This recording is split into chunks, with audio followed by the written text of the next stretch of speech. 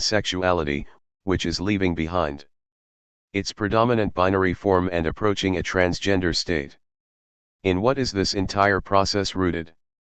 To find an answer, we have to include yet another, fourth, level, that of the impact of global capitalism, which is the topic of the critique of political economy. 4.7 Appendix, the post-human disorder. It is interesting to note that Badiou, otherwise Miller's great opponent, follows Miller's path in interpreting our present as the age of the formless real. His The True Life 30, written in an unashamed Maoist Platonic pathos, for instance, the second chapter ends with "Long live our daughters and our sons." 31 opens with the provocative claim that, from Socrates onward, the function of philosophy has been to corrupt the youth, to alienate, or, rather, estrange, them from the predominant ideologico-political order, to sow radical doubts and enable them to think autonomously. No wonder Socrates, the first philosopher, was also its first victim, ordered by the democratic court of Athens to drink poison.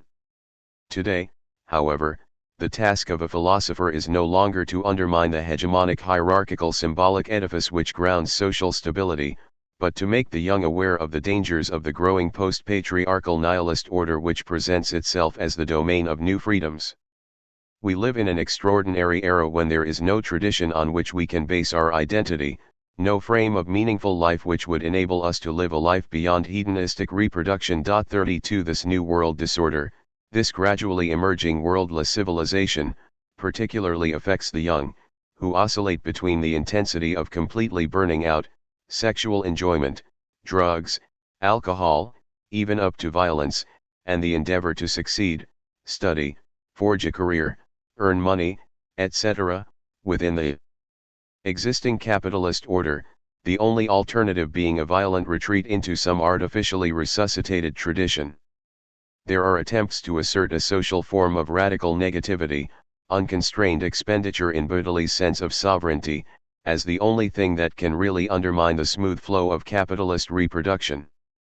Along these lines, Lee Edelman has developed the notion of homosexuality as involving an ethics of now, of unconditional fidelity to jouissance, of following the death drive by totally ignoring any reference to the future or engagement with the practical complex of worldly affairs.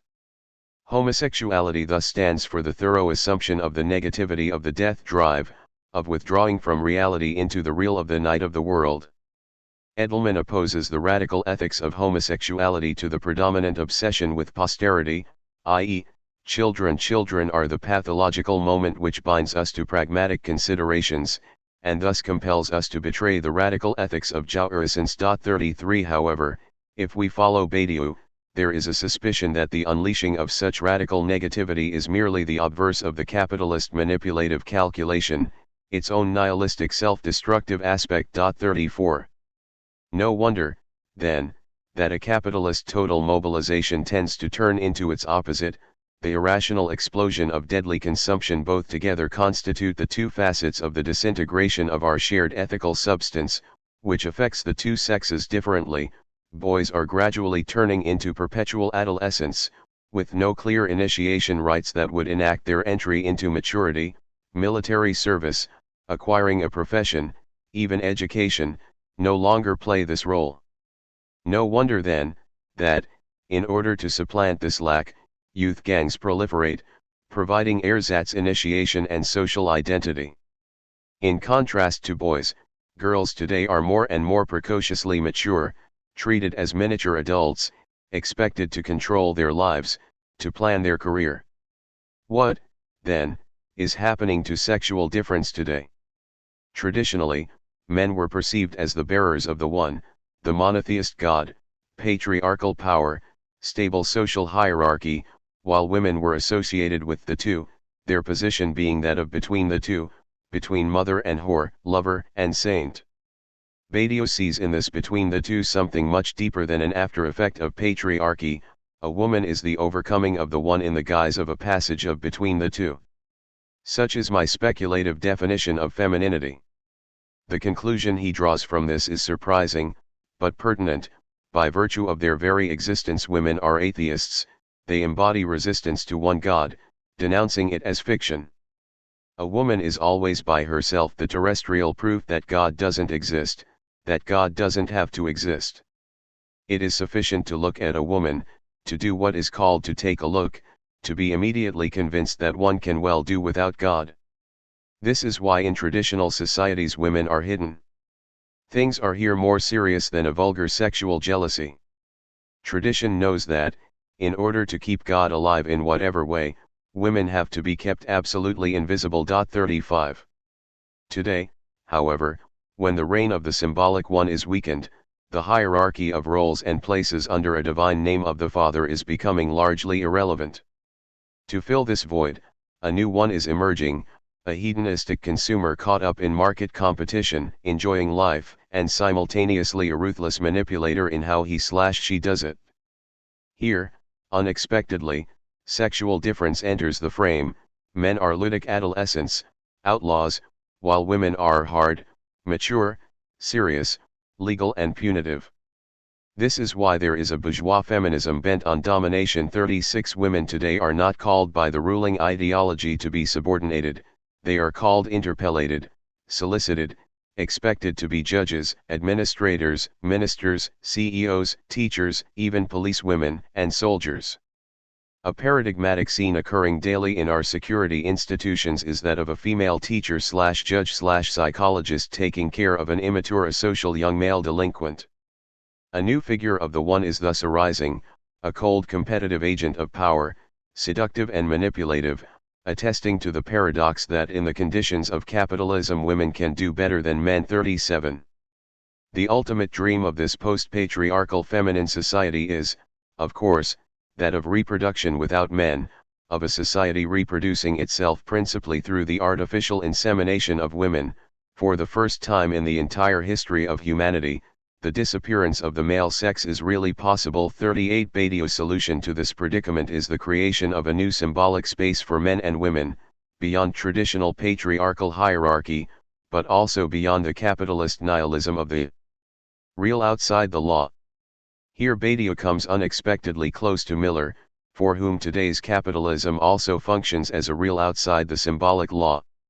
Such a new symbolic space can arise only by means of a properly philosophical gesture of the creation of new basic signifiers, of a new symbolization through which both sexes are reinvented, a new space where women are also scientists, politicians, artists, where men also deal with reproduction. 39 Here again Badio is unexpectedly close to Miller, who sees in today's postmodern global society a direct passage from tradition to disorder, from symbolized sexuality to the real of enjoyment. Outside, symbolic, law, it is not necessary to wait for a new symbolization of sexuality since, just as today's global capitalism is not a chaotic real outside the law but continues to be traversed by antagonisms, sexual difference also persists as the real, as the bar of an impossibility which outlives its patriarchal symbolization. The first thing to do is thus not to search for the traces of some new symbolization of sexual difference, but to interrogate what is in sexuality here and now more than its patriarchal traditional symbolization. Without this interrogation, the dream of a new symbolic space of sexuality is just that, an empty dream, an ideological mirage that enables us to avoid the antagonism constitutive of human sexuality.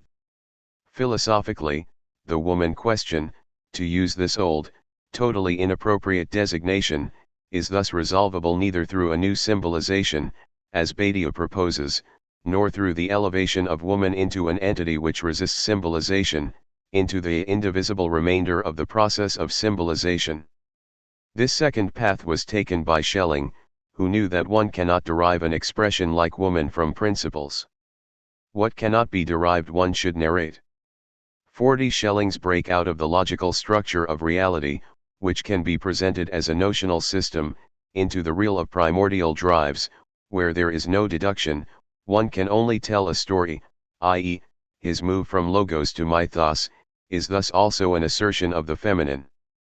Schelling extrapolated this line of thought to its extreme. His premise, or, rather, Sloterdijk's premise imputed to Schelling, 41 is that female orgasm, this most ecstatic moment of sexual pleasure, as the ancient Greeks already knew, is the high point of human evolution. Sloterdijk even claims that its experience plays the role of the ontological proof of God. In it, we, humans, come in contact with the Absolute. Schelling tried to break out of the idealist closed circle, bringing in matter, organism, life, development, so he was attentive not only to the pure logical mind but also to what goes on in the bodily sphere, sexuality. With human evolution, bliss is not just the Aristotelian thought thinking itself, but also a body enjoying itself to the almost unbearable maximum.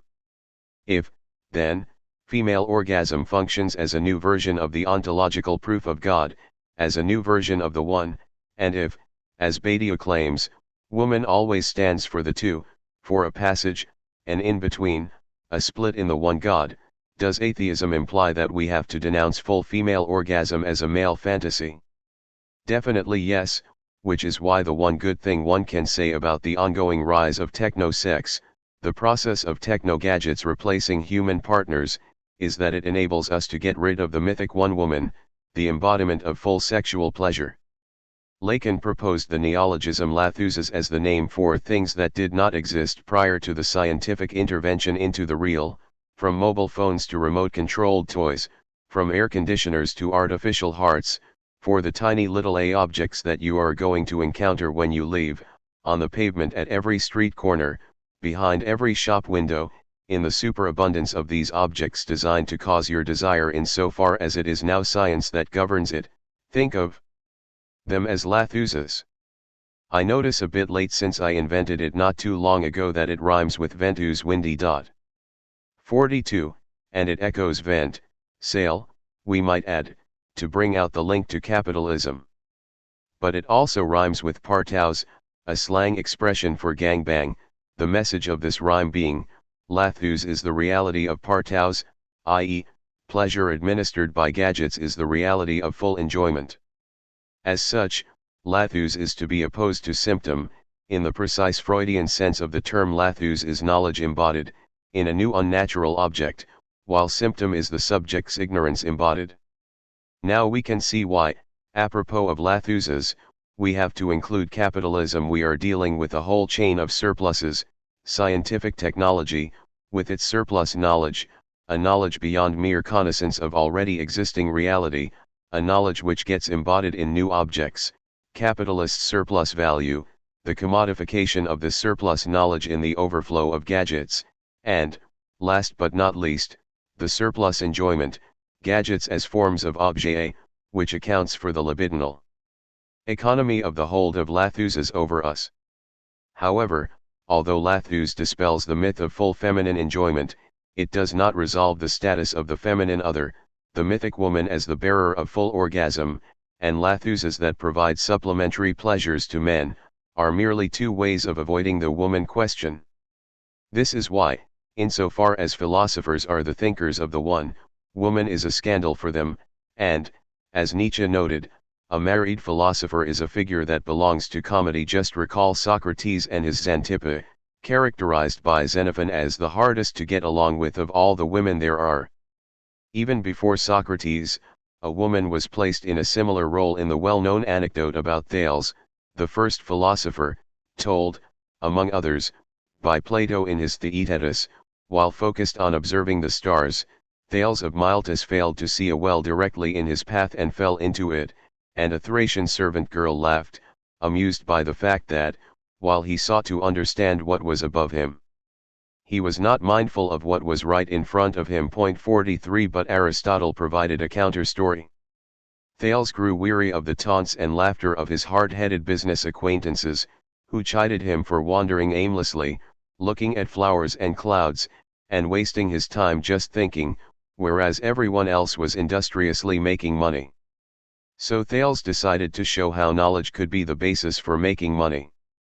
Knowing that olives and olive oil were major commodities of the area, Thales carefully observed the weather, sunshine, rainfall, the growth of crops, and so on. Based on his observations, he predicted a superior olive crop for that year and, without telling anyone, he quietly bought up all the options on the olive presses. When the huge harvest came in just as he had predicted, the farmers, olive oil producers, and merchants, as they did every year at harvest time, tried to contract for use of the olive presses before their crops spoiled. To their surprise and chagrin, they found that Thales had already purchased the options, and they had to pay him high fees or lose their crops. 44.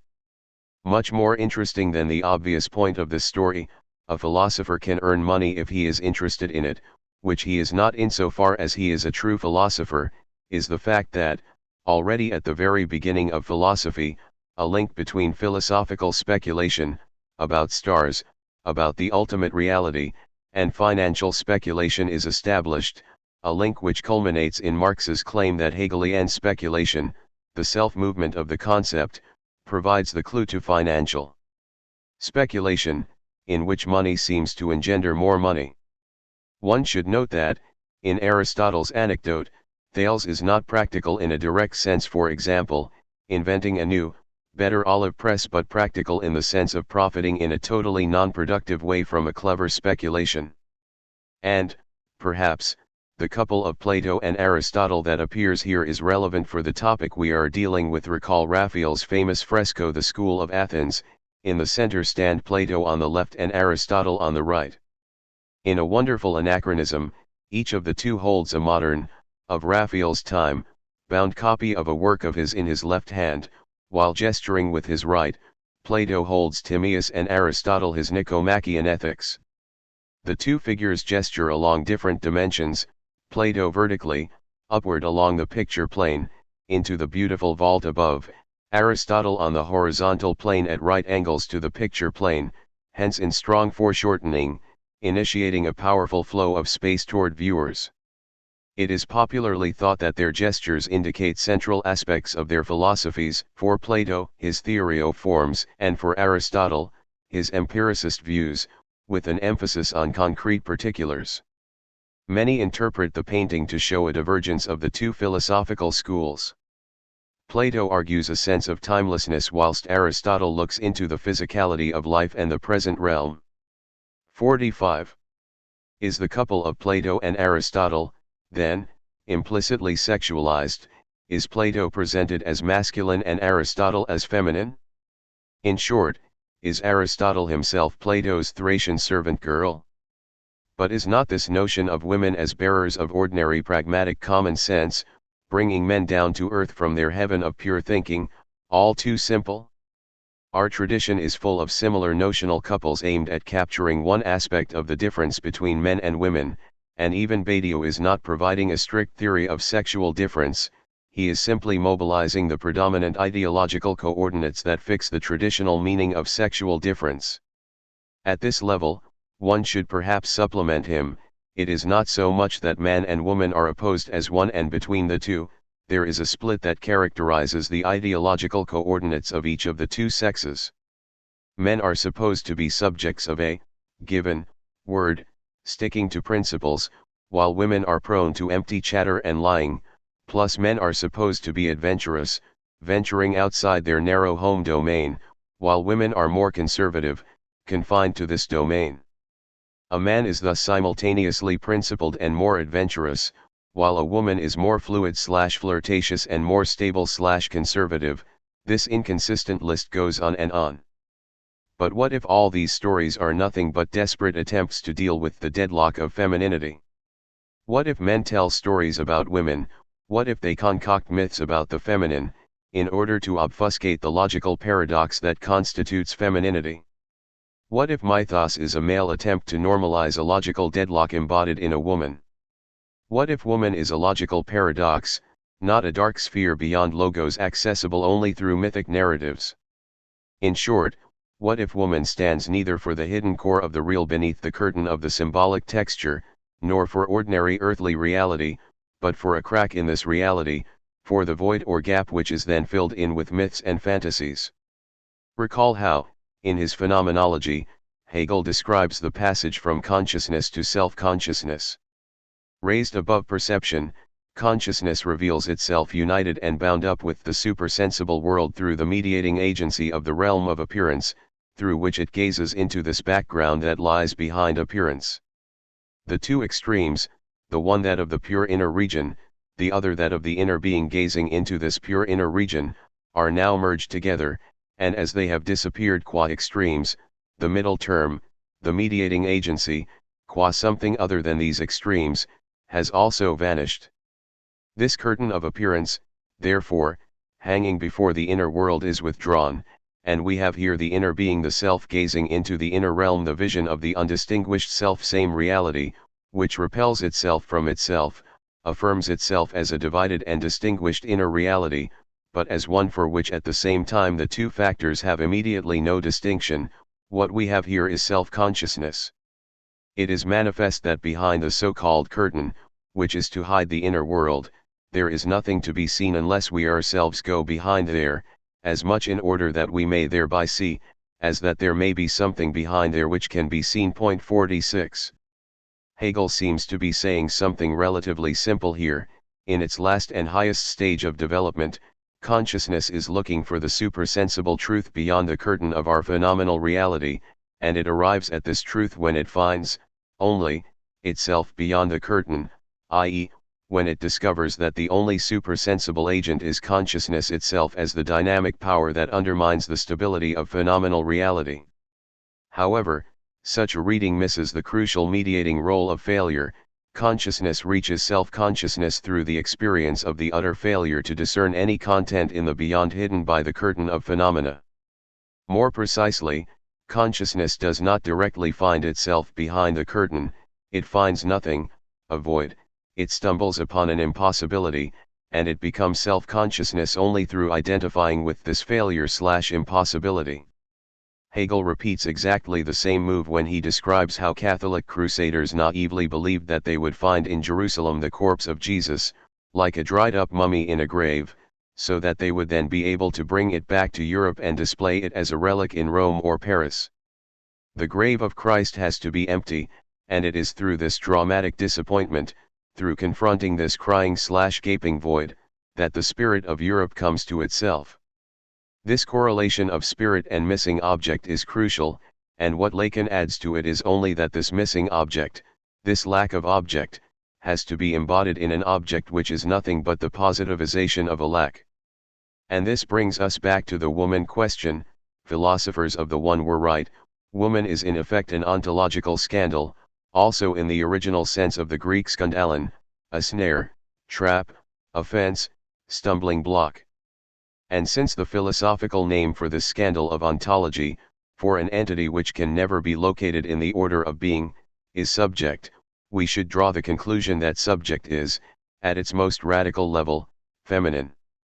Feminine failure is the ground of all masculine conquests and achievements.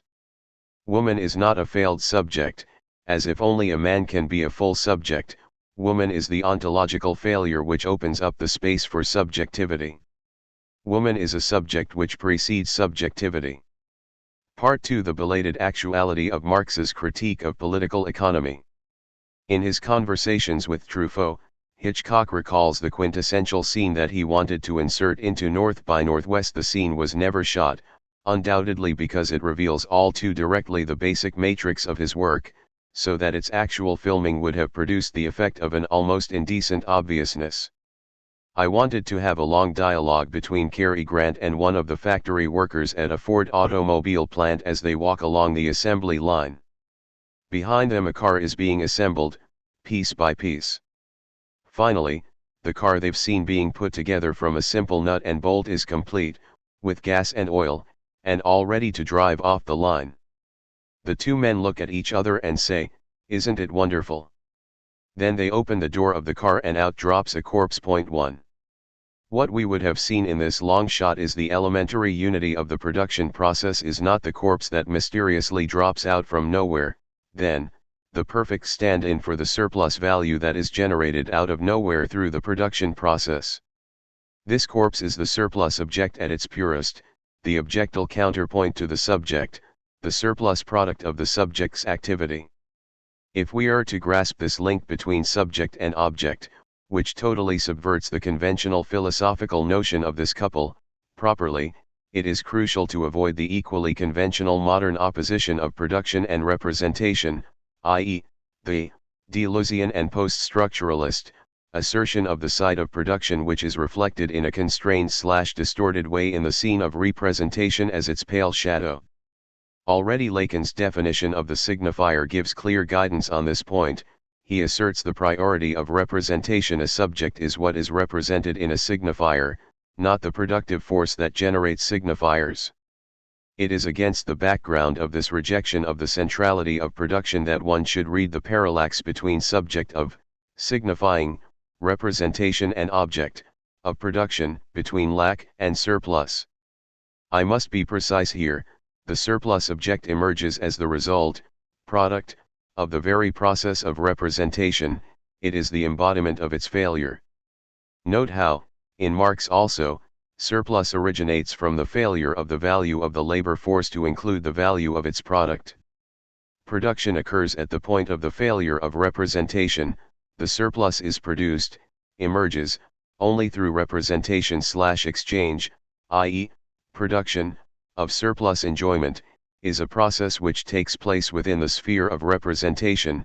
There is no pre-subjective acephalous production of jouissance or flow of desire or whatever, so we are as far as possible from the Deleuzian vision of some primordial productivity secondarily constrained by the scene of representation. Insofar as the object arises through the failure of representation, the surplus that emerges in the process of production cannot be thought without the subject. The surplus object is the side of the inscription of the subject into the process of production. This same formal structure is at work at different levels, which is why Marxian surplus value is to be included in the series with surplus enjoyment and, the oft neglected, surplus knowledge. Surplus knowledge is a knowledge in excess of ordinary knowledge, a pseudo-knowledge, a specter of deeper knowledge which fills in the gap of the lack of knowledge, a knowledge of something more, not just our ordinary reality, in all the multiplicity of its versions, from Gnostic higher truths and New Age speculations to conspiracy theories. And the subject? The subject is the ultimate surplus, an empty surplus side filled in by the surpluses of knowledge, enjoyment, etc., the ultimate effect without cause. Chapter 5 The Varieties of Surplus. 5.1 The Paradox of Lustgewinn. Lacan begins the 11th week of his seminar Les Non-Dupsurant, 1973–1974, with a straight question directed back at himself: what was it that Lacan, who is here present, invented? He answers the question like that: to get things going, objet one, so it is not desire is the desire of the other, the unconscious is structured like a language, there is no sexual relationship, or any other from the list of usual suspects. Lacan immediately emphasizes that his choice is not just one among the possible ones, but the choice. Objet has a long history in Lacan's teaching. It precedes by decades his systematic references to the analysis of commodities in Marx's Capital. But it is undoubtedly this reference to Marx, especially to Marx's notion of surplus value, mere word, that enabled Lacan to deploy his mature notion of objet as surplus enjoyment, plus de jouir, mere lust. The dominant theme which permeates all his references to Marx's analysis of commodities is the structural homology between Marx's surplus value and what Lacan baptized surplus enjoyment, the phenomenon called by Freud Lustgewinn, a gain of pleasure, which designates not a simple stepping up of pleasure but the additional pleasure provided by the very formal detours in the subject's effort to attain pleasure. Think about Brecht's Mitte, which, in its retelling of the history of revolutionary movements in Europe, transposes them into an imaginary China. Trotsky becomes to TSI, etc. Our retranslation of pseudo-Chinese names back into their European original, aha, to TSI is Trotsky, makes the text much more pleasurable. Just imagine how much Mitte would have lost if it had been written as a direct report on European history. Or the most elementary example, how much a process of seduction gains with its intricate innuendos, false denials, etc. These detours are not just cultural complications or sublimations circulating around some hardcore reel. This hardcore reel is retroactively constituted through secondary detours. In itself it remains a fiction. Samo Tomczyk is right to draw from this logic of surplus the radical conclusion: just as, in libidinal economy, there is no pure pleasure principle undisturbed by the perversities of compulsion to repeat which cannot be accounted for in terms of the pleasure principle.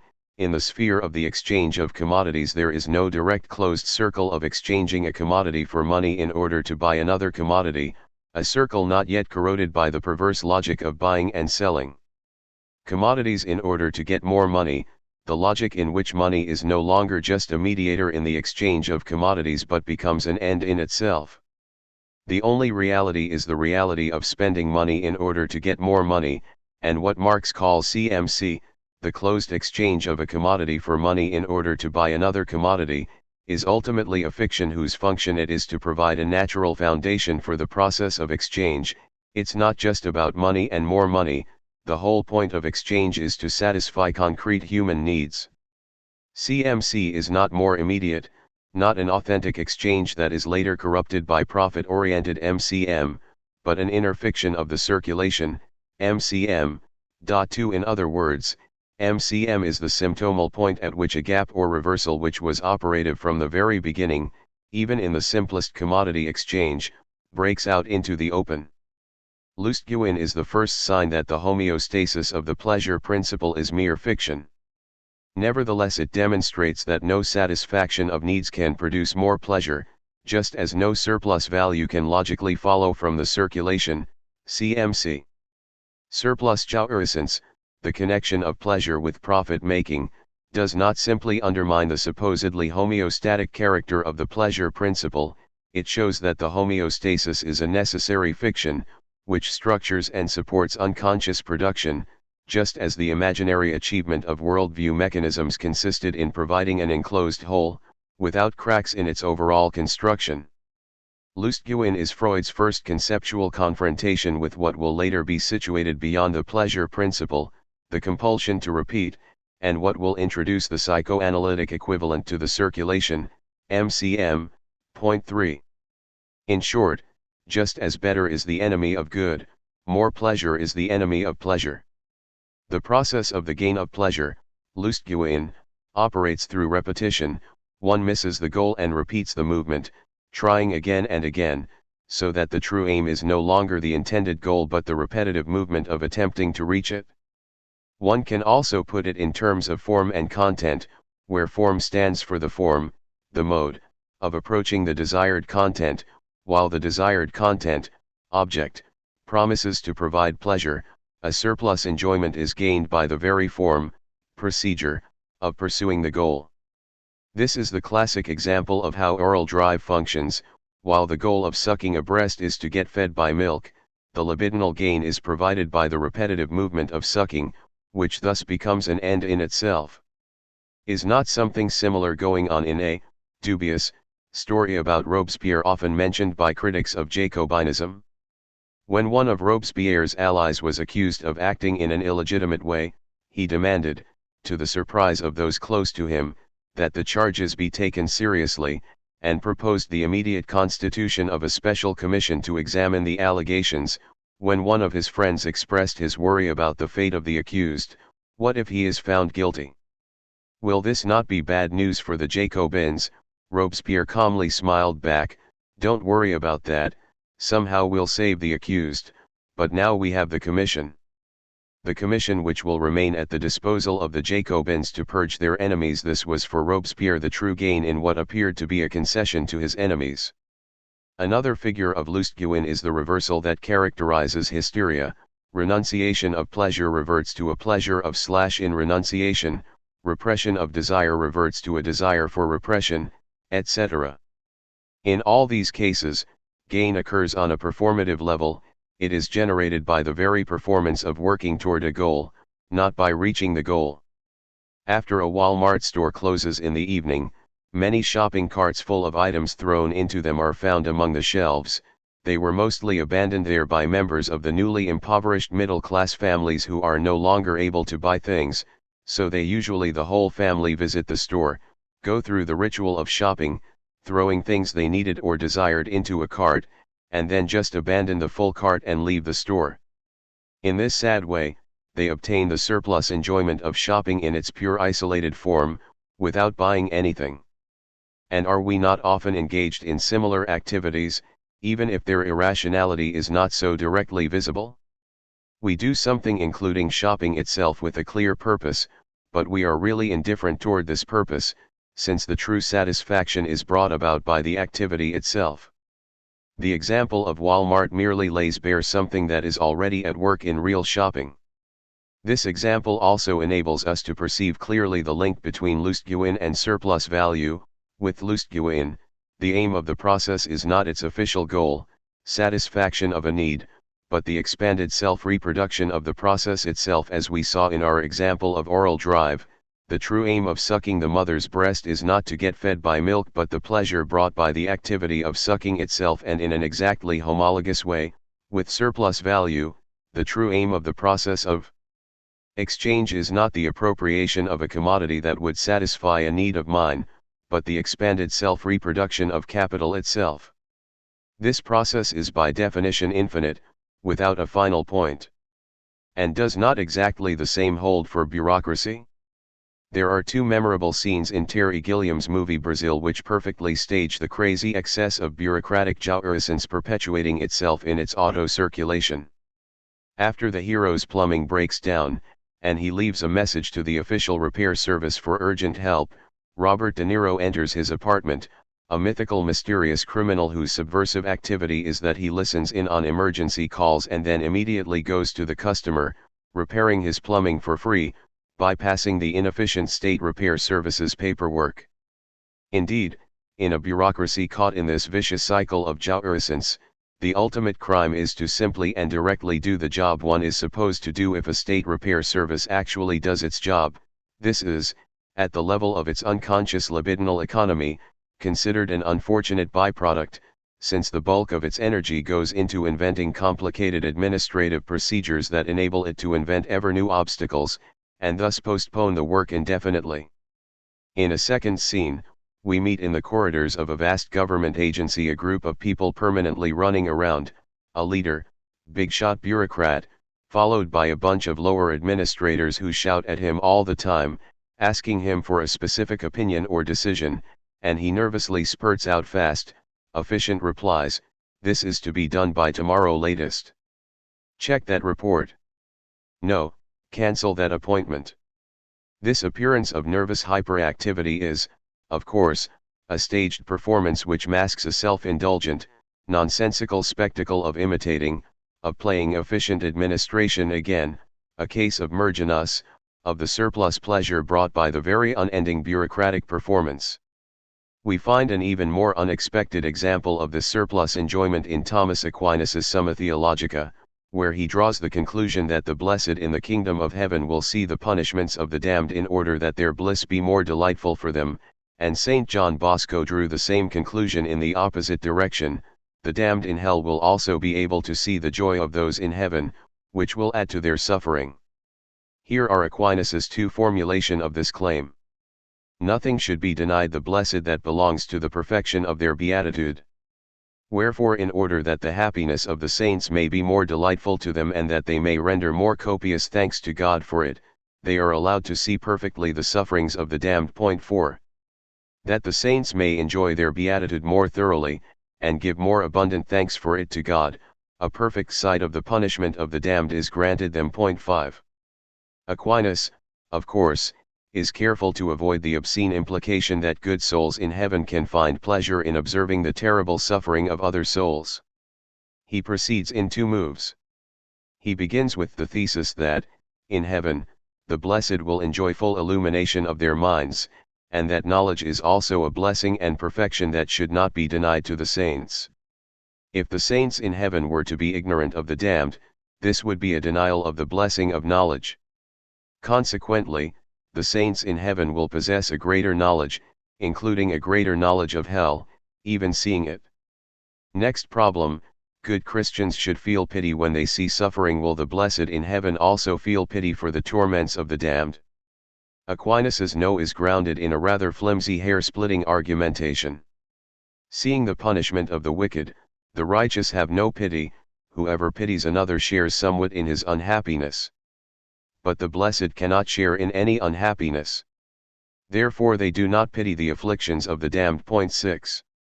Aquinas' second line of argumentation tries to refute the notion that the blessed in heaven gain joy from the punishment of the damned in a direct obscene way. He does this by introducing a distinction between two modes of enjoying a thing. A thing may be a matter of rejoicing in two ways. First, directly, when one rejoices in a thing as such, and thus the saints will not rejoice in the punishment of the wicked. Secondly, indirectly, by reason namely of something annexed to it, and in this way the saints will rejoice in the punishment of the wicked, by considering therein the order of divine justice and their own deliverance, which will fill them with joy. And thus the divine justice and their own deliverance will be the direct cause of the joy of the blessed, while the punishment of the damned will cause it indirectly. Point 7. The problem of this last explanation is, of course, that the relationship between the two levels would have been, in effect, turned around.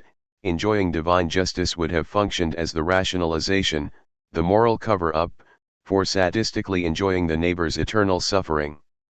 What makes Aquinas' formulation suspicious is the surplus enjoyment it introduces, as if the simple pleasure of living in the bliss of heaven is not enough, and has to be supplemented by an additional surplus enjoyment of being allowed to take a look at another's suffering. Only in this way may the blessed souls enjoy their beatitude more thoroughly. Here we can easily imagine the appropriate scene in heaven, when some blessed souls complain that the nectar served was not as tasty as it was last time, and that blissful life up there is rather boring after all. Angels serving the blessed souls would snap back, "You don't like it here? So take a look at how life is down there, at the other end, and maybe you will learn how lucky you are to be here." And the corresponding scene in hell should also be imagined as totally different from St. John Bosco's vision. Far away from the divine gaze and control, the damned souls enjoy an intense and pleasurable life in hell. Only from time to time, when the devil's administrators of hell learn that the blessed souls in heaven will be allowed briefly to observe life in hell, they kindly implore the damned souls to stage a performance and pretend to suffer terribly in order to impress the idiots from heaven. In short, the sight of the other's suffering is the objet, the obscure cause of desire which sustains our own happiness, bliss in heaven. If we take our sight of the other's suffering away, our bliss appears in all its sterile stupidity. This inherently boring aspect of paradise justifies Sloterdijk's simple but correct reproach to the Muslim notion of paradise as a place where 70 virgins are awaiting a hero, offering themselves to be copulated again and again. Nowhere on the earth one dies in order to copulate on the other side. Every meaningful version of paradise is based on the motif of a deep relaxation which, however, one should not equate with the construct of death drive in psychoanalysis. 8. But if one wants to see a much more radical, clinically clear case of the opposition of pleasure and enjoyment, it is enough to take a look at Joseph Goebbels's, famous speech on total war, Wollt ihr den totalen Krieg? Do you want a total war, delivered in the Sportpalast in Berlin on February 18, 1943. Goebbels addresses a public shocked by the Stalingrad defeat.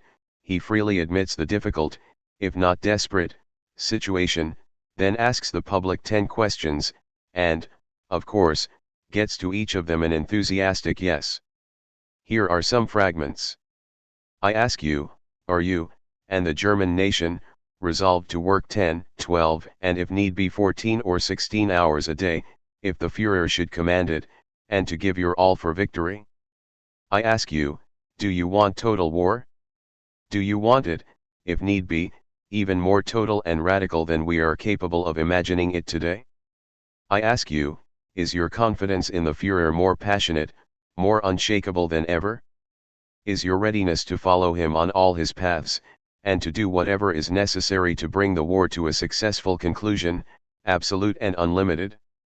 As my 10th and last question I ask you, is it your wish that even in wartime, as the party program commands, equal rights and equal duties shall prevail, that the home front shall give evidence of its solidarity and take the same heavy burdens of war upon its shoulders, and that the burdens be distributed equitably, whether a person be great or small, poor or rich? I have asked you. You have given me your answers. You are a part of the nation. Your response has thus shown the attitude of the German people. You have told our enemies what they must know lest they abandon themselves to illusions and misinformation. Now, people, rise up, and let the storm break loose. 9. What these questions demand is a gigantic renunciation of pleasure, and more sacrifice, even sacrifice brought to an extreme, absolute, and unlimited. Goebbels promises a war even more total and radical than we are capable of imagining it today, with civilians working up to 16 hours a day, and yet, his ecstatically shouting voice and weirdly grimacing face at the climactic moments of the speech bear witness to a jouissance in renunciation itself, which reaches beyond imagination and approaches the absolute. In these moments, his outward directed rage subtly turns into passivity, as if his face is twisted in an orgasmic way, passively experiencing a painful lust, a case of pleasure in pain if ever there was one, an expression of a distorted Kantian sublime in which the pain of renunciation coincides with an ecstatic witnessing of a noumenal dimension. This is why we should apply to the humanitarians who bemoan the end of Europe the great Hegelian lesson: when someone paints a picture of Europe's absolute and utter moral degeneration, the question to be raised is in what way such a stance is complicit in what it criticizes. No wonder that, with the exception of humanitarian appeals to compassion and solidarity, the effects of such compassionate self-flagellation are null. If we in the West really want to overcome racism, the first thing to do is to leave behind this politically correct process of endless self-culpabilization. Although Pascal Bruckner's critique of today's left often approaches ridicule, that does not prevent him from occasionally generating pertinent insights. One cannot but agree with him when he detects in European politically correct self-flagellation an inverted clinging to one's own superiority. Whenever the West is attacked, its first reaction is not aggressive defense but self-probing: what did we do to deserve it? We are ultimately to blame for the evils of the world. Third world catastrophes and terrorist violence are merely reactions to our crimes.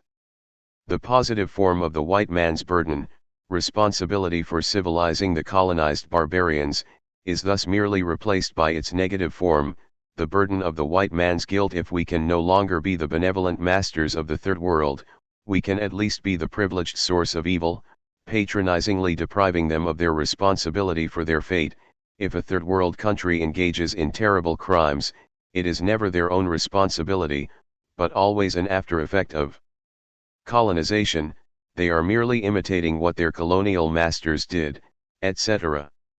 This privilege is the mergenus earned by self-culpabilization. Along these lines, politically correct logic often mobilizes the mechanism of what one could call delegated sensitivity. Its line of argumentation is often: I am tough enough, I am not hurt by sexist and racist hate speech or by making fun of minorities, but I am speaking for all those who may be hurt by it. The points of reference are thus the presupposed naive others, those who need protection because they will miss the irony or cannot stand attacks. This is yet another case of what Robert Fowler called interpassivity. 11. I delegate the passive experience of a hurt sensitivity onto a naive other, thereby enacting the other's infantilization. That is why we should ask ourselves if political correctness is really something that belongs to the left. Is it not a strategy of defense against radical leftist demands, a way to neutralize antagonisms instead of openly confronting them? Many of the oppressed feel clearly how the PC strategy often just adds insult to injury. While oppression remains, they, the oppressed, now even have to be grateful for the way liberals try to protect them. One of the most deplorable byproducts of the wave of refugees that entered Europe in the winter of 2015/2016 was the explosion of moralist outrage among many left liberals. Europe is betraying its legacy of universal freedom and solidarity. It has lost its moral compass. It treats war refugees like infesting intruders, preventing their entry with barbed wire, locking them up in concentration camps. Such abstract empathy, combined with calls to open up the borders unconditionally, deserves the great Hegelian lesson of the beautiful soul. But what if the authors of such appeals knew very well that they would contribute nothing to the terrible plight of the refugees, that the ultimate effect of their interventions is just to feed anti-immigrant resentment? What if secretly they know very well that what they are demanding will never happen, since it would trigger an instant populist revolt in Europe? Why, then, are they doing it? There is only one consistent answer: the true aim of their activity is not really to help the refugees but the Lustgewinn brought about by their accusations, the feeling of their own moral superiority over others. The more refugees are rejected, the more anti-immigrant populism grows, the more these beautiful souls feel vindicated. You see, the horror goes on. We are right. 5.2 Surplus power. The next step to be taken here is to grasp the link between this surplus and lack. It is not just that a surplus fills in a lack, surplus and lack are two sides of the same coin. Hegel produces the exact formula of this paradoxical relationship between lack and surplus apropos of the rabble. 245 When the masses begin to decline into poverty, the burden of maintaining them at their ordinary standard of living might be directly laid on the wealthier classes, or they might receive the means of livelihood directly from other public sources of wealth, e.g. from the endowments of rich hospitals, monasteries, and other foundations. In either case, however, the needy would receive subsistence directly, not by means of their work, and this would violate the principle of civil society and the feeling of individual independence and self-respect in its individual members. b. As an alternative, they might be given subsistence indirectly through being given work, i.e. the opportunity to work. In this event the volume of production would be increased, but the evil consists precisely in an excess of production and in the lack of a proportionate number of consumers who are themselves also producers, and thus it is simply intensified by both of the methods, A, and B, by which it is sought to alleviate it. It hence becomes apparent that despite an excess of wealth civil society is not rich enough, i.e. its own resources are insufficient to check excessive poverty and the creation of a penurious rabble. 12. So it is the very surplus that, creates the lack it is supposed to fill in, so that we should even radicalize Hegel's formulation. It is not only that despite an excess of wealth civil society is not rich enough, it is the very excess of wealth that makes it not rich enough to get rid of poverty. In other words, the key question is, if there is a surplus, excessive wealth, on the one side, and a lack, poverty, on the other side, why can't we re-establish the balance by simple redistribution, taking the wealth from the excessively rich and giving it to the poor? The formal answer, because lack and surplus are not located within the same space where they are just unequally distributed. Some people lack things, others have too much. The paradox of wealth resides in the fact that the more you have, the more you feel the lack. It is again the superego paradox. The more you follow the injunction, the more guilty you are, discernible also in the paradox of anti-Semitism. The more Jews are destroyed, the more powerful are those who remain. A different version of this same logic of lack and its surplus was also at work in the everyday experience of life in so-called really existing socialism. Despite the oppressiveness of the political regime, and the profound distrust of the majority of the population toward the ruling power, a kind of unspoken pact held between those in power and their subjects. Most of the time, the basic feature of life was, of course, lack in the guise of shortages. Something was always unavailable in the stores and in general in public services, not enough meat or milk products, not enough detergent, no beds in hospitals, not enough apartments, etc., etc.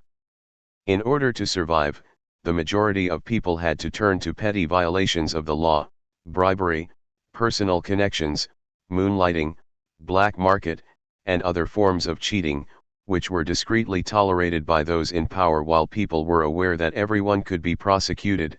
Almost no one really was, so although people lived in relative poverty, almost everyone felt that he was at an advantage, that he somehow got more than his due.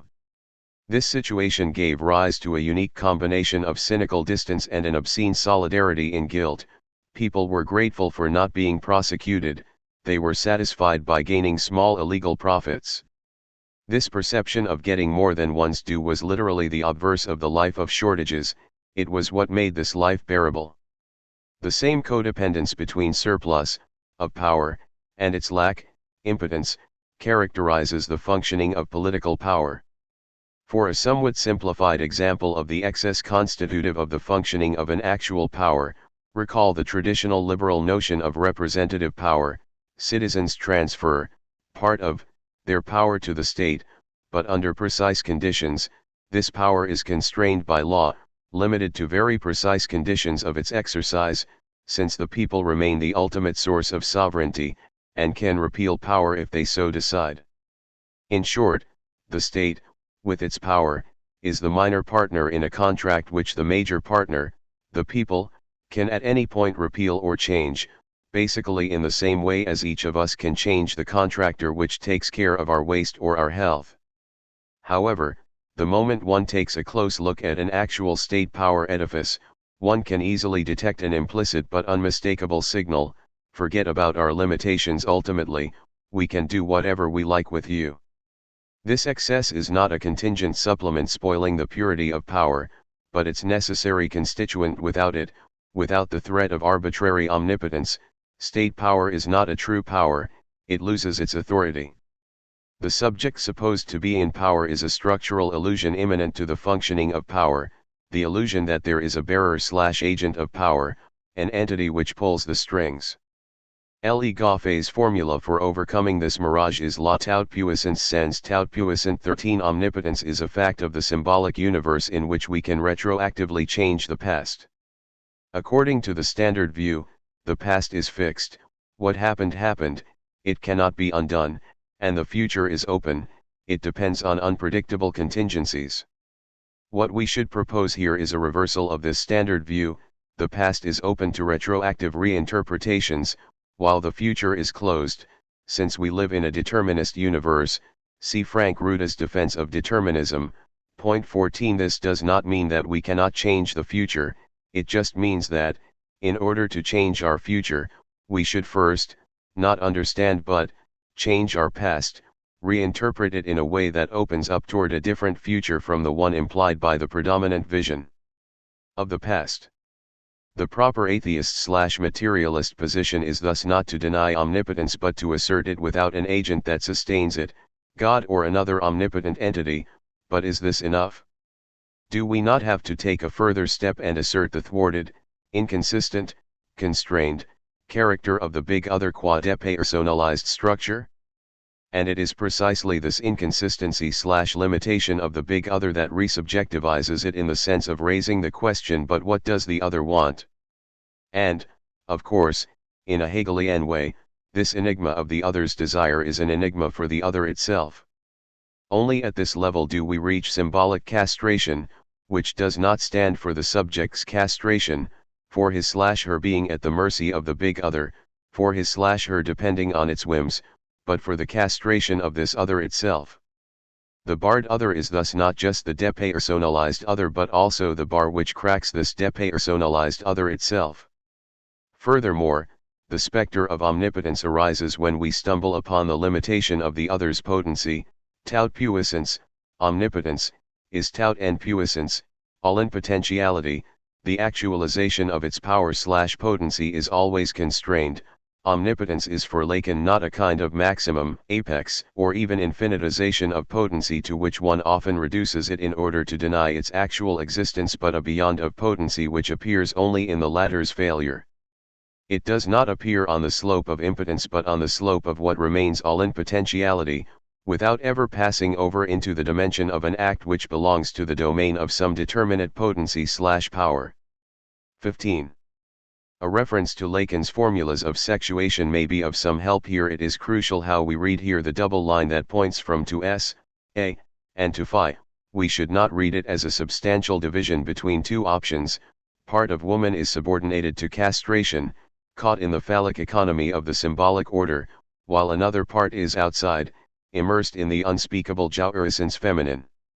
We should bear in mind that in both cases, phi and s, a, we are dealing with the same logic of the reflexive reversal of the lack of a signifier into a signifier of a lack. We are dealing with the same element in a different modality, maybe a little bit like the, in, famous soft porn postcards from the pre-digital era, with a woman who, when you look at the postcard from a certain edge, is wearing a t-shirt, but when you twist it around a tiny bit, her breasts appear to be bare.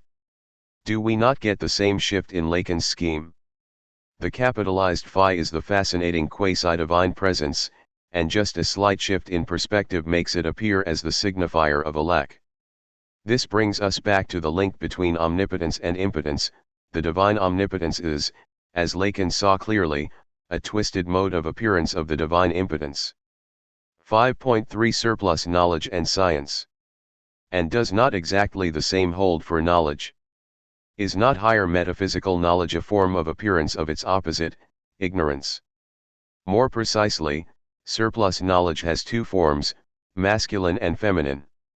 The masculine form supplements ordinary knowledge of reality with another, higher knowledge as the exception, gnosis, while the feminine form is that of modern science, where surplus is inscribed into normal scientific knowledge, which is constantly transforming/overcoming itself. 16 There is a homology between the surplus knowledge of modern science and capitalist surplus value, both are appropriated by the capitalist master.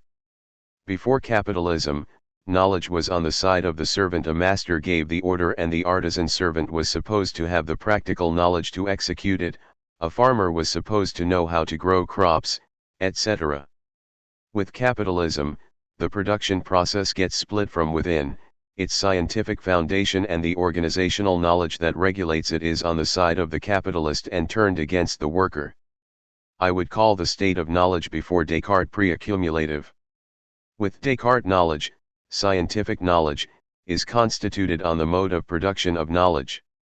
Just as an essential stage of our structure that one calls social but is in fact metaphysical, and which is called capitalism, is accumulation of capital, the relation of the Cartesian subject to this being, which is affirmed in it, is founded on the accumulation of knowledge. After Descartes knowledge is what serves to make knowledge grow. 17. If, then, the moment of Descartes stands for the primordial accumulation of knowledge, one should immediately raise the question, accumulated from where? Not from ancient traditions. The new capitalist master appropriates it from the worker's artisanal savoir-faire and integrates it into science. Ancient wisdoms and teachings transferred to the initiated belong to masters and priests to whom operational expert knowledge appears too lowly to care about, better left to the subordinated, while capitalists take expert knowledge from their servants/workers. The master's wisdom is repetitive, it functions as a fidelity to established tradition. If a revolution occurs, it has to appear as a return to true origins. As in Protestantism, it lacks the drive to self-renovation and expansion. In contrast, modern science is split between university and hysteria, like capitalism, which can reproduce itself only through permanent expansion. Scientific knowledge's mode of existence is self-expansion, permanent discovery, the search for more knowledge, and this modality of knowledge is properly hysterical. A permanent experience of this is not, yet, that, a permanent search for more knowledge to be found elsewhere. I am tempted to propose here, in homology with the formula MCM, the formula of the self-propelled accumulation of knowledge KTK. In both cases, we have the same self-propelling circularity, money begets more money, knowledge begets more knowledge. In terms of discourses, this means that the university discourse in itself is not able to generate more knowledge out of itself. Following its own logic, it has to make a detour through the discourse of hysteria, the product of which is new knowledge. Something changed in the master's discourse at a certain point in history. We are not going to break our backs finding out if it was because of Luther or Calvin or some unknown traffic of ships around Genoa, or in the Mediterranean Sea, or anywhere else, for the important point is that on a certain day surplus jouissance became calculable, could be counted, totalized. This is where what is called the accumulation of capital begins. 18. This shift is the shift from the oratic gene sais qua, what Plato called agolma, what is in a charismatic person more than him or herself, the surplus over measurable qualities, the mysterious ingredient which by definition cannot be measured, the X that makes a master, a star, or, for anti-Semites, a Jew, to a purely quantified surplus, a surplus that can be measured in the guise of profit. For Lacan, modern science is defined by two concomitant foreclosures, the foreclosure of the subject and the foreclosure of truth as cause. A scientific text is announced from a desubjectivized empty location, it allows for no references to its subject of enunciation, it is supposed to deliver the impersonal truth which can be repeatedly demonstrated, anyone can see and say it, i.e., the truth should be in no way affected by its place of enunciation. We can already see the link with the Cartesian cogito. Is not the empty enunciator of scientific statements the subject of thought reduced to a vanishing punctuality, deprived of all its properties? This same feature also accounts for the foreclosure of truth as cause, when I commit a slip of the tongue and say something other than what I wanted to say, and this other message tells a truth about me that I am often not ready to recognize, then one can also say that in my slips the truth itself spoke, subverting what I wanted to say.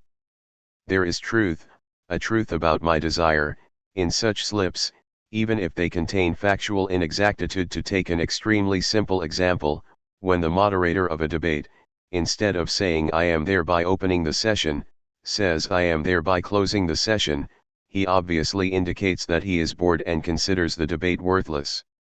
Truth, of my subjective position, is the cause of such slips.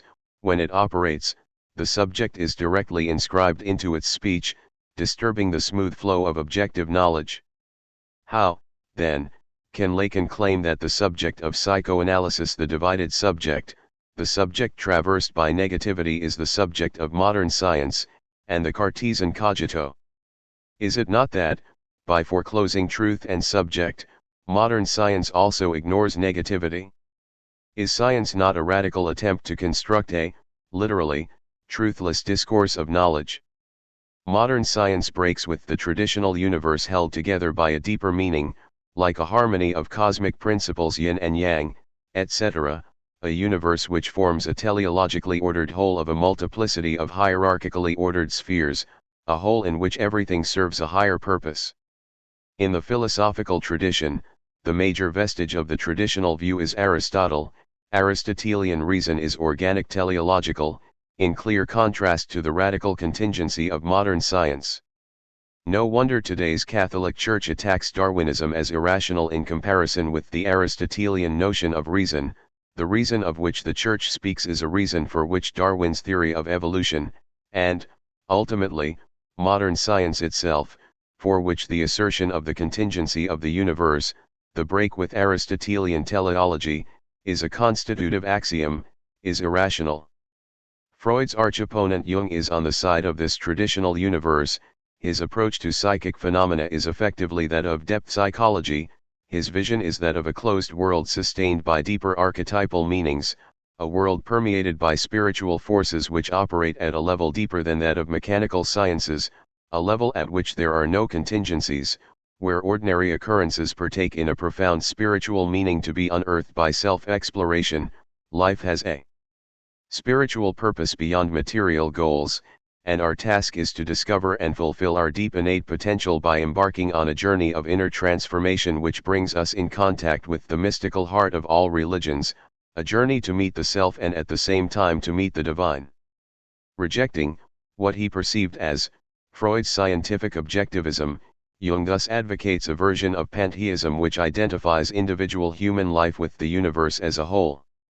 In clear contrast to Jung, Freud emphasizes the lack of any harmony between a human being and its environs, any correspondence between human microcosm and natural macrocosm, accepting without any reserve the fact of a contingent meaningless universe. That is Freud's achievement. Psychoanalysis is not a return to a new kind of pre-modern hermeneutics in search of the unknown deep layers of meaning which regulate the apparently meaningless flow of our lives. It is not a new version of the ancient interpretation of dreams searching for deeper messages hidden in them.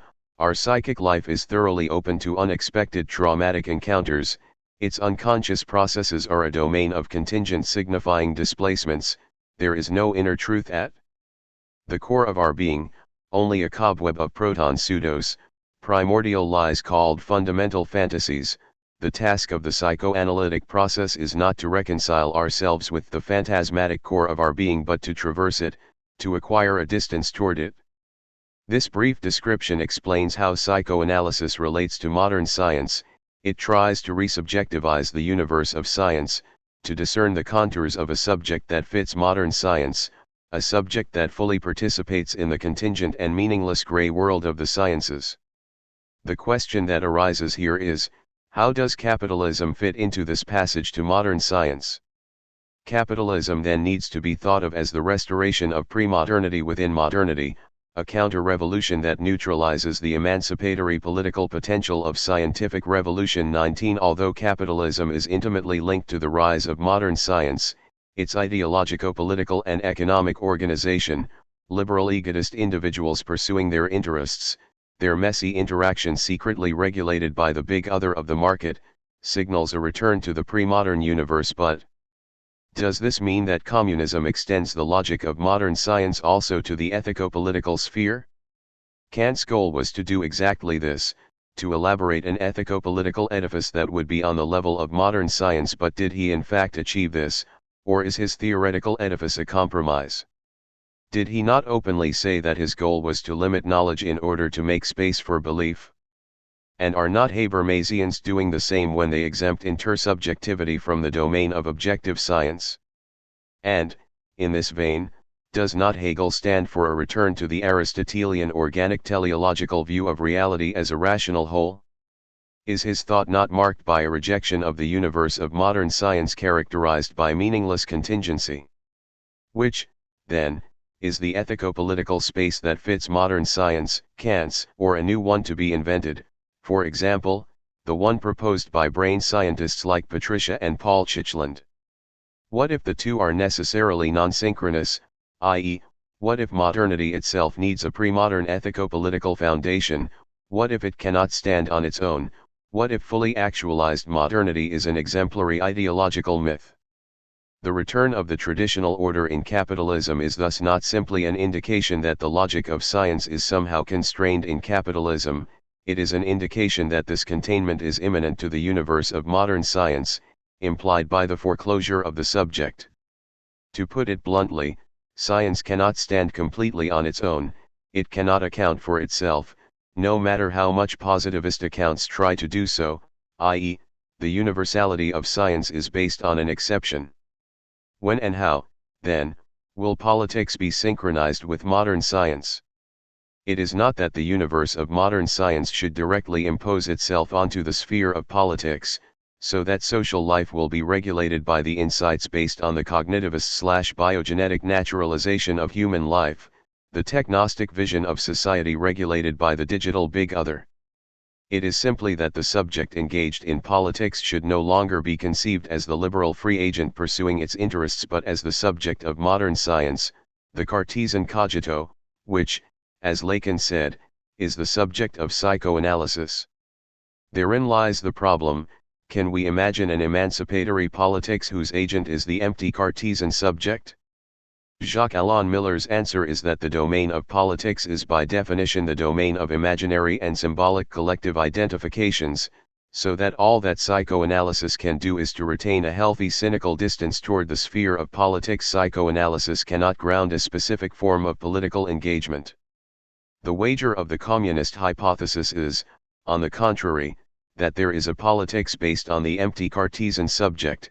The political name of the empty Cartesian subject is a proletarian, an agent reduced to the empty point of substanceless subjectivity.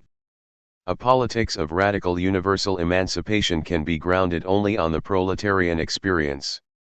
5.4 Use value, exchange value, cult value. Hitherto, we have resorted to the homology between different forms of surplus without questioning its foundation or its limitation, as well as the intertwinement of different surpluses. For example, what makes the homology between the logic of commodities and the logic of the signifier problematic is that the signifying dimension is inscribed into the sphere of commodities in the guise of something that is missing in Marx's conceptualization, although it is its constitutive part from the very beginning. Marx's starting point is the dual nature of a commodity, the division between use value and exchange value. However, the couple use value and exchange value does not cover the entire field. Another dimension of value is needed, called by Lacan cult value. Let us take a commodity like stonewashed jeans. They have a use value, we can wear them as trousers, and an exchange value, expressed in the price, but also a third value that cannot be reduced to the first two, a dense web of meanings that sticks to a commodity as its aura. What way of life do stonewashed jeans imply? What stands toward reality? What image of myself do I present when I wear them? In RPC times, environmental cult value is gaining prominence. Who really believes that half-rotten and expensive organic apples are really healthier? The point is that, in buying them, we do not just buy and consume a product, we simultaneously do something meaningful, show our care for the environment and our global awareness, participate in a large collective project. Lacan called this dimension cult value, while Thomas Preskorntijeson and Olbjig call it simply sign value. 20 They argue that enjoyment plays a crucial role when symbolic identity is created through consumption of commodities with certain sign values. In order for the consumer to redeem the commodity's sign value, she must be able to enjoy its use value. The compulsive buyer lacks this ability to enjoy, causing a fundamental disturbance in her identity as consumer. 21 The term enjoyment is to be opposed here to pleasure. Pleasure is experienced when, in consuming a commodity, its use value satisfies a, socially constructed, not merely natural, of course, need of mine, while enjoyment is generated by the effect on the consumer of commodity's sign value. For example, in the case of stonewashed jeans, it is pleasurable to wear them, and what I enjoy is the way wearing them shapes and asserts my self-identity as a certain type of person. The structuring of desire in the symbolic order is also at the same time a construction of the subject's social identity. By consuming different commodity objects of desire, the consumer positions herself in a symbolic system of signs, thereby attaining a particular identity. The sign value of the commodity signals a particular social meaning of the commodity, and the consumer gets a share of this meaning through her consumption. In short, commodities shape the way we think and feel about ourselves. 22. The catch here is that it is not possible for a consumer to keep use value and sign value apart, since sign value is experienced as an organic component of the commodity's use value. I desire stonewashed jeans because, when I wear them, I experience myself, my identity, the way I want to. The commodity's use value serves the ideological function as the material correlate to the subject's true self. 23 This overlapping of use value and sign value is not immediate, it has to be enforced, and the active moment in this enforcing is sign value, which exerts pressure on the consumer to convince himself that he really needs the commodity in question as the material correlate of his true self. If the sign value of the commodity is to function as a marker and creator of identity, the buyer has to be able to muster a need for the use value of the commodity, and has to be able to retain this need in her relationship to herself as well as to others. The higher the sign value, the greater the demand on the buyer to be able to expand her needs and her capacity for consumption. In other words, she must be able to convince herself and the world around her that she needs this particular commodity. This conviction must be not only intellectual but also habitual. 24. What clearly comes in here is the superego dimension in the guise of the injunction to enjoy the commodity in question. One should note the inversion characteristic of the superego which is at work here. The injunction does not enjoin us to follow our duty against the temptation of succumbing to the pleasure provided by the use value of a commodity. Do not buy stonewashed jeans even if they are comfortable to wear. You are thereby endorsing imperialist ideology. On the contrary, the commodity's sign value, the ideology associated with it, enjoins us to enjoy its use value even if we really do not feel any need for it. The acquisition of a commodity must be followed by a sense of enjoyment that functions as evidence of the consumer's urgent need for the commodity. The compulsive buyer suffers from being unable to produce this kind of evidence. This does not mean that the compulsive buyer has no desire for the commodity, but her desire is only directed at the sign value of the commodity. 25. The tension that emerges here unavoidably results in what Baudrillard called the falling rate of enjoyment. With each further commodity that I buy, more effort is needed to find enjoyment in its consumption. My spontaneous reaction to this deadlock is simply to dismiss the commodity at hand as unsatisfactory and go on buying more and more new commodities, whose rate of enjoyment just goes on falling. Of course, each commodity only satisfies us for a moment. The real thing always eludes us. This tragic suffering of jouissance is perhaps nowhere clearer exhibited than in the case of the compulsive buyer, who restlessly strives for the objects prescribed by the capitalist symbolic order, hoping for enjoyment while merely and tragically being deferred from one sign value to the next in a compulsion to repeat. 26. The truth of this entire movement is, of course, the properly dialectical reversal that characterizes the compulsive buyer. The libidinal investment is displaced from the alleged goal, consuming the object, to the mediating activity, buying, i.e., the true source of joy becomes the act of buying itself. The bought commodities are indifferent, they are mostly left unused. For example, men often go on buying basically useless gadgets as extensions of their PCs. This reversal is not a pathology that distorts the normal buying process, it is, on the contrary, something that lurks in the most rudimentary act of buying. What is found in the compulsive buyer is merely an exaggerated form of what is already present in the normal consumer to a lesser degree. 27. Just as the repression of desire turns into the desire for repression, or the punishment for an illicit desire turns into the desire for punishment, here, the act of buying with the aim of satisfying a desire turns into a desire for the act of buying. So, back to Marx and Lacan, does this mean that Marx missed a dimension of commodities? Things are more complex. The overlooking of sign value, the coalescence of sign value and use value, is a necessary illusion of the sphere of commodities itself. 5.5 Beyond homology. We have thus the surpluses of knowledge, of enjoyment, of value, and of power, and one can argue that we should add to the subject supposed to know 28 subject supposed to believe, and subject supposed to enjoy, the subject supposed to be in power. But how far can we push the homology between these couples, pleasure, enjoyment, use value, value, meaning, sense, power, excess power? When the very renunciation of, or postponement of, pleasure can bring a surplus pleasure, when the very consummation of use value, the official goal of producing commodities, becomes a means, or a subordinate moment, in the expanded self-reproduction of value, when the breakdown of meaning, explicit referential sense, and the ensuing non-sense, give rise to the specter of a deeper sense, when the exercise of power pushed to the extreme of impotence gives birth to the mirage of omnipotence. Are we in all these cases really dealing with the same matrix?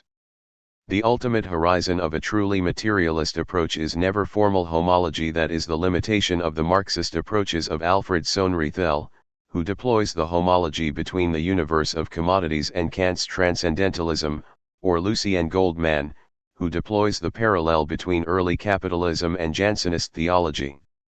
An extreme version of this parallelism is found in Ferruccio Rossi Landi's Language as Work, in which he develops the notion of modes of linguistic production, proposing terms like linguistic capital, linguistic exploitation, etc.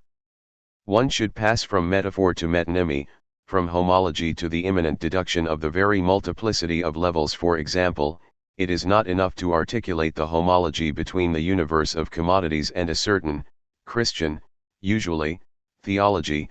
One has also to consider why the universe of commodities can function only if it redoubles itself in theology, why it cannot stand on its own. Marx wrote somewhere that it is not enough to reduce superstructural phenomena to their material base, one has also to deduce the need for superstructural phenomena from the antagonisms of the material base. To do this, one should enact a transposition from metaphor to metonymy, something that Benjamin does apropos of translation, instead of conceiving translation as a metaphorical substitute for the original, as something that should render as faithfully as possible the meaning of the original. Both original and translation are posited as belonging to the same level, parts of the same field. The gap that, in the traditional view, separates the original from its, always imperfect, translation is thus transposed back into the original itself.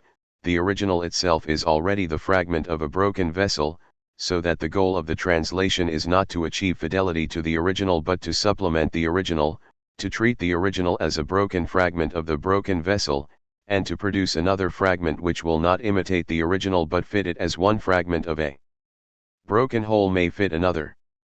The same move is enacted by the early Hegelian Marxists, Lukács, Korsch, in their critique of the orthodox Marxist theory of reflection approach to knowledge.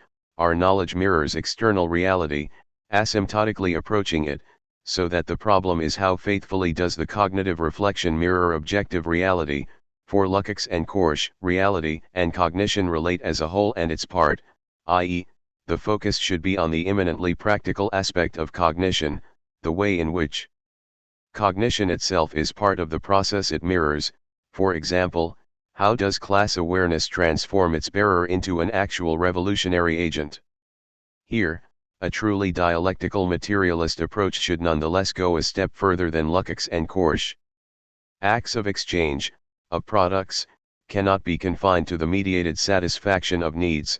I give you what you need in exchange for getting what I need from you, wheat for salt, etc. Anthropologists like Levi Strauss demonstrated long ago that there is always a phatic dimension at work in the exchange of commodities. An act of exchange is always minimally self-reflexive. Its goal is, also, to establish a social link between agents of exchange. But which excess is primordial, the excess of production, over the utility of products, or the excess of exchange, over the need for exchanged objects, but also the excess of symbolic exchange over the communicated content? The obvious answer is, of course, that we have here a parallax structure. There is no choice to be made. The split between production and symbolic exchange is irreducible and constitutive for both of them. We are dealing with the same excess in its two forms, with the same entity inscribed into two different topologies. Nevertheless, such a solution is all too easy. It leaves unexplained how the gap between production and exchange arises. Ultimately, it leaves us in a position not unlike that of Habermas, who distinguishes between work, instrumental reason led by the norm of efficiency of domination and control, and language interaction, led by the emancipatory norm of free argumentation and mutual recognition. The conventional Marxist solution is, of course, to assert the primacy of production, and to account for different modes of exchange in terms of different social organizations of production. Ultimately, the very appearance of the autonomy of exchange is the outcome of an immanent antagonism, alienation, in production. Here, however, things get complicated. How does economic exchange relate to symbolic exchange? Can symbolic exchange also be grounded in social relations of production? While Marx's position is clearly the predominance of production, Hegel in the famous passage from his Phenomenology conceives human labor as the outcome of the struggle for recognition, i.e., he asserts the primacy of intersubjectivity. Furthermore, there are some other options which should also be rejected, among them the thesis, popular in the heyday of discourse theory, that speech and labor are both processes of production, of meaning, of objects, and the fetishist effect is crucial in both domains.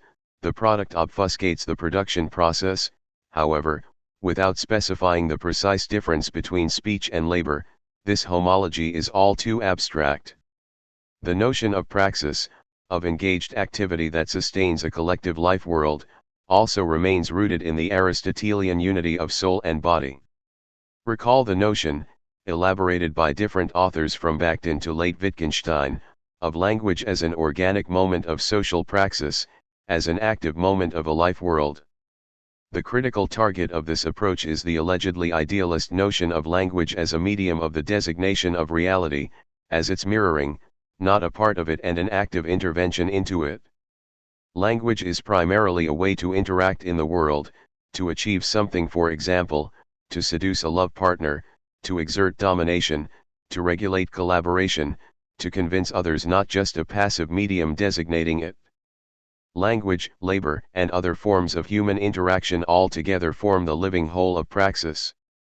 But, again, from a strictly Lacanian standpoint, the alternative of language which serves to talk about reality from a distance and of language as an organic moment of life practice misses, or, rather, presupposes, something, the very opening of the gap that, potentially, separates words from things.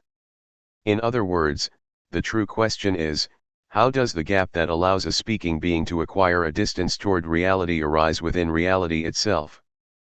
Prior to functioning as a mode of active intervention into reality, language enacts a withdrawal from direct immersion in life-world activity. Prior to the safe distance, there is thus a violent process of acquiring a distance, of tearing reality apart. This is what Lacan focuses on when he talks about symbolic castration, and what Deleuze is dealing with when he tries to discern the contours of the process by means of which the child subject enters the order of sense proper, of the abstraction of sense, gaining the capacity to abstract a quality from its embeddedness in a bodily whole, to conceive of it as a becoming no longer attributed to a certain substance. As Deleuze would have put it, red no longer stands for the predicate of the red thing, but for the pure flow of becoming red.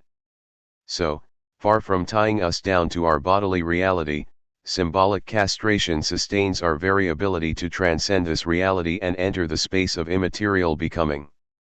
Does not the autonomous smile which survives on its own when the Cheshire Cat's body disappears in Alice in Wonderland also stand for an organ castrated, cut off from the body?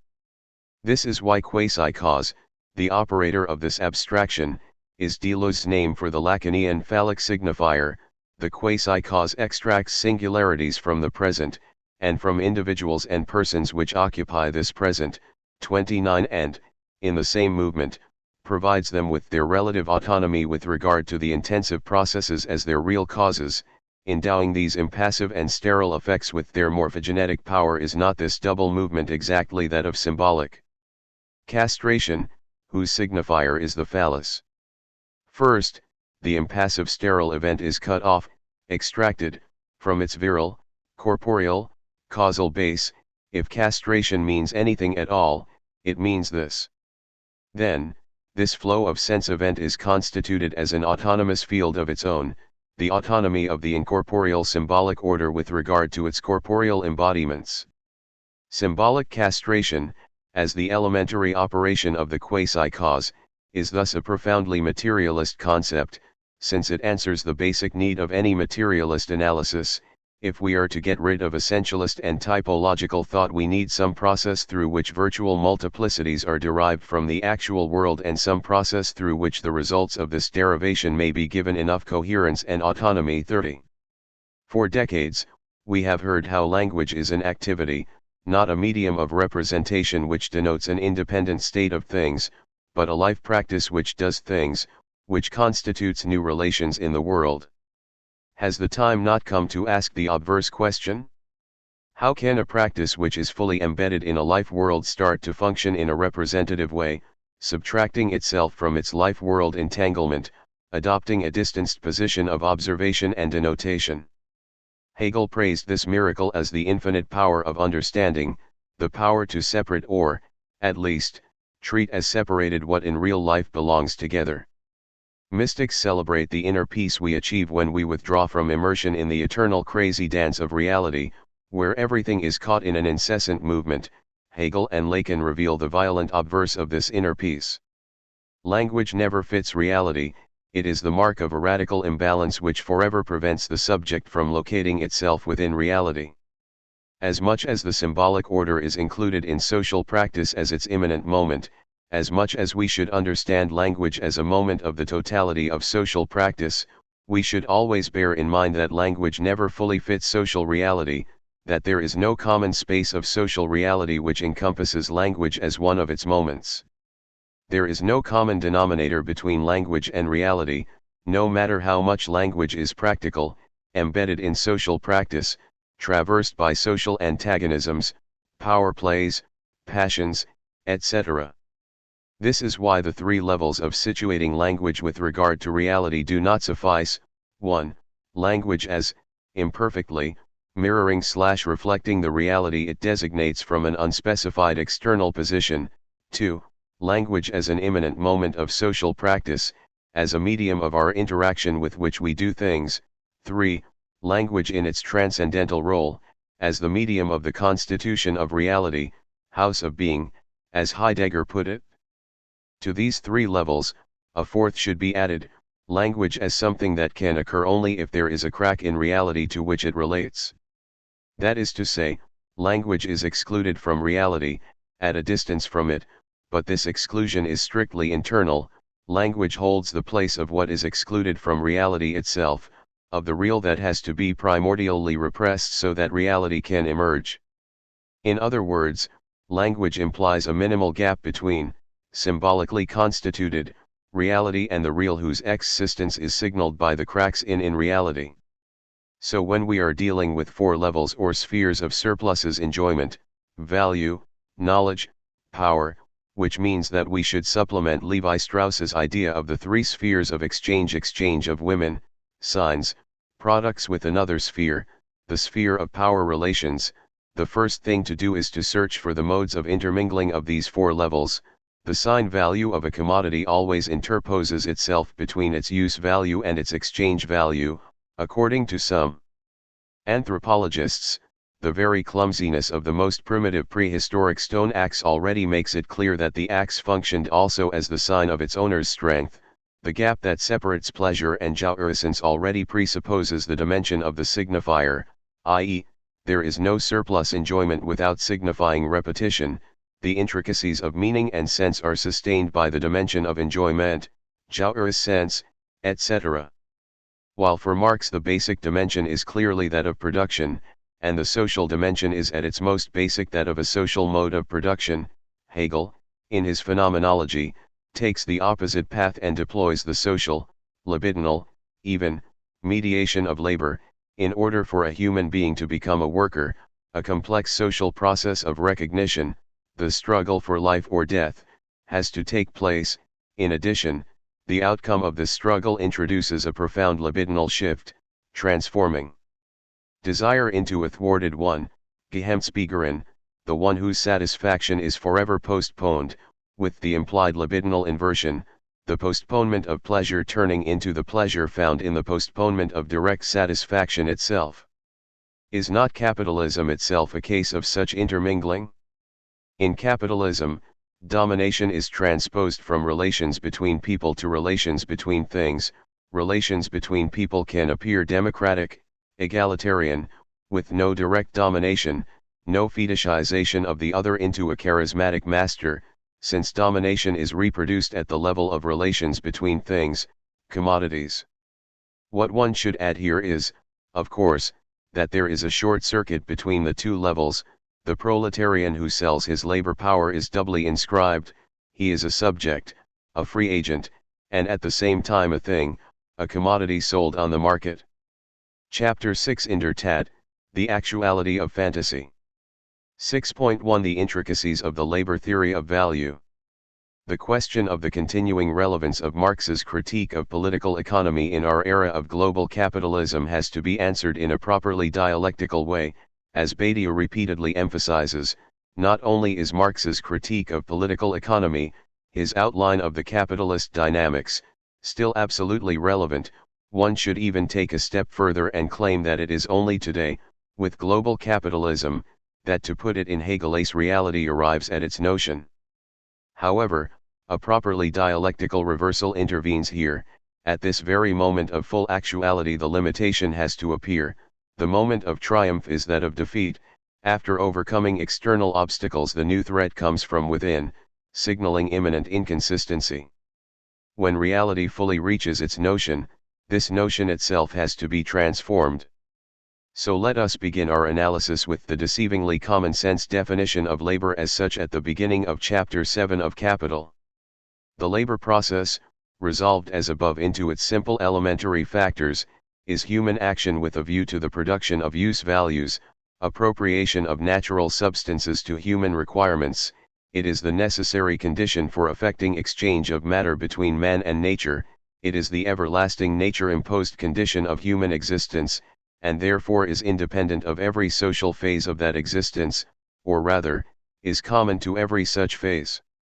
It was, therefore, not necessary to represent our laborer in connection with other laborers, man and his labor on one side, nature and its materials on the other, sufficed. Point 1.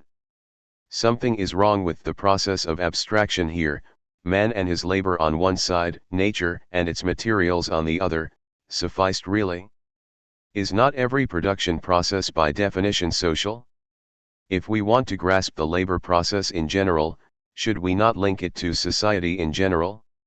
This abstraction of labor into the asocial is ideological in the strict sense. It misrecognizes its own socio-historical conditions. It is only with capitalist society that the Robinsonian category of abstract labor as asocial emerges. It is not an innocent conceptual mistake, but has a crucial social content. It directly grounds Marx's technocratic vision of communism as a society in which the production process is dominated by the general intellect. Marx's vision here is that of a fully automated production process in which the human being, worker, comes to relate more as watchman and regulator to the production process itself. Marx's systematic use of the singular, man, worker, is a key indicator of how general intellect is not intersubjective, it is monological. It is as if in communism, with its rule of general intellect, this asocial character of labor is directly realized. This brings us to the crucial question raised by any revival of the Marxist critique of political economy, the question of the so-called labor theory of value, usually considered the weakest link in the chain of Marx's theory. Marx first criticizes the idea, the ideological illusion which imposes itself at first sight, that exchange value is a purely relational term, the result of comparing one commodity with another, not the intrinsic property of a commodity. Exchange value, at first sight, presents itself as a quantitative relation, as the proportion in which values in use of one sort are exchanged for those of another sort, a relation constantly changing with time and place.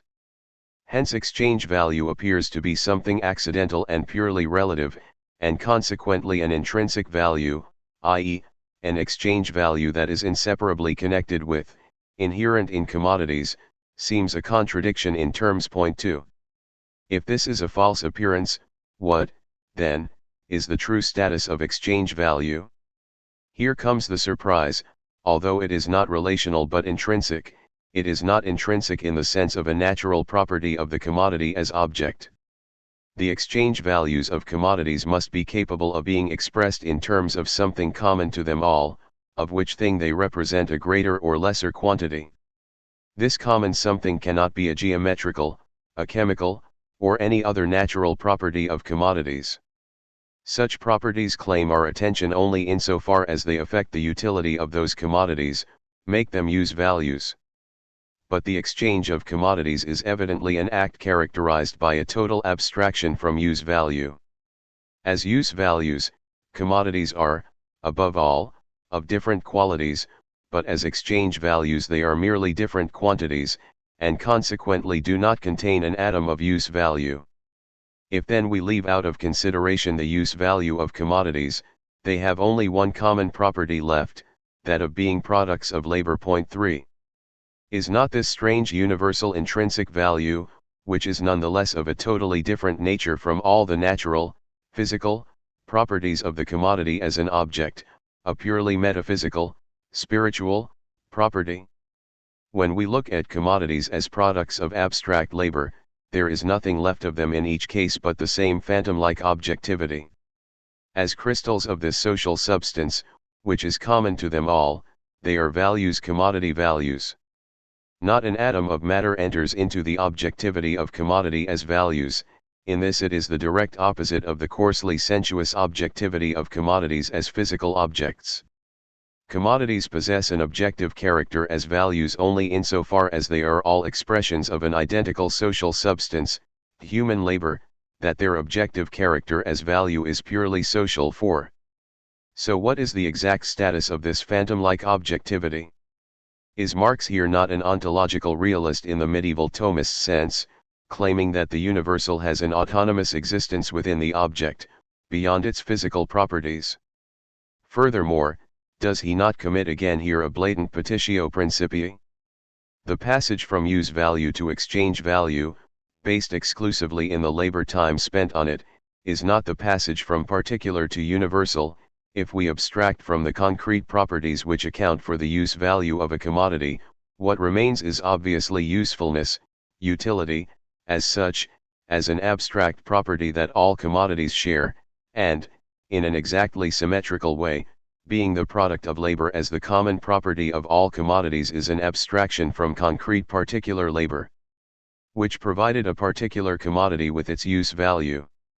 The reply to this is that exchange value is a social category, the way the social character of production is inscribed into a commodity. The relationship between use value and exchange value is not that between particularity and universality, but that between the different uses of the same commodity, first as an object that satisfies some need, then as a social object, as a token of relations between subjects. Value concerns products, commodities, as social entities. It is the imprint of the social character of a commodity, and this is why labor is its only source. Once we see that value concerns relations between people, the claim that its source is labor becomes almost a tautology. In other words, the only source of value is human labor, because value is a social category which measures the participation of each individual laborer in the totality of social labor. To claim that capital and labor material are also factors which create value is the same as claiming that they are also members of human society. We can now see clearly the origin of Marx's confusion, when he grounds his labor theory of value in the claim that, if we abstract from the concrete properties of a commodity which satisfy some human need, the only common feature that remains is that they are all products of human labor, he forgets to add that it is social labor, labor in its social dimension, and he thereby opens up the path to the logical critique of his mistake. The reason he forgets to add this is because his abstract notion of labor is a social, single worker confronting tools and material, and, again, he thereby opens up the path to the realist misunderstanding of value as an immanent property of a commodity. The labor theory of value faces a further problem.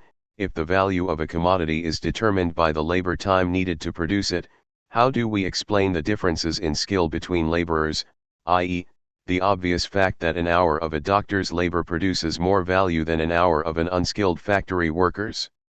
In order to resolve this problem, Marx introduces the distinction between simple labor and complex labor, the work of highly trained workers, where complex labor counts as multiples of simple labor. In this way, complex labor can be reduced to simple labor, and this reduction is an objective social process which goes on behind the backs of the producers. One should not accuse Marx here of being guilty of a vulgar naturalization. He is well aware that what counts as simple labor is not a trans-historical constant but depends on a specific historical situation. Of course, human labor power must itself have attained a certain level of development before it can be expended in this or that form. But the value of a commodity represents human labor pure and simple, the expenditure of human labor in general. It is the expenditure of simple labor power, i.e. of the labor power possessed in his bodily organism by every ordinary man, on the average, without being developed in any special way. Simple average labor, it is true, varies in character in different countries and at different cultural epochs, but in a particular society it is given 0.5. Is not the distinction between simple labor and complex labor deeply problematic from Marx's own standpoint? Marx repeatedly insists that abstract labor which generates value is just that, an abstraction, the reduction of labor to the pure abstract flow of labor time, the obliteration of all particular qualities. So why should the quality of the performed labor determine the value it generates? Marx's point is that, within each cultural epoch, it is worth noting that Marx evokes culture here, not just history. Simple average labor functions as a zero-level standard to which all its more complex forms can be reduced, and are reduced in the social practice of exchange.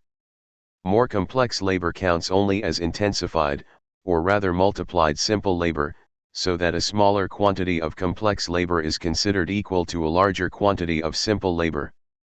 Experience shows that this reduction is constantly being made. A commodity may be the outcome of the most complicated labor, but through its value it is posited as equal to the product of simple labor, hence it represents only a specific quantity of simple labor.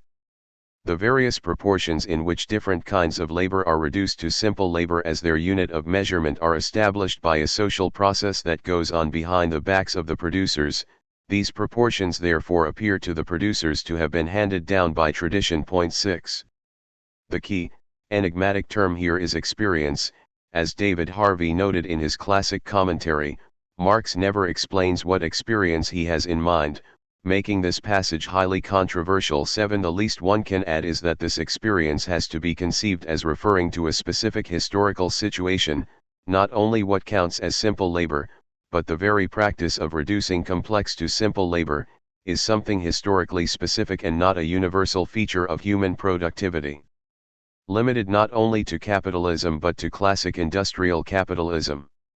As Anson Robinbach has demonstrated, it is operative only within the 19th century break with Hegel, the assertion of the thermodynamic engine as a paradigm of how labor power operates, the paradigm which replaces the Hegelian paradigm of labor as the expressive deployment of human subjectivity, still operative in the texts of the young Marx. The thermodynamic engine was the servant of a powerful nature conceived as a reservoir of undiminished and inexhaustible motivating power. The laboring body, the steam engine and the cosmos were connected by a single and unbroken chain, by an indestructible energy, omnipresent in the universe and capable of infinite mutation, yet immutable and invariant. This discovery also had a profound, game-changing effect on Marx's thinking about labor. After 1859, Marx increasingly regarded the distinction between concrete and abstract labor in the language of labor power, as an act of conversion rather than generation. Marx credited early 19th century French engineers Navier, Coriolis, Poncelet, who analyzed steam engines, and the discoveries of Lord Kelvin and von Helmholtz, who first used the concept of Arbeitskraft to describe how energy is converted into work. Put in another way, Marx superimposed a thermodynamic model of labor onto the ontological model of labor he inherited from Hegel. As a result, for Marx, labor power became quantifiable and equivalent to all other forms of labor power, in nature or in machines. Marx thus shifted his focus from the emancipation of mankind through labor, to emancipation from productive labor by an even greater productivity, since the productivity of the machine is measured by the extent to which it replaces human labor power. Marx became a productivist when he no longer considered labor to be simply an anthropologically paradigmatic mode of activity, and when, in harmony with the new physics, he saw labor power as an abstract magnitude, a measure of labor time, and a natural force, a specific set of energy equivalents located in the body. Though worlds apart ideologically, Helmholtz's characterization of the universe as Arbeitskraft, Marx's theory of the relentless transformation of labor power into the powerful engine of capital, and Frederick Winslow Taylor's utopia of the worker's body subordinated to the rational intelligence of the engineer, were all variations on the theme of the metaphor of the human motor, of the working body as a medium for converting energy into work. 8. The question that arises here is this paradigm, which relies on the mechanical, linear flow of time, of labor, as a measure of value, still applicable in our late capitalist post-industrial societies? This question has to be answered precisely to avoid the attempts of the ruling ideology to dismiss Marx's critique of political economy as belonging to another era, and to celebrate the potential of today's post-Fordist capitalism to use labor power in a much more creative and cooperative way. An intellectually vigorous new discourse of anti-disciplinarity has found a niche in the boardrooms of corporations and on the editorial pages of influential newspapers and periodicals. Take for example that journal of post-Marxist studies, the Wall Street Journal, which in the 1990s campaigned against the lingering consequences of the Taylorist Fordist workplace, e.g. firms sticking to an outdated model in which management distrusts the autonomy of workers, prescribes dull routinized tasks, curbs creativity, and creates a workplace ill-suited to literate, independent-minded workers. 9. Along similar lines, David Harvey recently made a series of important points about Marx's labor theory of value. His starting point is the well-known fact whose implications are often ignored: value for Marx is a social relation which, as such, is immaterial, not an atom of matter enters into it, but objective. Marx, who is often criticized for his vulgar economic materialism, here makes a very refined, non-reductionist point.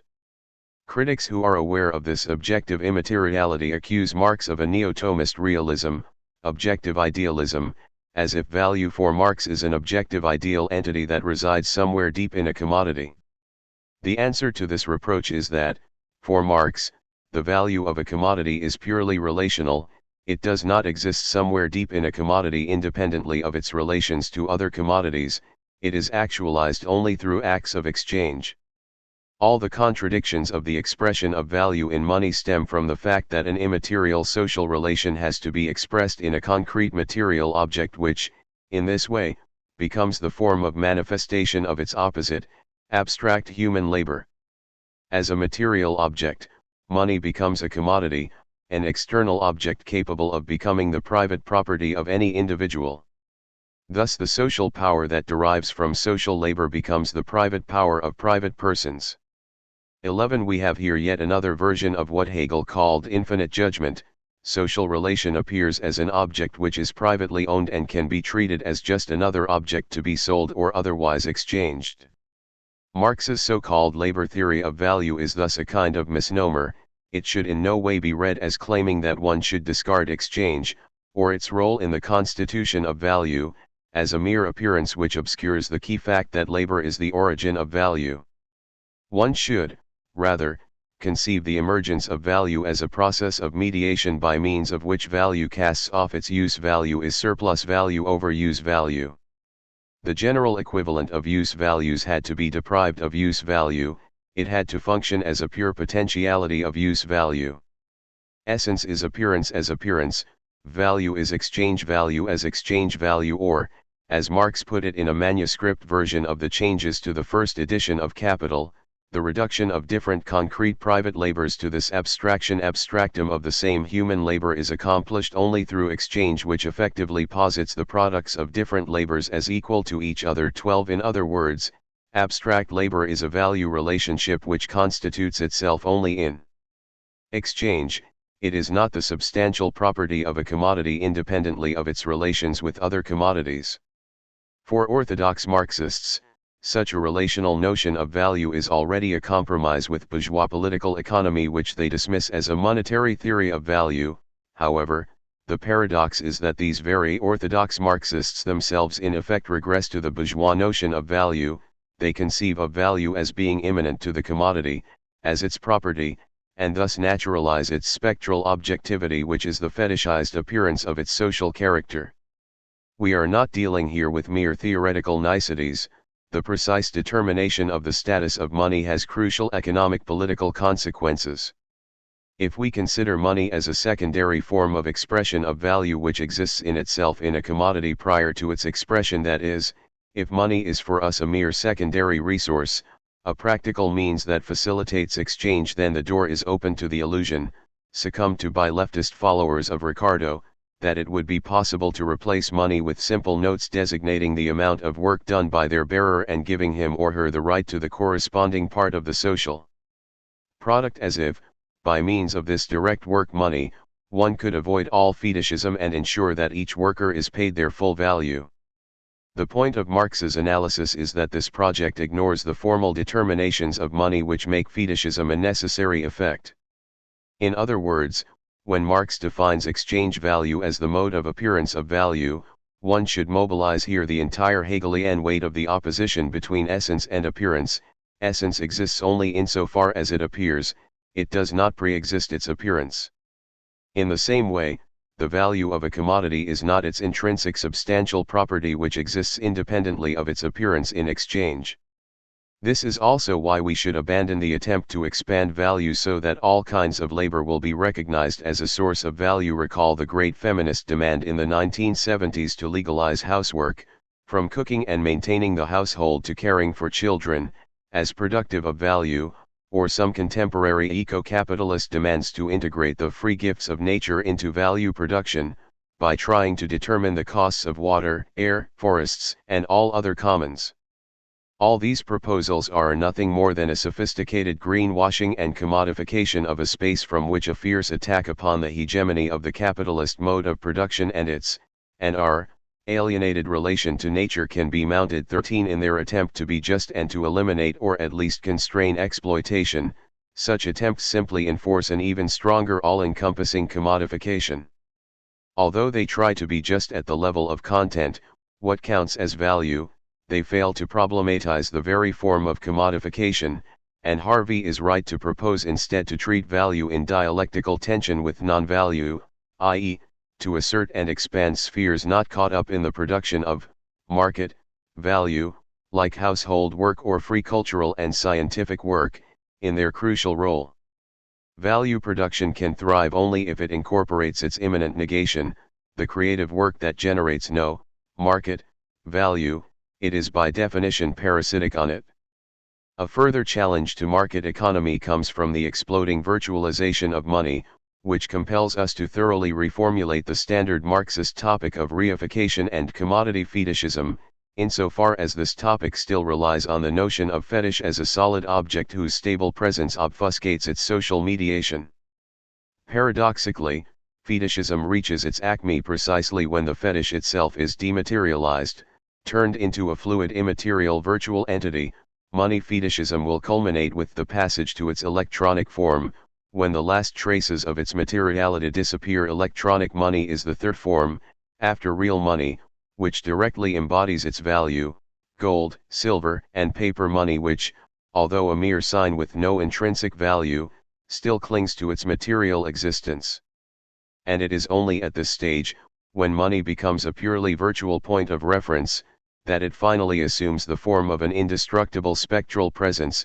I owe you $1,000, and no matter how many material notes I burn, I still owe you $1,000, the debt is inscribed somewhere in virtual digital space. It is only with this thorough dematerialization, when Marx's famous old thesis from the Communist Manifesto that in capitalism, all that is solid melts into air acquires a much more literal meaning than the one Marx had in mind, when not only is our material social reality dominated by the spectral/speculative movement of capital, but this reality itself is progressively spectralized, the protean self instead of the old self-identical subject, the elusive fluidity of its experiences. Instead of the stability of the owned objects, in short, when the usual relationship between firm, material objects and fluid ideas is turned around, objects are progressively dissolved in fluid experiences, while the only stable things are virtual symbolic obligations.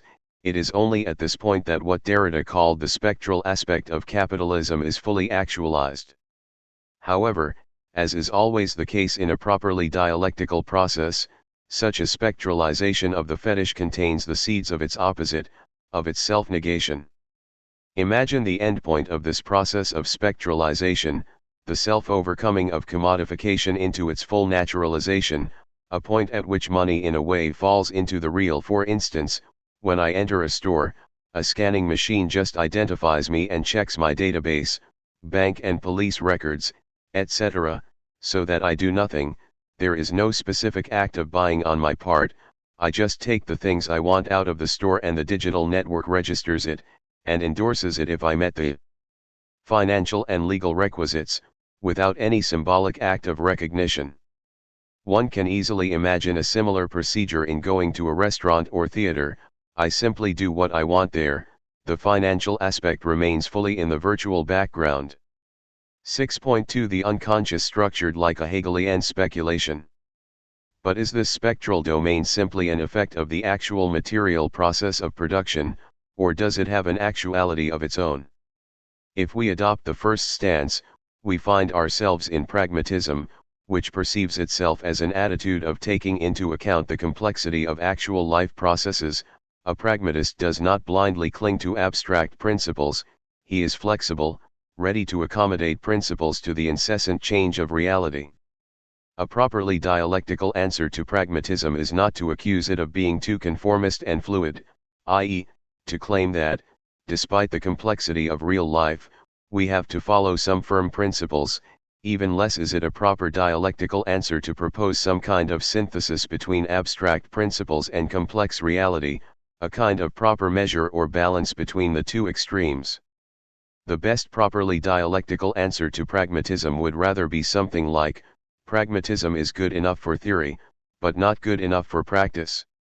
In short, the criticism of pragmatism should not be that it is too opportunist and unprincipled but that it is too principled, elevating its pragmatic stance into a fixed principle and thereby forgetting the extent to which even those who, in their conscious attitude, follow pragmatic flexibility, in fact obey in their actual activity a much more principled attachment to fixed rules. For Marx, a typical capitalist considers himself utterly practical, flexible, pragmatic, but the actuality of his life is abounding in metaphysical subtleties and theological niceties. 14 It is not that we are actually much more pragmatic than our principles allow, it is rather that we are actually much more dogmatic and principled than our pragmatic stance allows. In other words, what a pragmatic stance ignores is the fact clearly stated in the very first sentence of the famous section 4 of the first chapter of Capital, the fetishism of commodities and the secret thereof. A commodity appears, at first sight, a very trivial thing, and easily understood. Its analysis shows that it is, in reality, a very queer thing, abounding in metaphysical subtleties and theological niceties. 15 In short, it is not that we officially follow theology while we privately mock it or treat it in a pragmatic way, it is in our private, and public, lives that we are pragmatic, while in our unconscious we are much more principled, obeying theological niceties. But what, precisely, is the status of this unconscious? It is not located in our psychic depth, it is out there, practiced, embodied in our social activity, in its formal determinations, whence, then, arises the enigmatical character of the product of labor, as soon as it assumes the form of commodities. Clearly from this form itself. 16 This is why Marx's criticism of the classic bourgeois political economy is not that it remained caught in the intricacies of form and missed some hidden content, but, on the contrary, that it missed the dialectical necessity of the form itself. Political economy has indeed analyzed, however incompletely, value and its magnitude, and has discovered what lies beneath these forms. But it has never once asked the question why labor is represented by the value of its product and labor time by the magnitude of that value. It is one of the chief failings of classical economy that it has never succeeded, by means of its analysis of commodities, and, in particular, of their value, in discovering that form under which value becomes exchange value. Even Adam Smith and Ricardo, the best representatives of the school, treat the form of value as a thing of no importance, as having no connection with the inherent nature of commodities. The reason for this is not solely because their attention is entirely absorbed in the analysis of the magnitude of value. It lies deeper. The value form of the product of labor is not only the most abstract, but is also the most universal form, taken by the product in bourgeois production, and stamps that production as a particular species of social production, and thereby gives it its special historical character. 17. Marx is at his most anti-reductionist here. The task of a dialectical theory is not to reduce a phenomenon to its material base but the exact opposite, to inquire into how this phenomenon arose out of the antinomies of its base. It is not to bring out the content hidden by deceiving form, but to inquire into why this content articulated itself in this form. Conceived in this way, Marx's labor theory of value displays an unexpected homology with the key ingredient of Freud's theory, the labor theory of the unconscious. 18 The unconscious value of a dream is exclusively the product of dream work, not of the dream thoughts on which dream work exercises its transformative activity, just as the value of a commodity is the product of the work expended on it. The paradox here is that it is the very ciphering, obfuscation, of the dream thought, its translation into the dream texture, that engenders the properly unconscious content of a dream. Freud emphasizes that the true secret of the dream is not its content, the dream thoughts, but the form itself. The latent dream thoughts are the material which the dream work transforms into the manifest dream. The only essential thing about dreams is the dream work that has influenced the thought material. Analytic observation shows further that the dream work never restricts itself to translating these thoughts into the archaic or regressive mode of expression that is familiar to you. In addition, it regularly takes possession of something else, which is not part of the latent thoughts of the previous day, but which is the true motive force for the construction of the dream. This indispensable addition is the equally unconscious wish for the fulfillment of which the content of the dream is given its new form. A dream may thus be any sort of thing insofar as you are only taking into account the thoughts it represents: a warning, an intention, a preparation, and so on, but it is always also the fulfillment of an unconscious wish, and, if you are considering it as a product of the dream work, it is only that. A dream is therefore never simply an intention, or a warning, but always an intention, etc., translated into the archaic mode of thought by the help of an unconscious wish and transformed to fulfill that wish. The one characteristic, the wish fulfillment, is the invariable one, the other may vary. It may for its part once more be a wish, in which case the dream will, with the help of an unconscious wish, represent as fulfilled a latent wish of the previous day. 19. The key insight is, of course, the triangulation of latent dream thought, manifest dream content, and the unconscious wish, which limits the scope of, or, rather, directly undermines the hermeneutic model of the interpretation of dreams, the path from the manifest dream content to its hidden meaning, the latent dream thought, which travels in the opposite direction to the path of the formation of a dream, the transposition of the latent dream thought into the manifest dream content by the dream work. The paradox is that this dream work is not merely a process of masking the dream's true message, the dream's true core, its unconscious wish, inscribes itself only through this process of masking, so that the moment we retranslate the dream content back into the dream thought expressed in it, we lose the true motive force of the dream. In short, it is the process of masking itself which inscribes into the dream its true secret. One should therefore reverse the standard notion of penetrating deeper and deeper into the core of the dream. It is not that we first move from the manifest dream content to the first level secret, the latent dream thought, and then, taking a step further, go even deeper, to the dream's unconscious core, the unconscious wish. The deeper wish is located in the very gap between the latent dream thought and the manifest dream content. It is only this labor theory of the unconscious that enables us to read correctly Freud's comparison of the dream work with the capitalist production process. In order to explain the distinction between the conscious wish encoded in a dream and the dream's unconscious desire, Freud compares the wish to the contractor, manager, entrepreneur, and the unconscious desire to the capital that finances, covers the libidinal expenses of, the translation of this wish into a dream. To speak figuratively, it is quite possible that a day thought plays the part of the contractor, entrepreneur, in the dream.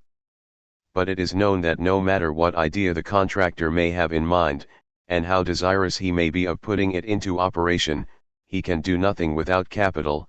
He must depend upon a capitalist to defray the necessary expenses, and this capitalist, who supplies the psychic expenditure for the dream, is invariably and indisputably a wish from the unconscious, no matter what the nature of the waking thought may be. 20. In a superficial reading, it may appear that the work proper, dream work, is just a mediator between the conscious wish and the unconscious capital. The contractor, conscious wish, borrows from the unconscious the capital to finance its translation into the dream language. Here, however, we have to take into account Freud's insistence on how the unconscious desire infects the dream only through the dream work. The exclusive source of the unconscious desire is the work of encoding/masking the dream thoughts. It does not have a substantial existence outside this work. This primacy of form over content also accounts for the paradox of perversion in the Freudian theoretical edifice. Perversion demonstrates the insufficiency of the simple logic of transgression.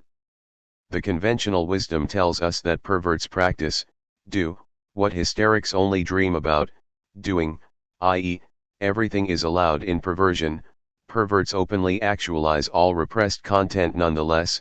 As Freud emphasizes, nowhere is repression as strong as in perversion, a fact more than confirmed by our late capitalist reality in which total sexual permissiveness causes anxiety and impotence or frigidity instead of liberation. There is a nice detail in Ball of Fire, directed by Howard Hawks, screenplay by Billy Wilder, when one of the professors wants to mention the name of a woman whose presence was traumatic for them. His colleague immediately interrupts him by pointing out that there are names which not only should not be mentioned, they should even not be omitted too obviously. One should go a step further here. True repression does not reside in not mentioning a name, but in openly talking about it in such a way that its dramatic effect is suspended. When, in February 2003, Colin Powell addressed the UN General Assembly in order to argue for the attack on Iraq, the US delegation asked that the large reproduction of Picasso's Guernica on the wall behind the speaker's podium should be covered by a different visual ornament.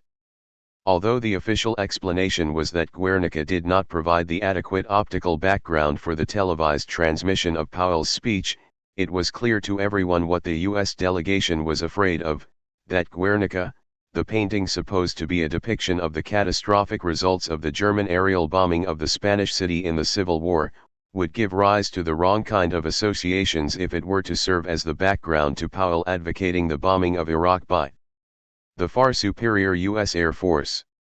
This is what Lacan means when he claims that repression and the return of the repressed are one and the same process. If the US delegation had abstained from demanding that Guernica be covered up, probably no one would have associated Powell's speech with the painting displayed behind him. The very change, the very gesture of concealing the painting, drew attention to it and imposed the wrong association, confirming its truth. This compels us to draw a distinction between the repressed content and the form of repression, where the form remains operative even after the content is no longer repressed. In short, the subject can fully appropriate the repressed content, but repression remains. Why? Commenting on a short dream of one of his patients, a woman who first refused altogether to tell Freud the dream because it was so indistinct and muddled, which revealed itself to refer to the fact that the patient was pregnant but was in doubt as to who the baby's father was, i.e., the parenthood was indistinct and muddled. Freud draws a key dialectical conclusion: the lack of clarity shown by the dream was a part of the material which instigated the dream. Part of this material, that is, was represented in the form of the dream. The form of a dream, or the form in which it is dreamt, is used with quite surprising frequency for representing its concealed subject matter. 21. The gap between form and content is properly dialectical here, in contrast to the transcendental gap whose point is that every content appears within an a priori formal frame, and we should always be aware of the invisible transcendental frame which constitutes the content we perceive, or, in structural terms, we should distinguish between elements and the formal places these elements occupy. We attain the level of the proper dialectical analysis of a form only when we conceive a certain formal procedure not as expressing a certain aspect of the narrative content, but as marking/signaling the part of content that is excluded from the explicit narrative line, so that, and this is the properly theoretical point, if we want to reconstruct all of the narrative content, we must reach beyond the explicit narrative content as such, and include some formal features which act as the stand-in for the repressed aspect of the content. It is in this form, which cannot be simply reduced to its content, since it stands for what is repressed from this content itself, in its dialectical deployment, that we encounter the capitalist unconscious as the objective illusion constitutive of social reality itself. Marx describes the passage from money to capital in the Hegelian terms of the passage from substance to subject, capital as the self-deploying and self-differentiating substance, a substance money made subject with capitalism. Value is not a mere abstract mute universality, a substantive link between the multiplicity of commodities. From the passive medium of exchange, it turns into the active factor in the entire process.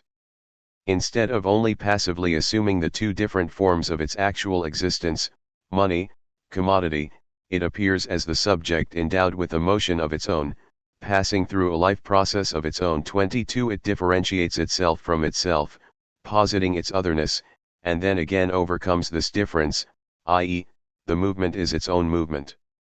In this precise sense, instead of simply representing the relations of commodities, it enters into private relations with itself. 23. The truth of its relating to its otherness is its self-relating, i.e., in its self-movement, capital retroactively sublates its own material conditions, changing them into subordinate moments of its own spontaneous expansion. In pure Hegelese, it posits its own presuppositions.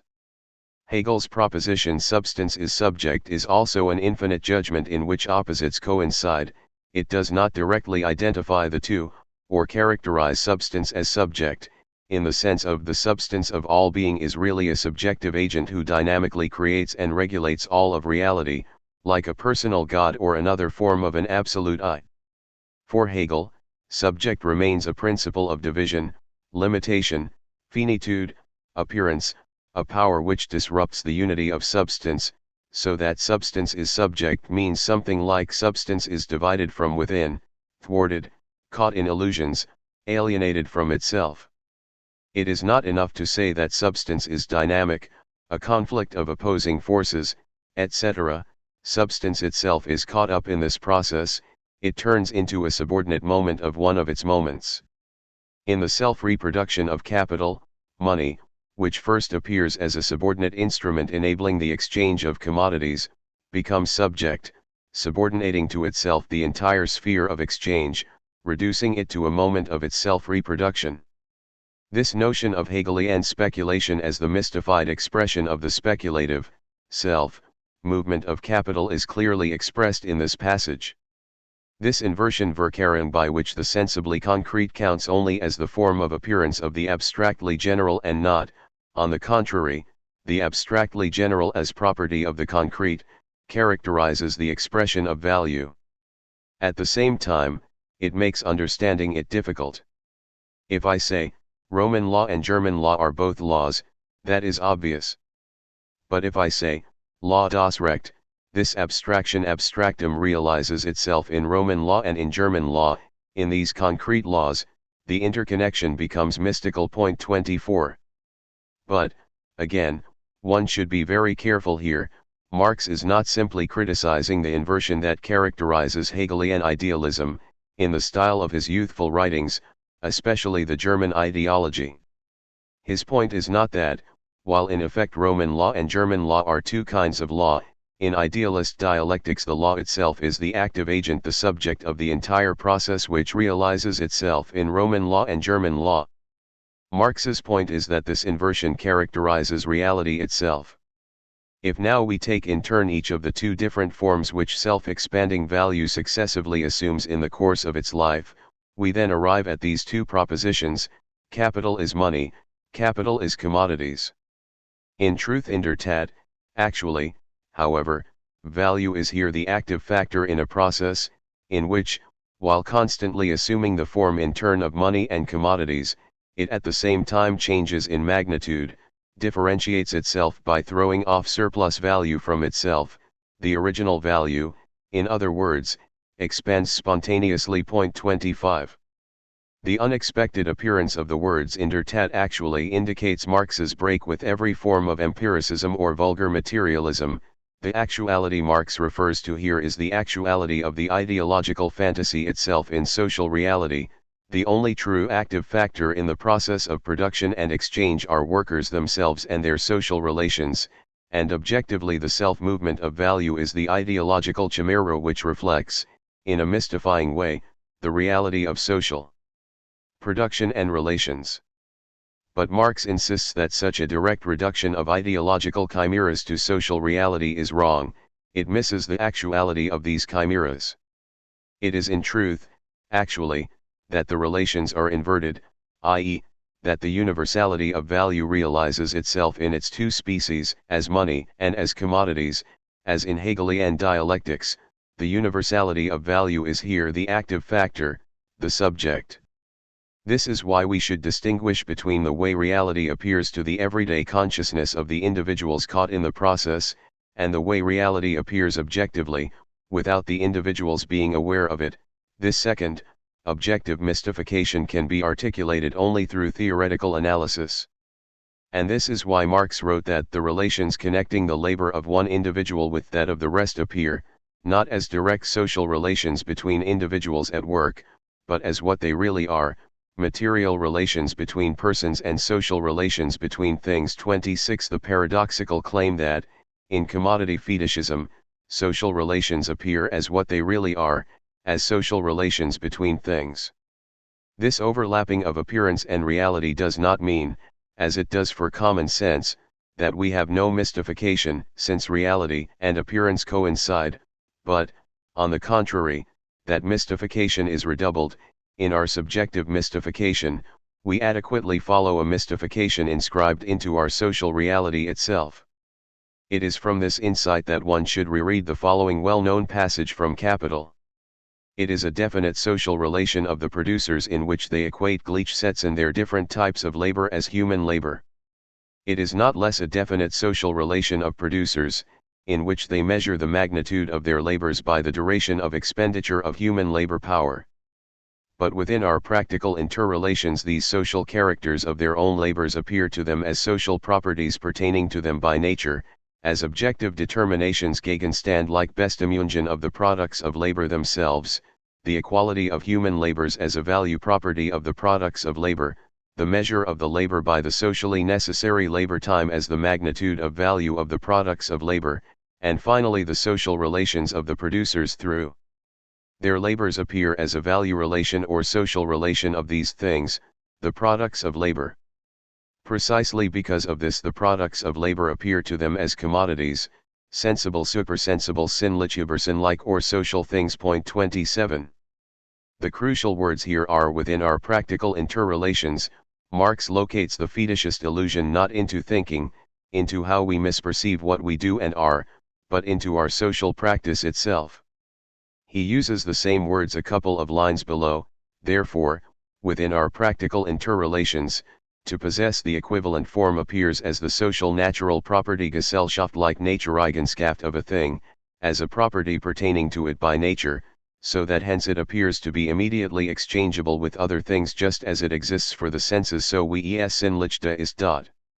This is exactly how we should read Marx's general formula of the fetishist mystification, Sie wissen das nicht, aber sie tun es. They don't know it, but they are doing it. What individuals don't know is the fetishist inversion they obey within their practical interrelations, i.e., in their social reality itself. Point 28. So when we are dealing with the breathtaking dynamic of capitalism, its self-propelling proliferation, we should bear in mind that what pushes capitalism toward incessant proliferation is the very fact of being stuck, caught in a closed cycle of its reproduction. Capitalism is in fact not like other modes of production which fall into crisis when they encounter their limitation. The limitation of capitalism is the ground of its strength, since the more it is in crisis, the more it mobilizes its dynamic to get over it. One cannot but recall here the ambiguity of the term stasis, which means a state of equilibrium, a cessation of flow, and, in Thucydides and Flavius Josephus, a civic strife, based on stasis as in to make a stand, to stand up against, and does not this double meaning perfectly encapsulate the tension of the Freudian drive? Drive intervenes in the continuous flow of life as a moment of stasis, of fixation on a partial object around which drive circulates. It is thus the interruption of the organic flow of life, it makes a stand against it. In a strictly homologous way, capitalism makes a stand by getting fixated on its object cause, surplus value. There is a well-known anecdote about an American philosopher who rebutted a colleague arguing that, while a double negation means affirmation, a double affirmation never amounts to a negation, with a simple remark, yeah, maybe the Freudian drive stands for something similar, a double yes signaling the fixation on some particular moment which interrupts the smooth flow of life. In one of his deplorable regressions into historicist evolutionism, Marx himself misses this exceptional status of capitalism. The mode of production of material life conditions the general process of social, political, and intellectual life. It is not the consciousness of men that determines their existence, but their social existence that determines their consciousness. At a certain stage of development, the material productive forces of society come into conflict with the existing relations of production, or this merely expresses the same thing in legal terms with the property relations within the framework of which they have operated hitherto. From forms of development of the productive forces these relations turn into their fetters. Then begins an era of social revolution. The changes in the economic foundation lead sooner or later to the transformation of the whole immense superstructure. Point 29. This holds for all modes of production except for capitalism, where the material productive forces of society are in conflict with the existing relations of production from its very inception, and it is this very contradiction which pushes it to constant self-revolutionization. This is why capitalism is the symptomal point of exception at which the truth of all other modes of production breaks out into the open. This means that the reading of Hegel's dialectic as an idealistic formulation of the process of capital's self-propelling circulation does not suffice. What, in this view, Hegel deploys is the mystified expression of the mystification immanent to the circulation of capital, or, in Lacanian terms, of its objectively social fantasy. To put it in somewhat naive terms, for Marx, capital is not really a subject substance which reproduces itself by positing its own presuppositions, etc. What this Hegelian fantasy of capital's self-generating reproduction obliterates is workers' exploitation, i.e., how the circle of capital's self-reproduction draws its energy from the external, or, rather, extimate, source of value, how it has to parasitize on workers. So why not pass directly to the description of workers' exploitation? Why bother with fantasies which sustain the functioning of capital? It is crucial for Marx to include in the description of capital this intermediary level of objective fantasy which is neither the way capitalism is experienced by its subjects, they are good empirical nominalists unaware of the theological niceties of capital, nor the real state of things, workers exploited by capital. Crucial here is the reversal of CMC. Individuals produce commodities in excess of their needs, they exchange them, and money is just a mediating moment for the producer to exchange his excessive product for a product that he needs. Into MCM, with my money, I buy a commodity and then sell it in order to gain more money. The second operation works, of course, only if the commodity that I buy can be used to produce more value than it is worth, and this commodity is labor power. In short, the condition of MCM is that, in a self-referential twist, labor power which produces commodities itself becomes a commodity. Another twist is added here by the explosive development of biogenetics, the prospect of scientifically producing a commodity that produces commodities. The temptation to be resisted here is to conceive the passage from CMC to MCM as a kind of alienation or denaturalization of a more elementary process. It seems natural and appropriate to exchange what one can produce but doesn't need for what one needs but is produced by others. The entire process is regulated by my actual needs, but things take a weird turn when what should be only a mediating moment, money, turns into an end in itself, so that the goal of the entire movement loses its moorings in my actual needs and turns into endless self-multiplication of what should have been secondary means.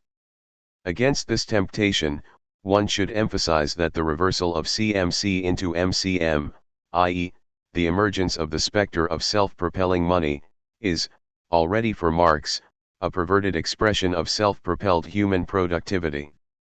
From the Marxist standpoint, the true aim of human productivity is not the satisfaction of human needs, it is, rather, the satisfaction of needs which, in a kind of cunning of reason, is used in order to motivate the expansion of human productivity. The reversal of CMC into MCM thus echoes the more primordial gap between production and the use value of the produced objects. Production can never be confined to the satisfaction of needs, a fact clearly signaled by the practice of sacrifice, purposeless destruction of products. We should thus avoid here the young Marx's instead of rhetoric of alienation. Instead of money serving as a means of exchanging useful products, satisfaction of human needs serves as a means for the multiplication of money. 6.3 From speculative notion to speculative capital. It is against this background that one should approach the key question: is not Hegel's speculative dialectic secretly modeled upon the speculative movement of capital? Is not the illusion the same in both cases, that of the self-enclosed circular expansive movement of money which begets more money, or CC, concept which begets more concepts? For this reason, Kojin Karatani insists that, although Marx's Darstellung of the self-deployment of capital is full of Hegelian references, the self-movement of capital is far from the circular self-movement of the Hegelian notion, or spirit. The point of Marx is that this movement never catches up with itself, that it never recovers its credit, that its resolution is postponed forever, that crisis is its innermost constituent, the sign that the whole of capital is the non-true, as Adorno would have put it, which is why the movement is that of spurious infinity, forever reproducing itself. The end of capital is never the absolute spirit. Capital reveals the fact that capital, though organizing the world, can never go beyond its own limit. It is a Kantian critique of the ill-contained drive of capital/reason to self-realize beyond its limit.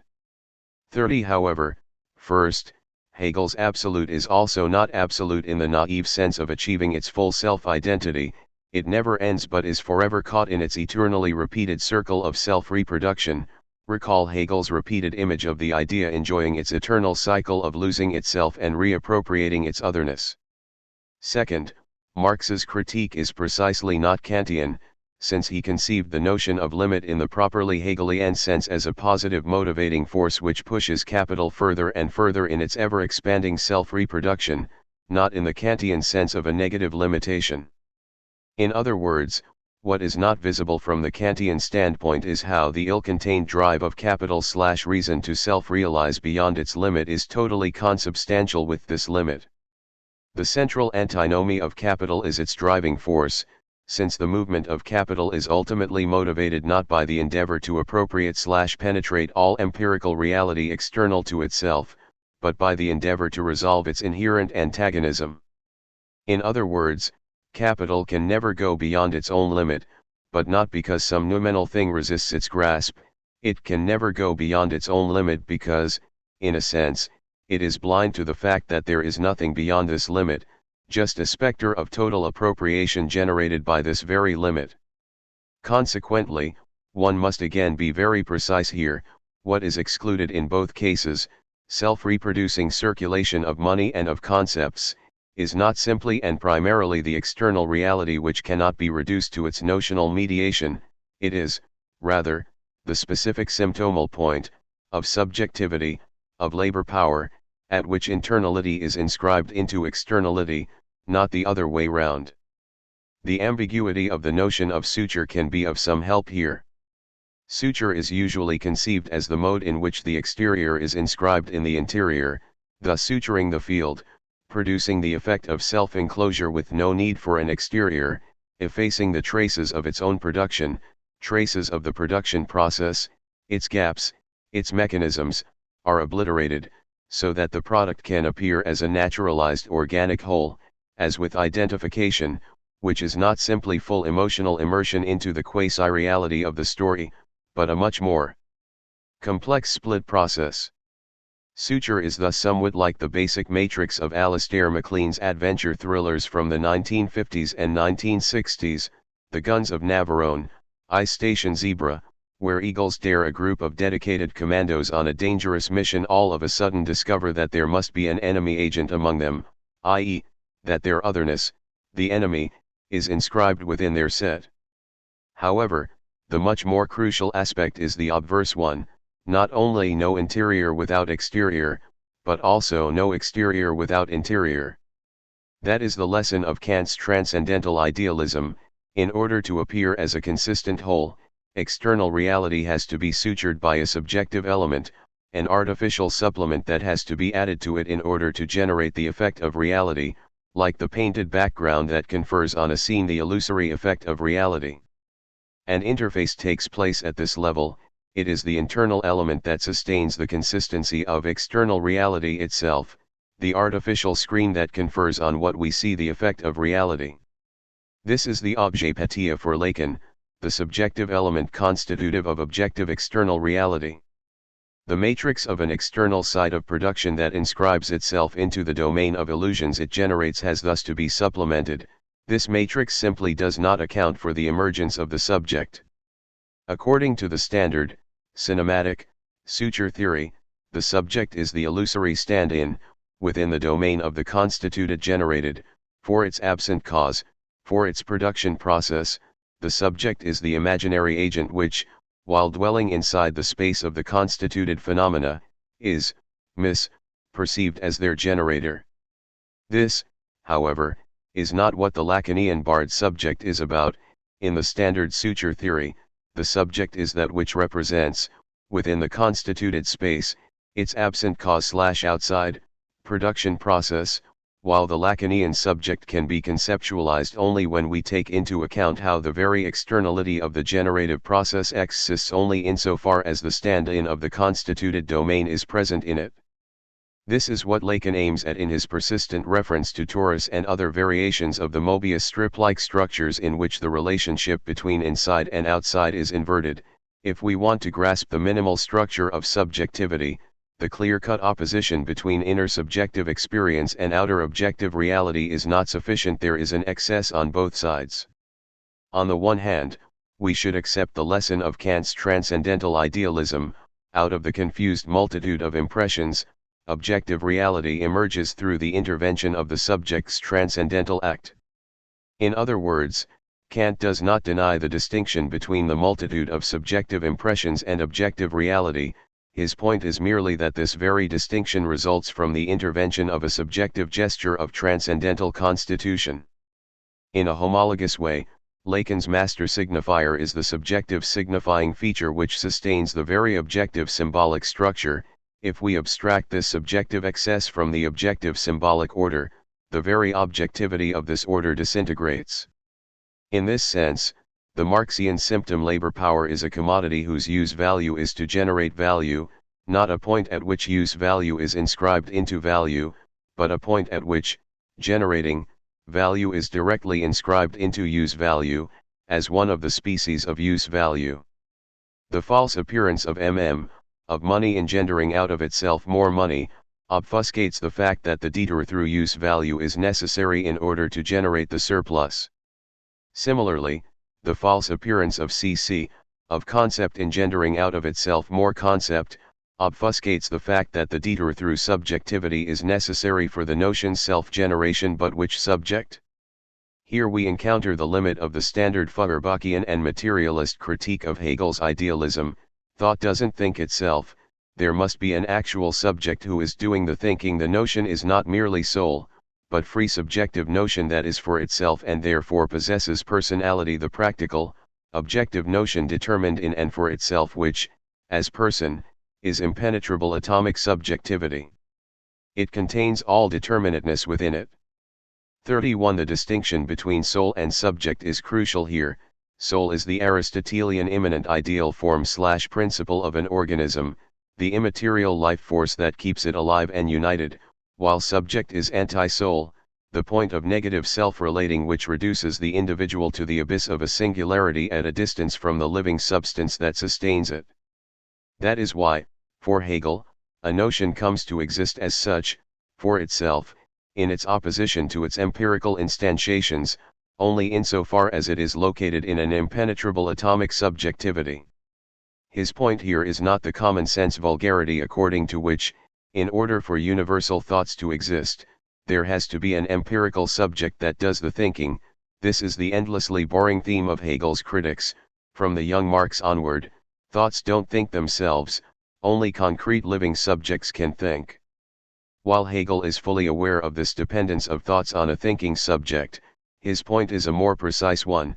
What kind of subject can do this abstract thinking, in the common sense of the term, thinking formal thoughts purified of their empirical wealth? For example, thinking of a horse in abstraction from the wealth of content of empirical horses.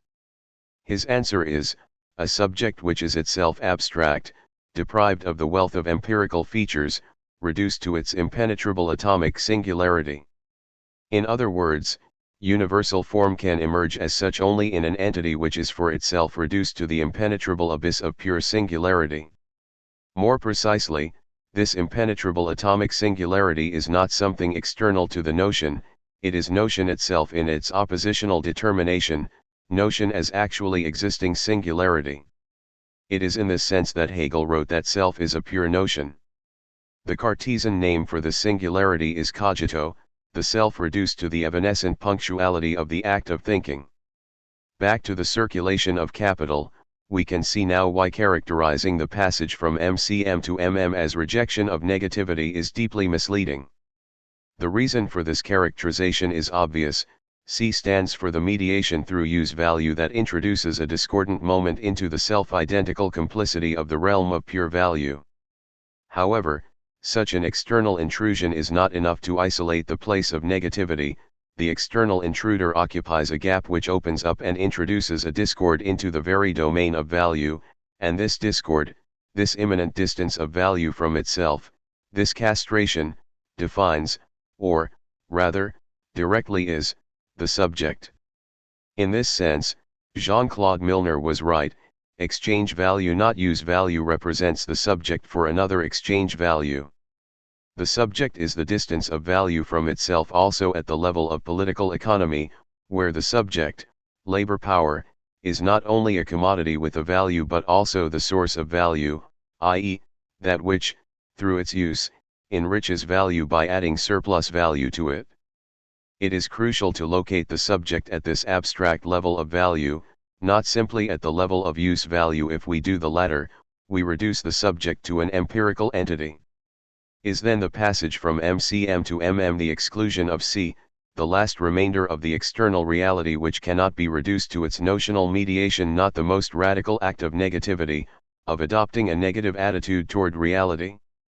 MM is not just the ultimate speculative illusion, exclusion of negativity, but at the same time the self-split of negativity which cannot be reduced to an effect of external actual life. In other words, the very gesture of excluding negativity is, in its form, the purest act of negativity. What this means with regard to capitalism is that the basic illusion of the capitalist universe is not that it appears to itself as a speculative circle of self-propagation detached from reality, but rather the opposite, not too much speculative fiction, but too rooted in reality. The reference of the capitalist process of self-reproduction has to remain the fiction that this entire process is grounded in concrete human needs, that it is a complex way in which actual individuals satisfy their actual needs. Chapter 7 Capitalist Discourses 7.1 Can one exit from the capitalist discourse without becoming a saint? In television, Lacan talks about the exit from the capitalist discourse, but the context in which he does it is crucial.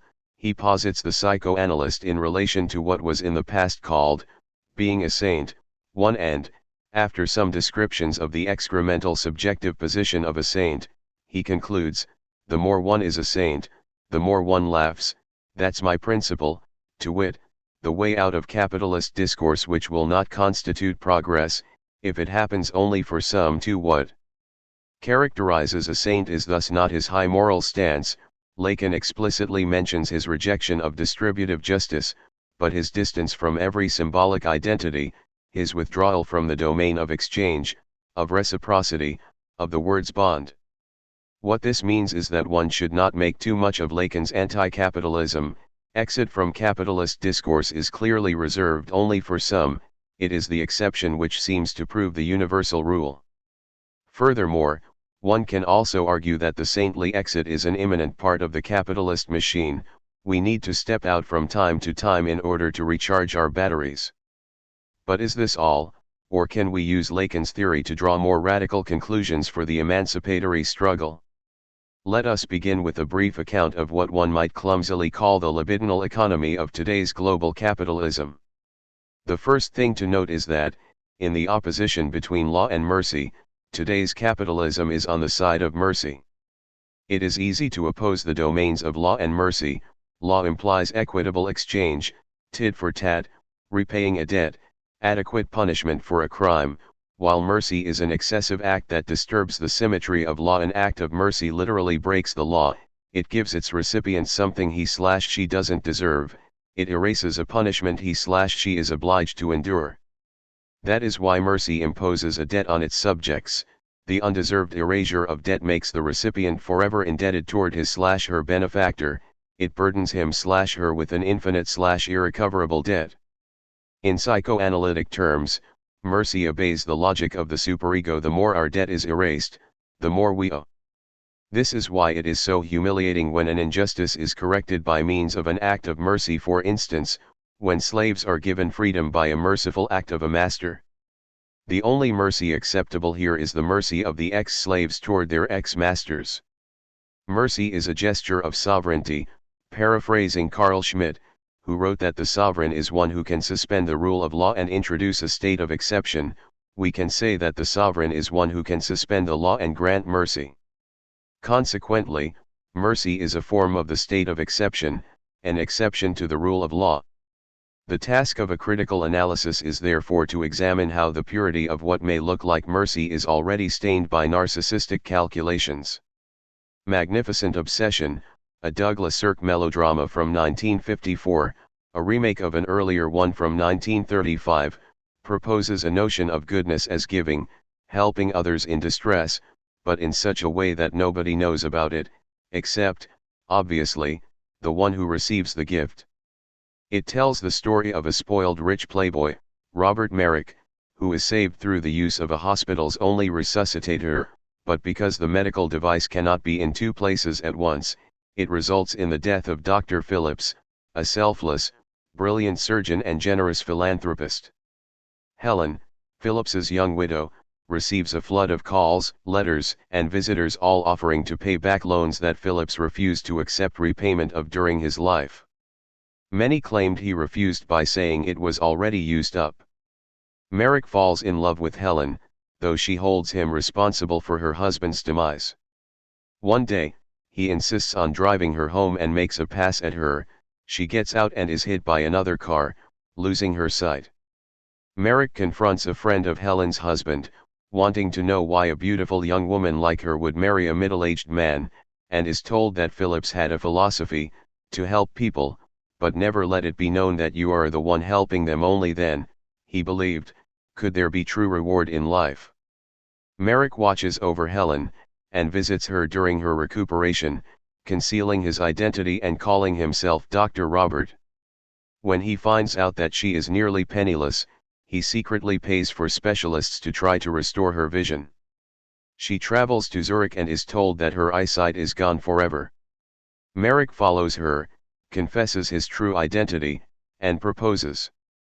She forgives him, but goes away, not wanting to be a burden to him. Years later, Merrick, who has become an outstanding brain surgeon, learns that Helen urgently needs an operation, which he performs.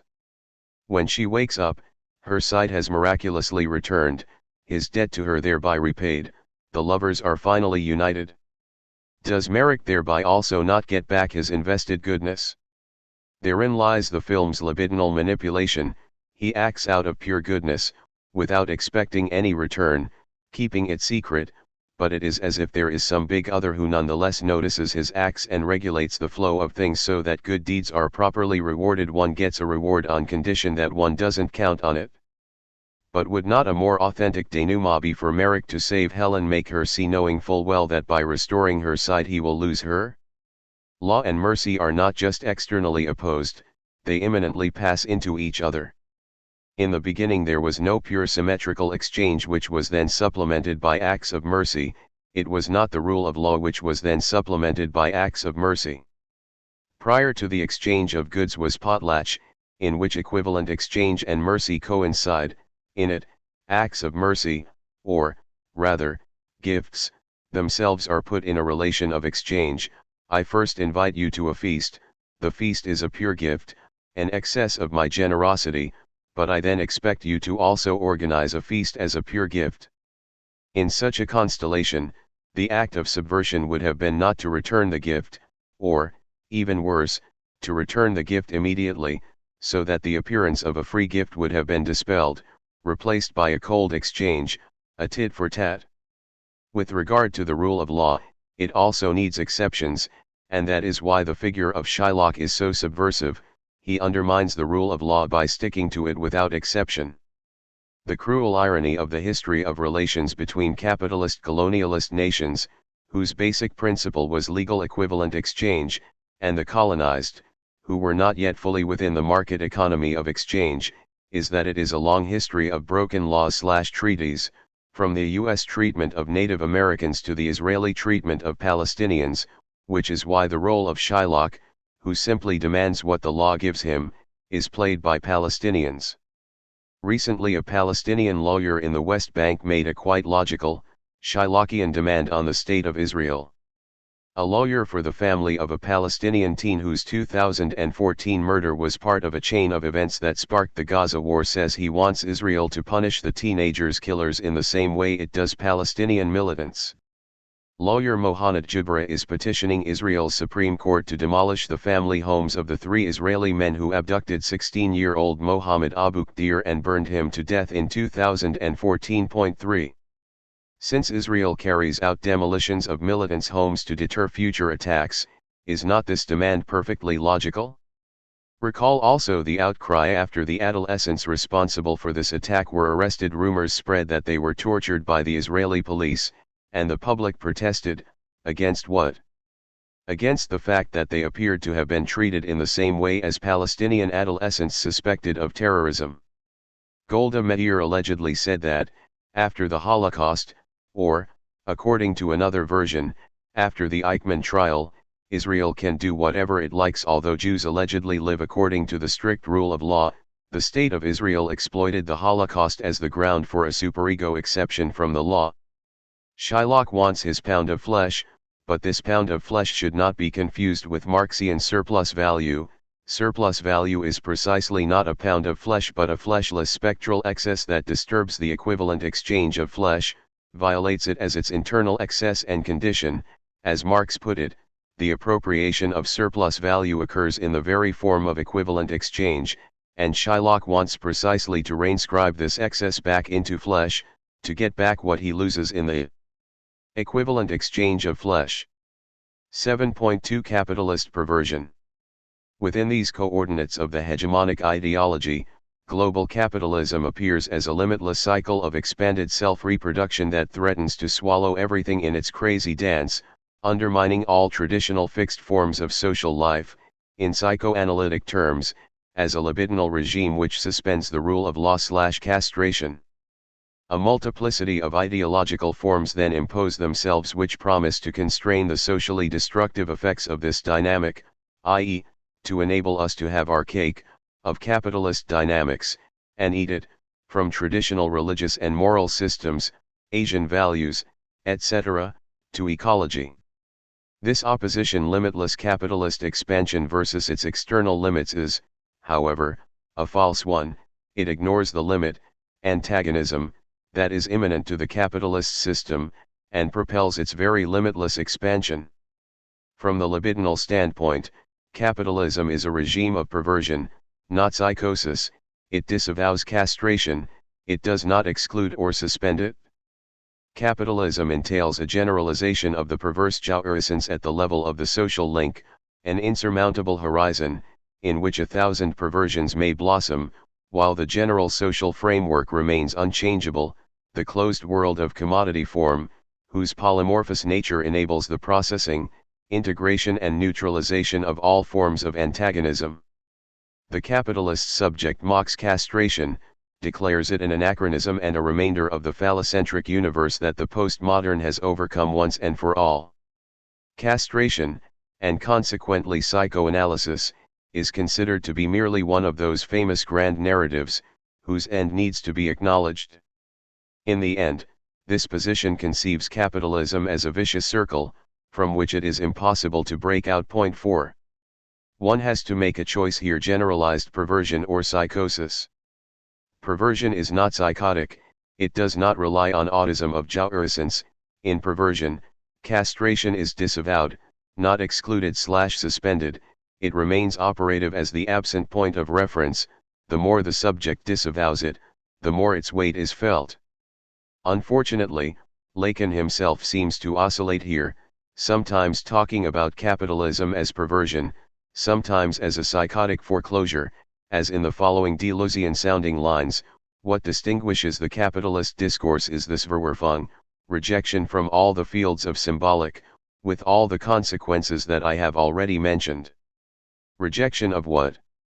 Of castration. Every order, every discourse that aligns itself with capitalism leaves aside what we will simply call the matters of love. 5. This is why global consumerist capitalism is in its basic structure Spinozan, not Kantian. It actually appears as a flow of absolute immanence in which multiple effects proliferate, with no cuts of negativity/castration interrupting this flow.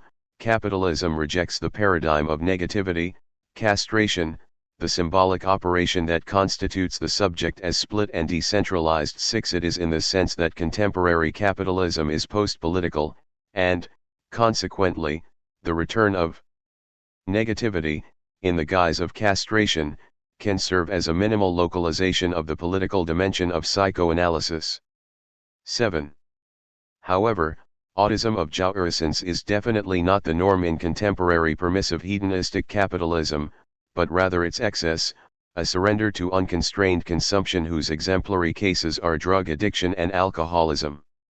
The impasses of today's consumerism provide a clear case of the Lacanian distinction between pleasure and enjoyment. What Lacan calls enjoyment, jouissance, is a deadly excess over pleasure, i.e., its place is beyond the pleasure principle. In other words, the term plus de jouir, surplus or excess enjoyment, is a pleonasm, since enjoyment is in itself excessive, in contrast to pleasure, which is by definition moderate, regulated by a proper measure. We thus have two extremes: on the one hand the enlightened hedonist who carefully calculates his pleasures to prolong his fun and avoid getting hurt, on the other hand the jouisseur proper, ready to consume his very existence in the deadly excess of enjoyment, or, in terms of our society, on the one hand the consumerist calculating his pleasures, well protected from all kinds of harassments and other health threats, on the other hand the drug addict, or smoker, or, bent on self-destruction. Enjoyment serves nothing, it is of no use whatsoever, and the great effort of the contemporary hedonistic utilitarian permissive society is to incorporate this countable excess into the field of counting. One should thus reject the common sense opinion according to which in a hedonistic consumerist society we all enjoy.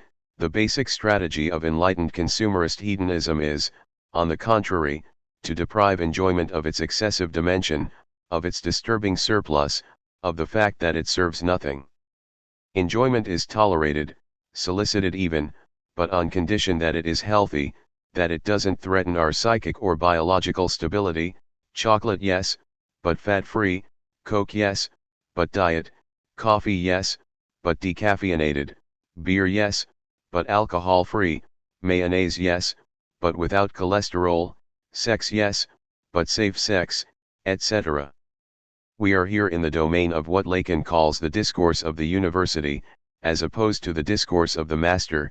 A master goes to the limit in his consumption, he is not constrained by petty utilitarian considerations, which is why there is a certain formal homology between the traditional aristocratic master and a drug addict focused on his deadly enjoyment, while the consumerist's pleasures are regulated by scientific knowledge propagated by the university discourse.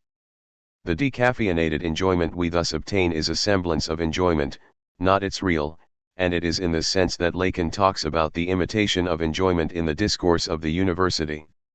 The prototype of this discourse is the multiplicity of reports in popular magazines which advocate sex as good for our health. The sexual act works like jogging, strengthens the heart, relaxes our tensions, even kissing is beneficial. The basic feature of subjectivity that fits global capitalism is total mobilization in the service of efficiency. The idea of a new post-Fordist workplace which takes workers' needs into account relies on the spirit of total mobilization, where even relaxation serves to recharge us for work in the same way that we speak about power breakfasts, etc. We already have companies which help us to enjoy power napping. According to Christopher Lindholst, CEO of RestWorks, a company that provides workplace rest and napping installations for corporations, hospitals, and universities, napping at work could actually be key to helping employees reach their full potential. So, it's no wonder that some big, well-known companies think Google, NASA, and Zappos are implementing these midday snoozes to help give their team members a boost. And, they aren't just expecting employees to slouch in their own desk chairs. No, brief naps have become a key part of their company cultures, meaning they give their teams the appropriate spaces and atmospheres, from comfy chairs to dedicated nap rooms, to catch a few Z's when they feel the need to recharge at work. 8. It may appear that this is a humane measure. Workers should not be active continuously, they need time to relax. However, we should always bear in mind that this inclusion of rest into work time implies, and relies on, exactly what it says. Rest itself becomes part of our work, it is subordinated to its demands. And we can easily guess what awaits us at the end of this road: power sex. What about preparing small rooms with a bed and shower for quickies where employees can catch a few yes. More. When they feel the need to recharge at work? Gaze and voice are inscribed into the field of normative social relations in the guise of shame and guilt. Shame is obviously linked to the other's gaze. I am ashamed when the public other sees me in my nudity, when my dirty intimate features are publicly disclosed, etc. Guilt, on the contrary, is independent of how others see me, what they say about me. I am guilty in myself. The pressure of guilt comes from within, emanating from a voice that addresses me from the core of my being and makes me guilty.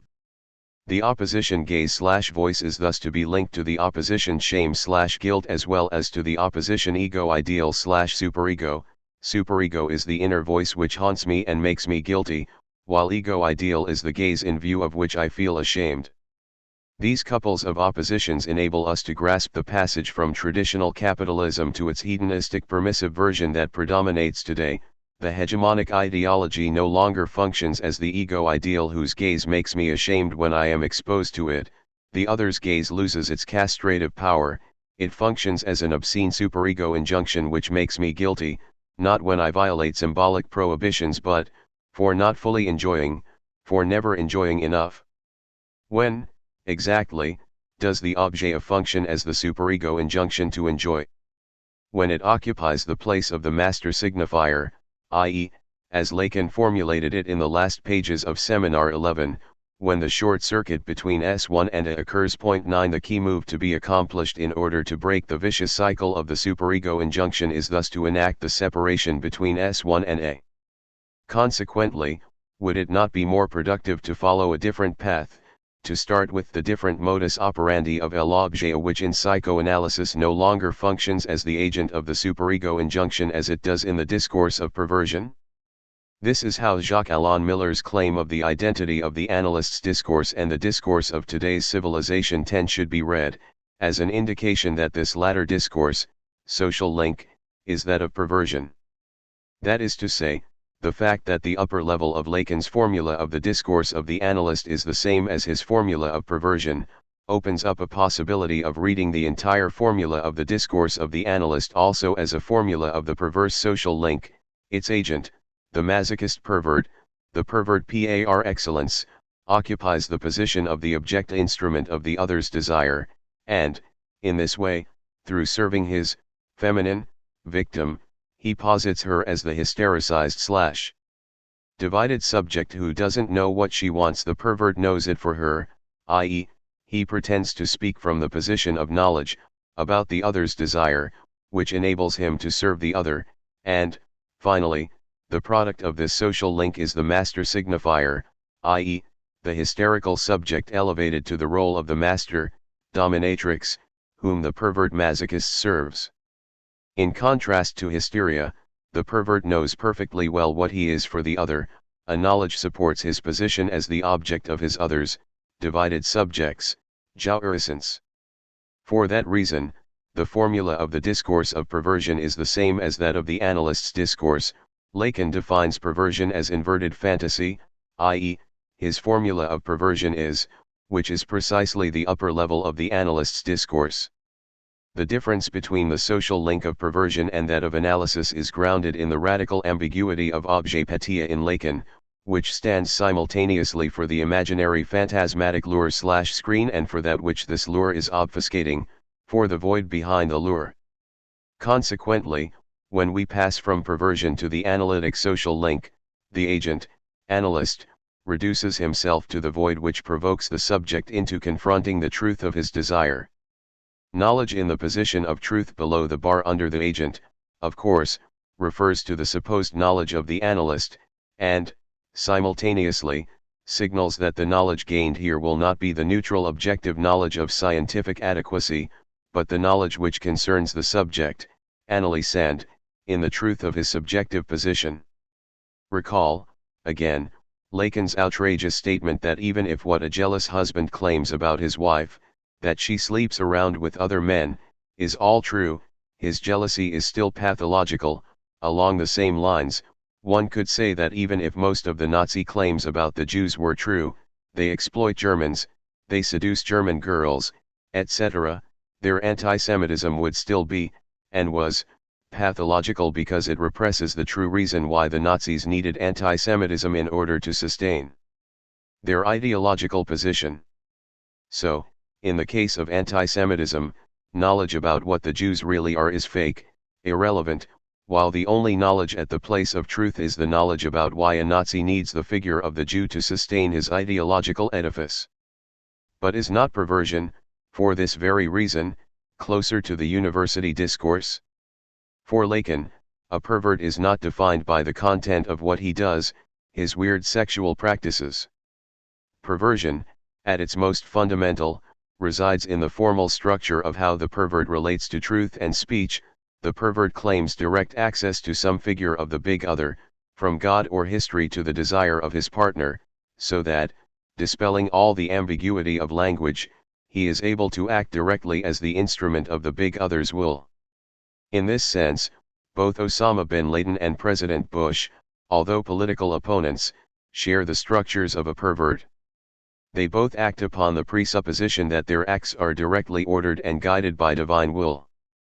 And Stalin is to be added to the series.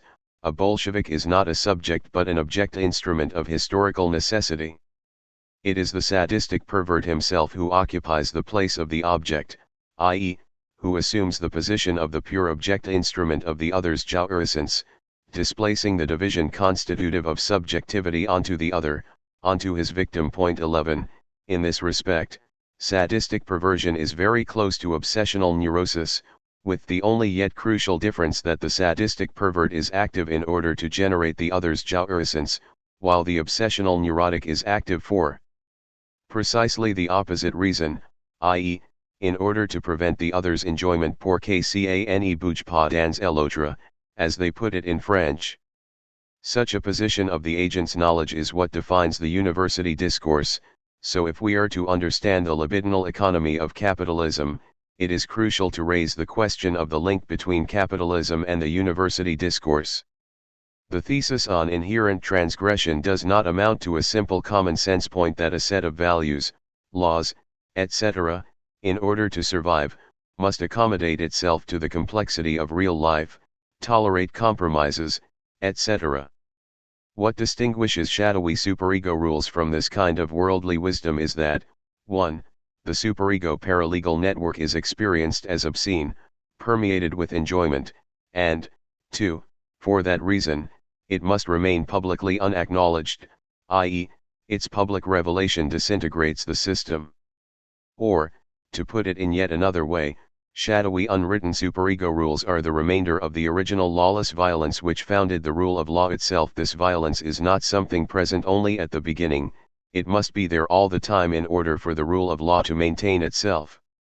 Unwritten superego rules are the synchronic aspect of the diachronic process of the imposition of law through the lawless act of violence, or, rather, this diachronic process, the story of the original crime, is the narrativization of the necessary, structural, synchronic incoherence of the law. The unique impact of the matrix derives not so much from its central thesis, what we experience as reality is an artificial virtual reality generated by the matrix, the megacomputer directly attached to all our minds, but from its central image of the millions of human beings leading a claustrophobic life in a water-filled cradle, kept alive in order to generate the energy, electricity, for the matrix. So when some of these people awaken from their immersion in the matrix-controlled virtual reality, this awakening is not an opening into the wide space of external reality, but first a horrible realization of this enclosure, where each of us is in effect merely a fetus-like organism, immersed in the amniotic fluid.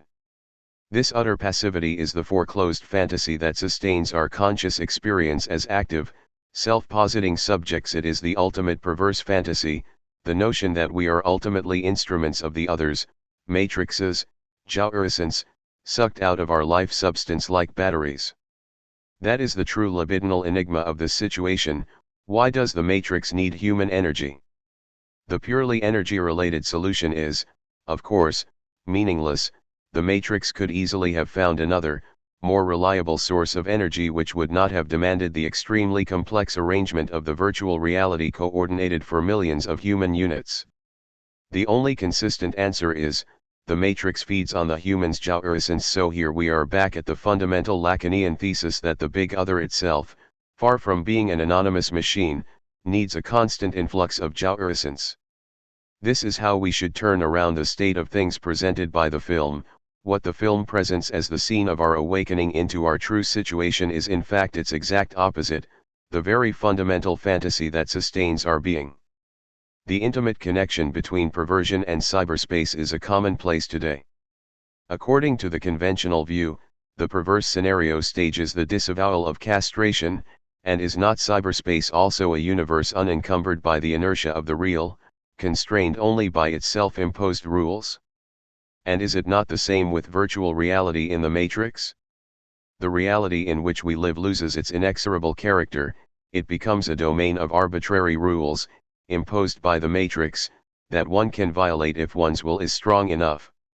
However, according to Lacan, what this conventional notion leaves out of consideration is the unique relationship between the other and the jouissance in perversion.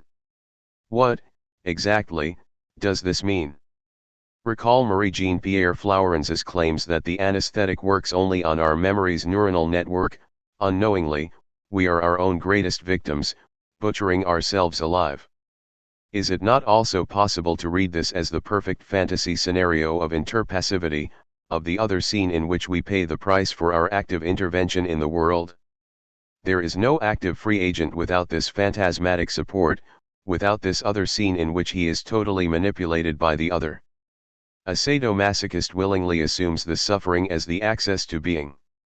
That is the correct insight of the matrix, in its juxtaposition of the two aspects of perversion: on the one hand, reduction of reality to a virtual domain regulated by arbitrary rules that can be suspended; on the other hand, the concealed truth of this freedom, the reduction of the subject to absolute instrumentalized passivity. 12. It is only against this background that we can properly understand how the late capitalist permissive hedonistic discourse motivates subjects. Demand for jouissance without castration, vivre sans temps mort, jouir sans entraves, to recall the famous graffiti from 1968, is the productive ground for the jouissance of the system. Life without boredom, dead time, and enjoyment without restriction, or without castration, inaugurate a new, more radical and invisible form of exploitation. Of course, the inevitable truth of creativity, mobility, and flexibility of labor is the creativity, mobility, and flexibility of the capitalist forms of domination. Point 13. One should note how this stance of constant creativity, mobility, and flexibility in which work and enjoyment coincide is shared by late capitalist subjectivity as well as by the Deleuzian and other grassroots direct democracy movements.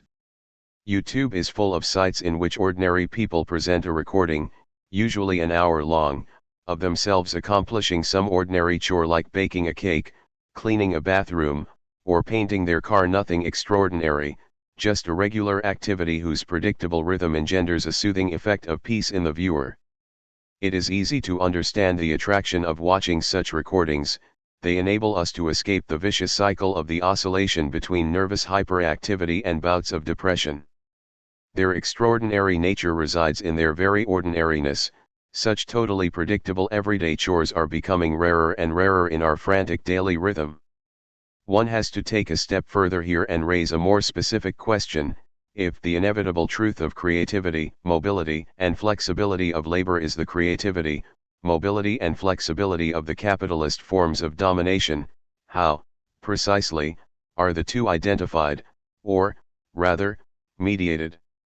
We are dealing with permissive capitalism focused on intense, untrammeled enjoyment, a capitalism whose libidinal economy disavows castration, i.e., a capitalism which no longer relies on the paternal law and is celebrated by its apologists as the reign of generalized perversion. Consequently, since the core of perversion is defined by the couple of sadism and masochism, the question to be raised is, How does the libidinal economy of permissive hedonistic capitalism relate to this couple? In general terms, the difference between sadism and masochism concerns the status of shame. The goal of the sadist's activity is not just to make the victim suffer but to cause shame in the victim, to make him/her ashamed of what is happening to him/her. In masochism, on the contrary, the victim no longer experiences shame, he/she openly displays his/her jouissance. So even if in a masochist performance the same thing goes on as in a sadist exercise, say, a master beating his victim, the line separating the two gets blurred, since behind its contract a subversion of domination took place.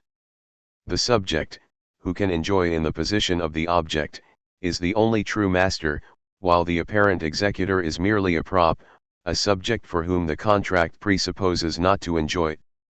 The contract demands a castrated master, deprived of the power to cause shame. 14. In short, the gaze of the master, big other, no longer gives birth to shame and is no longer castrative but itself gets castrated, impotent, unable to control or prevent the servant/victim's jouissance. However, this impotence is deceptive. Subjects offer themselves to the regime's gaze and shamelessly exhibit jouissance, not knowing that the regime in the position they assume establishes the continuity between jouissance and labor. Once in the position of surplus object, the students are themselves studied by the regime's gaze. 15. Is it true, then, that the masochist would indeed be the perfect subject of capitalism, someone who would enjoy being a commodity among others, while assuming the role of surplus labor, the position of the object that willingly satisfies the systemic demands? 16. Is it true that the capitalist regime demands from everyone to become ideal masochists and the actual message of the superego's injunction is, enjoy your suffering, enjoy capitalism? 17. The problem here is, can the contract between capitalist and worker really be compared with the masochistic contract? The first and obvious big difference is that in the labor contract, the capitalist pays the worker, in order to extract from him surplus value, while in the masochistic contract, the victim pays the master to do the work, i.e., to stage the masochistic performance which produces surplus enjoyment in the victim. Is the proletarian masochist, then, the secret master who binds the master capitalist by a contract to torture him in order to gain his own surplus enjoyment? While this version has to be rejected, one should nonetheless assert its underlying principle: jouissance is suffering, a painful excess of pleasure, pleasure in pain, and, in this sense, jouissance is in effect masochistic. Recall that one of Lacan's definitions of jouissance is precisely pleasure in pain. The surplus that transforms pleasure into jouissance is that of pain. However, one should also recall that the masochistic contract sets a limit to the excess, thereby reducing the masochistic spectacle to a sterile theatrical performance. In an endless circular movement of postponement, the spectacle never reaches a climax. In this sense, the masochistic spectacle is rather a kind of pleasurization of jouissance, in contrast to sadism, which goes to the very limit in brutality, although, again, there are also masochists who go to the very limit in torture. 7.3 Master, hysteric, university, analyst. Furthermore, how does class antagonism inscribe itself into the capitalist discourse? Insofar as it functions as university discourse, things are clear: the capitalist is the agent of knowledge who dominates workers, and the product of this domination is, the proletarian pure subject deprived of all substantial content. However, what happens insofar as it functions as the hysteric's discourse? To put it bluntly, what is the class determination of the hysteric as the agent of capitalist discourse? Is the hysteric the proletarian as the product of the university discourse? And is the master, then, he, the hysteric, who provokes the capitalist, who pretends to act as a bearer of knowledge, a rational manager organizing production, but whose truth is being the master who exerts domination? But what if the obverse also holds, i.e., what if the capitalist is a hysteric caught in the infernal self-perpetuating cycle of extended reproduction, provoking his own true master, capital itself? And what if the true agent of knowledge is the worker who keeps running the production process through his know-how? In short, what if the tension between the university discourse and the hysterics discourse runs diagonally across both poles of class antagonism, dividing each of the two? Consequently, when we talk about capitalist discourse, we should bear in mind that this discourse, social link, is split from within, that it functions only if it constantly oscillates between two discourses, discourse of university and discourse of hysteria. Lacan did propose a specific formula for capitalist discourse, in Seminar 18, Le Savoir du Psychanalyste, 1970–1971, unpublished. He plays with the idea of taking the discourse of the master, but with the first, left, couple exchanging places, occupies the place of the agent and the master signifier the place of truth. The connecting lines remain as with the master's discourse, A, S1, S2, but they run diagonally, while the agent is the same as in the discourse of the hysteric, the divided subject. It addresses itself not to the master, but to surplus enjoyment, the product of capitalist circulation. As in the discourse of the master, the other here is the servant's knowledge, or, more and more, scientific knowledge, dominated by the true master, capital itself. Point 18. But it would be easy to show that this discourse cannot stand on its own, that it cannot deliver what it promises, the formula of the eternal self-perpetuating circulation of capital. It should, rather, be taken as an indicator of the impossible fantasy of capitalism, of the spin capitalism introduces into the master's discourse. Since this spin cannot stand on its own, it triggers the split of the master's discourse into the discourse of hysteria and the discourse of the university as the two facets of the capitalist social link. Therein lies the parallax of capitalism, which can also be expressed in terms of the opposition between desire and drive, hysterical desire and perverse drive. The overlapping element of the two is subject, the product of the university discourse and the agent of the hysterics discourse, and, simultaneously, S2, knowledge, the product of the hysterics discourse and the agent of the university discourse. Knowledge works on its other, the object, and the product is the subject. The axis of the impossible is the way the subject relates to its master signifier, which would define its identity. In the reversal to the discourse of hysteria, the agent is now the subject who addresses its other as the master signifier, and the product is knowledge about what the subject is as an object. But since this knowledge is again impossible, we get a reversal into the discourse of the university, which addresses the object. This is the twisted structure of the Mobius strip. Of course, progressing to the end on one side, we all of a sudden find ourselves on the other side. And is the other axis not the axis of master and analyst, with objet A and S1 as the overlapping elements? One should also note that each of these two couples combines a masculine and a feminine sexual logic, masculine university versus feminine hysteria, masculine master versus feminine analyst.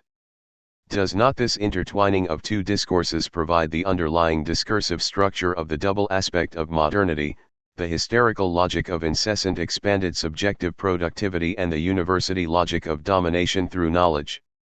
That is to say, what we perceive as modernity is characterized by two different topics. First, it is the notion of subjectivity as a destabilizing force of incessant self-expansion and self-transcending, as the agent possessed by an insatiable desire.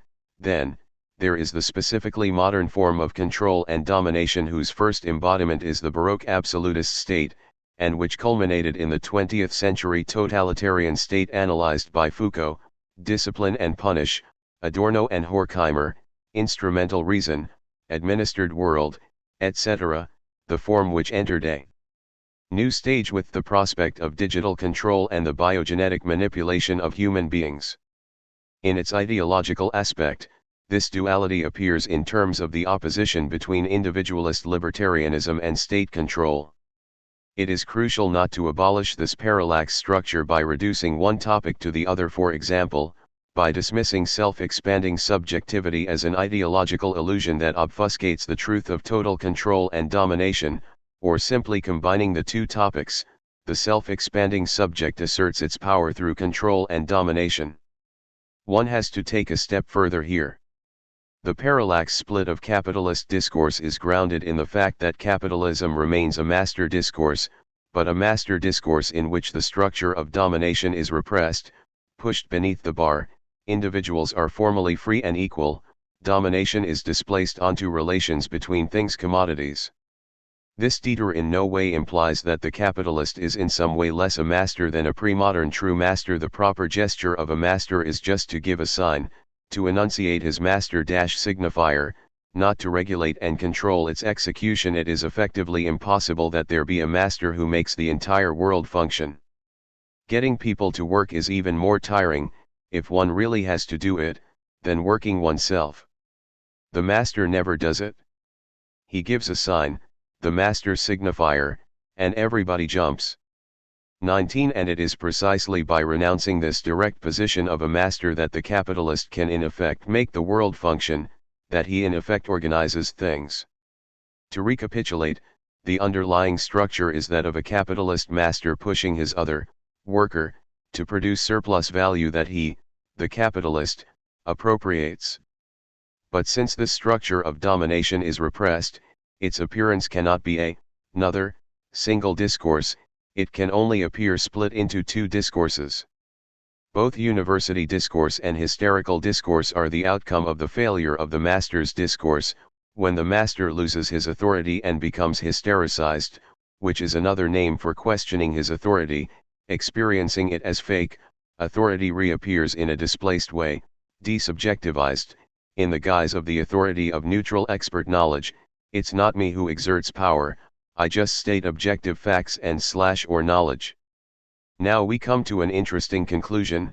If capitalism is characterized by the parallax of hysteria and university discourses, is resistance to capitalism then characterized by the opposite axis of master and analyst? Some old-fashioned orthodox leftists would even maintain that insofar as Miller claimed, capitalist discourse displays the structure of the analyst's discourse, the passage from capitalism to communism should be conceived as the passage from analyst's discourse back to master's discourse. The recourse to master does not necessarily designate the conservative attempt to counteract capitalist dynamics with a resuscitated figure of traditional authority, rather, it points toward the new type of communist master, leader, emphasized by Badiou, who is not afraid to oppose the necessary role of the master to our democratic sensitivity. I am convinced that one has to re-establish the capital function of leaders in the communist process, whichever its stage. 20 A true master is not an agent of discipline and prohibition. His message is not you cannot, nor you have to, but a releasing you can. What?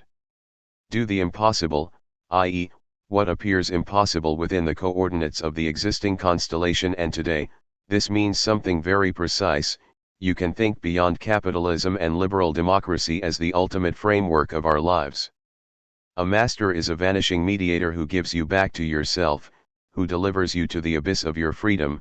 When we listen to a true leader, we discover what we want, or, rather, what we always already wanted without knowing it.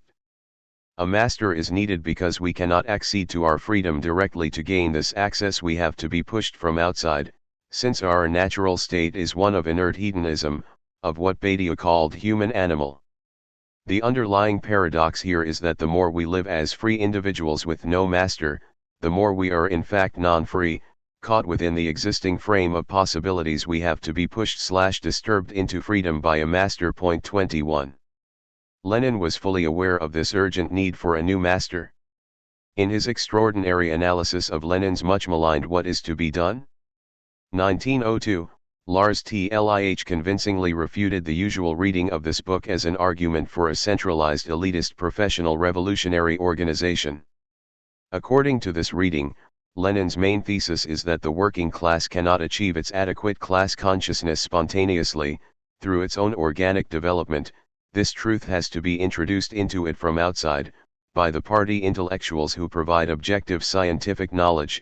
22 There are in fact elements in Lenin's writings which support this interpretation. Just recall his letters to Gorky from fall 191,323 in which, Deeply disturbed by Gorky's support for the humanist ideology of the construction of God, Lenin implies that Gorky succumbed to this deviation because of his bad nerves, and advises him to go to Switzerland and get the best medical treatment. In one of the letters, after making it clear how shocked he is by Gorky's ideas, "Dear Alexei Maximovich, what are you doing, then? Really, it is terrible, simply terrible. Why are you doing this? It is terribly painful. Yours, V.I." Lenin adds a strange postscript, P.S. Take care of yourself more seriously, really, so that you will be able to travel in winter without catching cold. In winter, it is dangerous.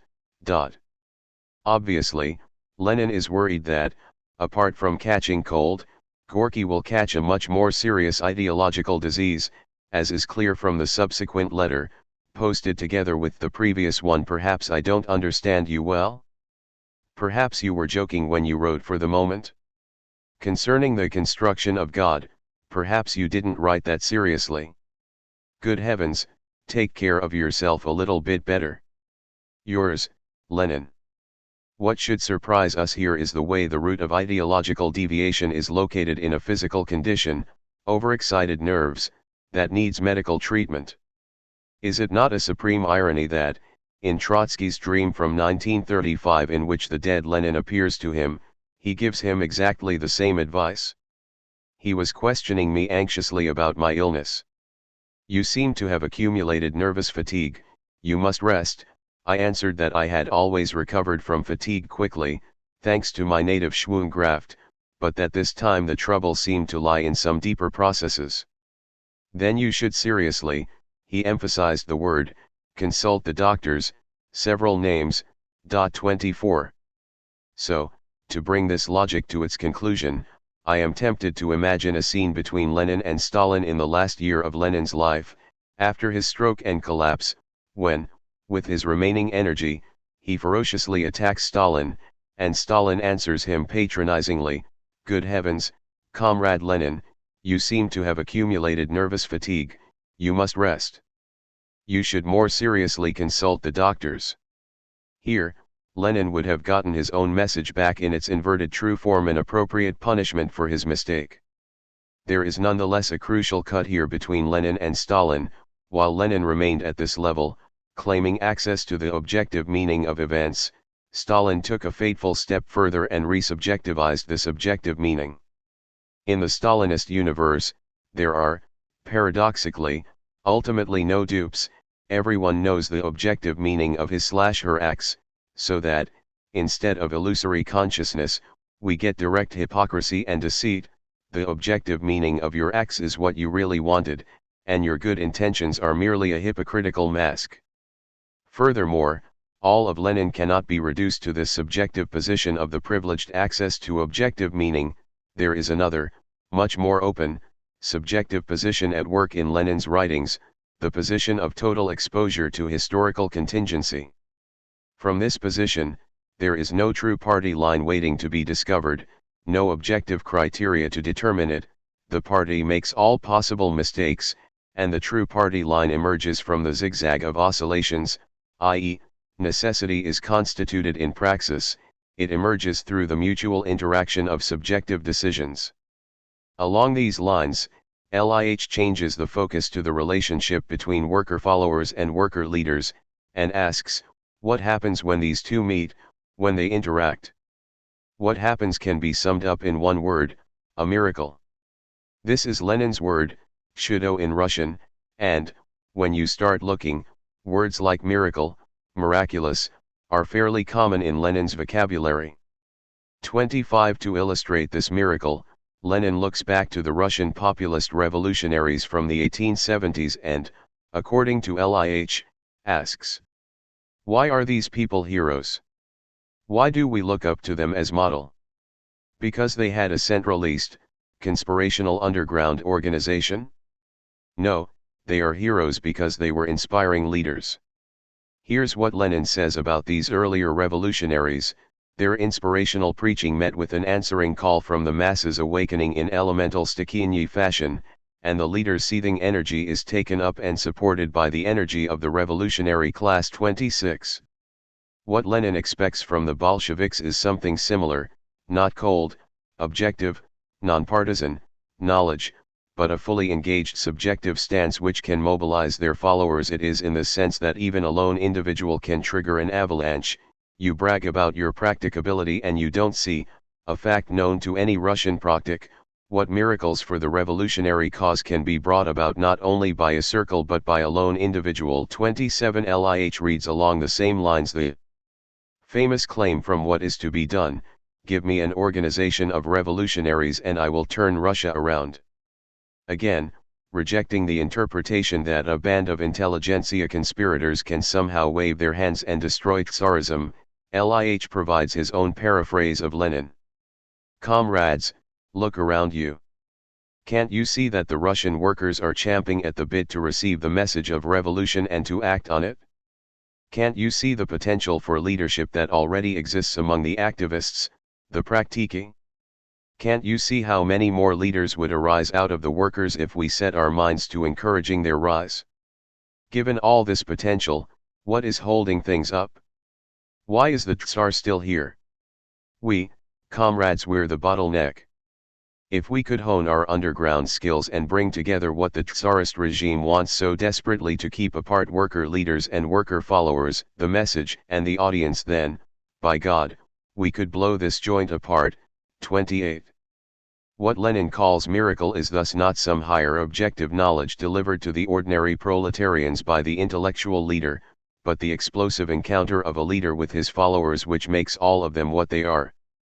Such a master is needed especially in situations of deep crisis. The function of a master here is to enact an authentic division, a division between those who want to drag on within the old parameters and those who are aware of the necessary change.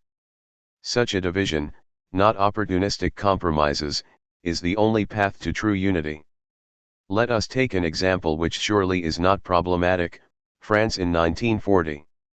Even Jacques Duclos, a key official in the French Communist Party, admitted in a private conversation that if, at that point in time, free elections had been held in France, Marshal Pétain would have won with 90% of the votes. When de Gaulle, in his historic act, refused to acknowledge the capitulation to the Germans and continued to resist, claiming that it was only he, not the Vichy regime, who spoke on behalf of the real France, on behalf of the real France as such, not only on behalf of the majority of the French, what he was saying was deeply true even if it was democratically not only without legitimization, but clearly opposed to the opinion of the majority of the French people. Following the spirit of today's ideology, which demands a shift from traditional hierarchy, a pyramid-like subordination to a master, to pluralizing rhizomatic networks, political analysts like to point out that the new anti-globalist protests all around Europe and the United States, from Occupy Wall Street to Greece and Spain, have no central agency, no central committee, coordinating their activity. There are just multiple groups interacting, mostly through social media like Facebook or Twitter, and coordinating their activity spontaneously. But is this molecular spontaneous self-organization really the most efficient new form of resistance? Is it not that the opposite side, especially capital, already acts more and more as what Deleuzian theory calls the post-Oedipal multitude? Power itself has to enter a dialogue at this level, answering Twitter with Twitter. The Pope and President Trump are now both on Twitter. Tweet culture offers itself as a privileged space of this underground kingdom of obscenities, short snaps, retorts, sarcastic or outraged remarks, with no space for the multiple steps of a line of argumentation. One passage, a sentence, even part of it, is cut out and reacted to. For example, many critics reacted to my analysis of the anti-Semitic figure of the Jew as a foreign intruder that disturbs social harmony by accusing me of anti-Semitism, totally ignoring the fact that the claim about Jews as the foreign intruder is for me the very claim I reject as the exemplary ideological operation of obfuscating social antagonisms. They simply cut those words out of the line of argumentation and used them to attack me. The stance that sustains these tweet rejoinders is a mixture of self-righteousness, political correctness, and brutal sarcasm, The moment anything that sounds problematic is perceived, a reply is automatically triggered, usually a PC cliché. As such, tweet culture is deeply impregnated by the stance of post-factuality, which does not mean simply lying but an active ignorance of truth, a practice of indifference toward truth. Statements continue to circulate even after they are proven factually wrong. Furthermore, as for the molecular self-organizing multitude against the hierarchical order sustained by the reference to a charismatic leader, note the irony of the fact that Venezuela, a country praised by many for its attempts to develop modes of direct democracy, local councils, cooperatives, workers running factories, is also a country whose president was Hugo Chavez, a strong charismatic leader if ever there was one. It is as if the Freudian rule of transference is at work here also. In order for individuals to reach beyond themselves, to break out of the passivity of representative politics and engage as direct political agents, the reference to a leader is necessary, a leader who allows them to pull themselves out of the swamp like Baron Munchausen, a leader who is supposed to know what they want. The only path to liberation leads through transference. In order to effectively rouse individuals from their dogmatic democratic slumber, from their blind reliance on institutionalized forms of representative democracy, appeals to direct self-organization are not enough, a new figure of the master is needed. Recall the famous lines from Arthur Rimbaud's A une raison, to a reason. A tap of your finger on the drum releases all sounds and initiates the new harmony. A step of yours is the conscription of the new men and their marching orders. You look away, the new love. You look back, the new love. There is absolutely nothing inherently fascist in these lines. The supreme paradox of the political dynamic is that a master is needed to pull individuals out of the quagmire of their inertia and motivate them toward the self-transcending emancipatory struggle for freedom. Novalis, usually perceived as a representative of the conservative turn of Romanticism, was well aware of this paradox, and he proposed an extreme version of the infinite judgment. Monarchy is the highest form of republic. No king can exist without republic and no republic without a king. The true measure of a republic consists in the lived relation of the citizens to the idea of the whole in which they live. The unity that a law creates is merely coercive. The unifying factor must be a sensual one, a comprehensive human embodiment of the morals that make a common identity possible. For Novalis, the best such mediating factor for the idea of the republic is a monarch. While the institution might satisfy our intellect, it leaves our imagination cold. A living, breathing human being, provides us with a symbol that we can more intuitively embrace as standing in relation to our own existence. The concepts of the republic and monarch are not only reconcilable, but presuppose one another. 29. Is not Badiou making a similar claim when he underscores the necessity of a leader? Novalis's point is not just the banality that identification should not be merely intellectual, the point made also by Freud in group psychology and the analysis of the ego. The core of his argument concerns the performative dimension of political representation. In an authentic act of representation, people do not simply represent, assert through a representative, what they want, they become aware of what they want only through the act of representation.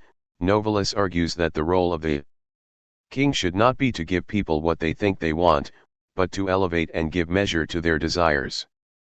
The political, or the force that binds people together, should be a force that gives measure to desires rather than merely appealing to desires. 30. However, no matter how emancipatory this new master is, he has to be supplemented by another discursive form.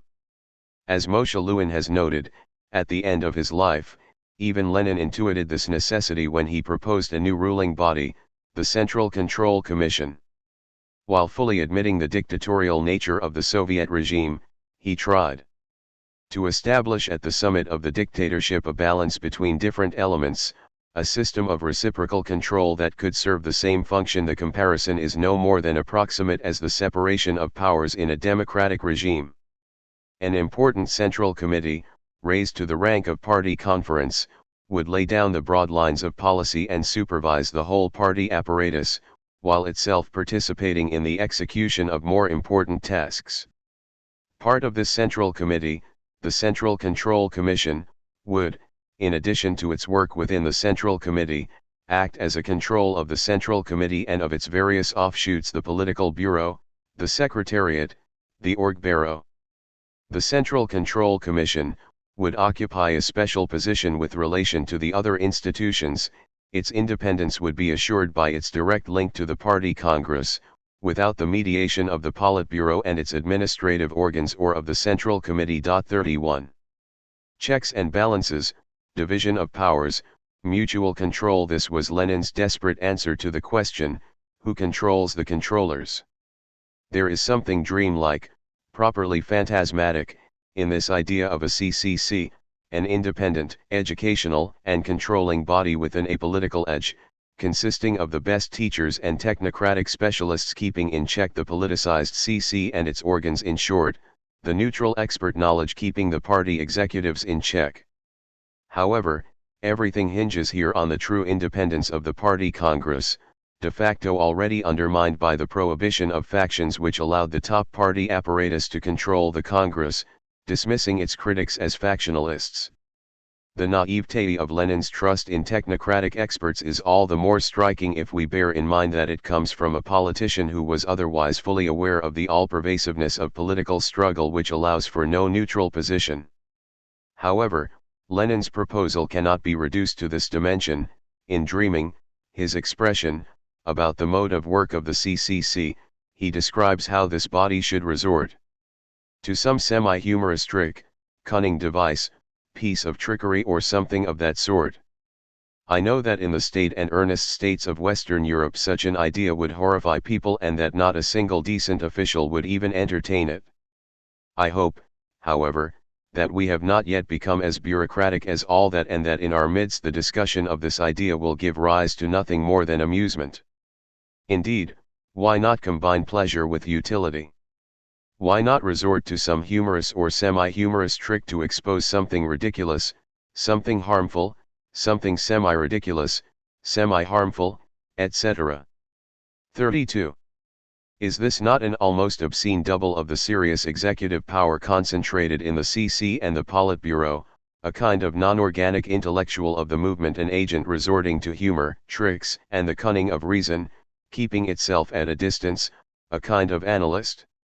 To properly locate this reading of Lenin, we should take note of the historicity inscribed into Lacan's matrix of four discourses, the historicity of modern European development. 33 The master's discourse stands not for the pre-modern master, but for absolute monarchy, this first figure of modernity that effectively undermined the articulate network of feudal relations and interdependences, transforming fidelity to flattery, etc. It is the Sun King Louis XIV, with his l'état, c'est moi, who is the master par excellence.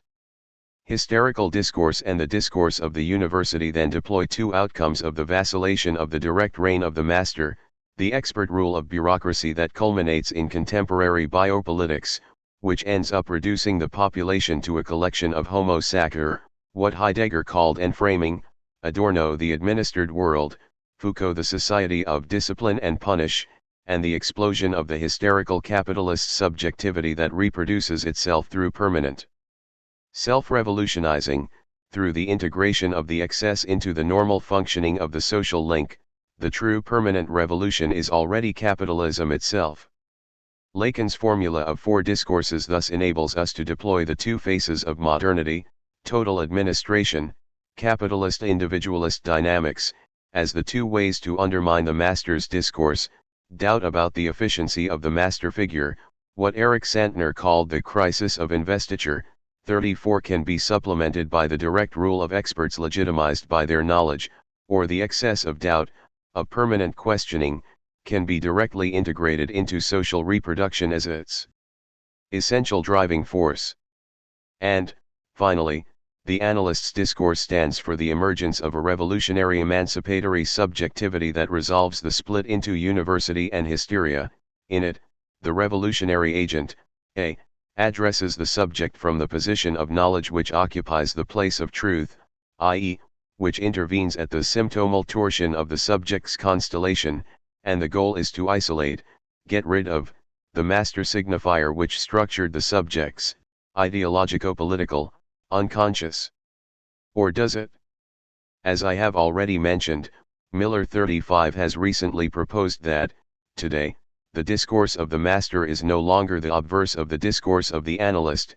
Today, on the contrary, our civilization itself, its hegemonic symbolic matrix, as it were, fits the formula of the discourse of the analyst. The agent of the social link today is a surplus enjoyment, the superego injunction to enjoy. This injunction addresses the divided subject, who is put to work in order to live up to this injunction. If there ever was a superego injunction, it is the famous Oriental wisdom, don't think, just do it.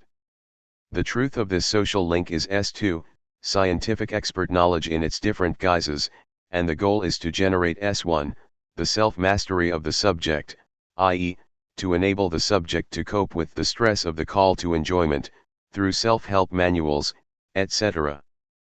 Provocative as this notion is, it raises a series of questions. If it is true, where, then, is the difference between the discursive functioning of civilization as such and of the psychoanalytic social link? Here Miller resorts to a suspicious solution. In our civilization, the four terms are kept apart, isolated, each operates on its own, while only in psychoanalysis are they brought together into a coherent link. In the civilization, each of the four terms remains disjoined. It is only in psychoanalysis, in pure psychoanalysis, that these elements are arranged into a discourse. 36. However, is it not that the fundamental operation of psychoanalytic treatment is not synthesis, bringing elements into a link, but, precisely, analysis, separating what in a social link appears to belong together? This path, opposed to that of Miller, is indicated by Giorgio Agamben who, in the last pages of The State of Exception 37 imagines two utopian options for breaking out of the vicious cycle of law and violence, of the rule of law sustained by violence. One is the Benjaminian vision of pure revolutionary violence with no relationship to the law, the other is the relationship to the law without regard to its violent enforcement. What Jewish scholars are doing in their endless interpretation of the law. Agamben starts from the correct insight that the task today is not synthesis but separation, distinction, not bringing law and violence together, so that right will have might and the exercise of might will be fully legitimized, but completely separating them, untying their knot. Although Agamben confers on this formulation an anti-Hegelian twist, a more proper reading of Hegel makes it clear that such a gesture of separation is what the Hegelian synthesis is actually about. In it, the opposites are not reconciled in a higher synthesis, it is rather that their difference is posited as such. The example of St. Paul may help us to clarify this logic of Hegelian reconciliation. The radical gap that he posits between life and death, between life in Christ and life in sin, is in no need of further synthesis. It is itself the resolution of the absolute contradiction of law and sin, of the vicious cycle of their mutual implication. In other words, once the distinction is drawn, once the subject becomes aware of the very existence of this other dimension beyond the vicious cycle of law and its transgression, the battle is formally already won. However, is this vision not another case of our late capitalist reality going further than our dreams? Are we not already encountering in our social reality what Agamben envisages as a utopian vision? Is the Hegelian lesson of the global reflexivization mediatization of our lives not that it generates its own brutal immediacy, which was best captured by Etienne Balibar's notion of excessive, non-functional cruelty as a feature of contemporary life, a cruelty whose figures range from fundamentalist racist and or religious slaughter to the senseless outbursts of violence by adolescents and the homeless in our megalopolises, a violence one is tempted to call evil, a violence grounded in no utilitarian or ideological reasons. All the talk about foreigners stealing work from us, or the threat they represent to our Western values, should not deceive us. Under closer examination, it soon becomes clear that this talk provides a rather superficial secondary rationalization. The answer we ultimately obtain from a skinhead is that it makes him feel good to beat up foreigners, that their presence disturbs him. What we encounter here is indeed evil, i.e., evil structured and motivated by the most elementary imbalance in the relationship between the ego and jouissance, by the tension between pleasure and the foreign body of jouissance at the very heart of it.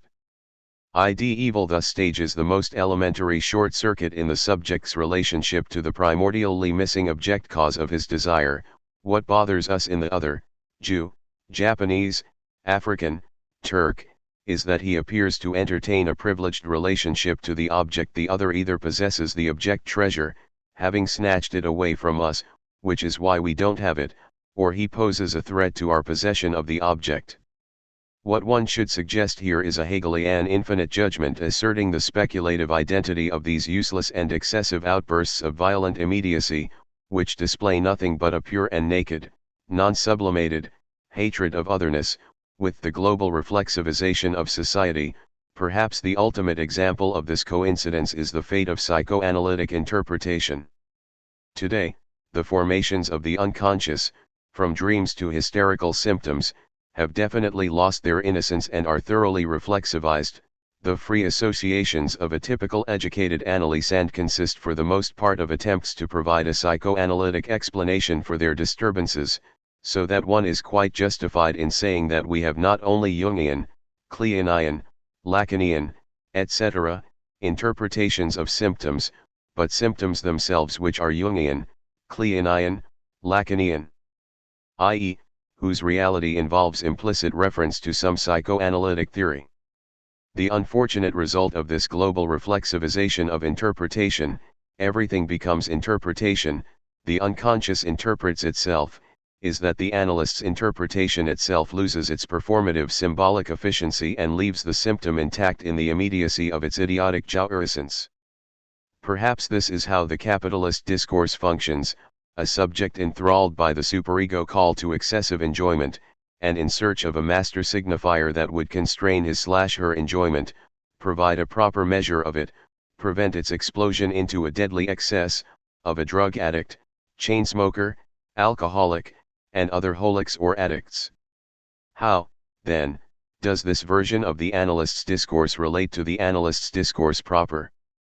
Perhaps one reaches here the limit of Lacan's formalization of discourses, so that one should introduce another set of distinctions specifying how the same discourse can function in different modalities. What one should do here is distinguish between the two aspects of objet clearly discernible in Lacan's theory, objet as the void around which desires and/or drives circulate, and objet as the fascinating element that fills in this void, since, as Lacan repeatedly emphasizes, objet has no substantial consistency, it is just the positivization of a void.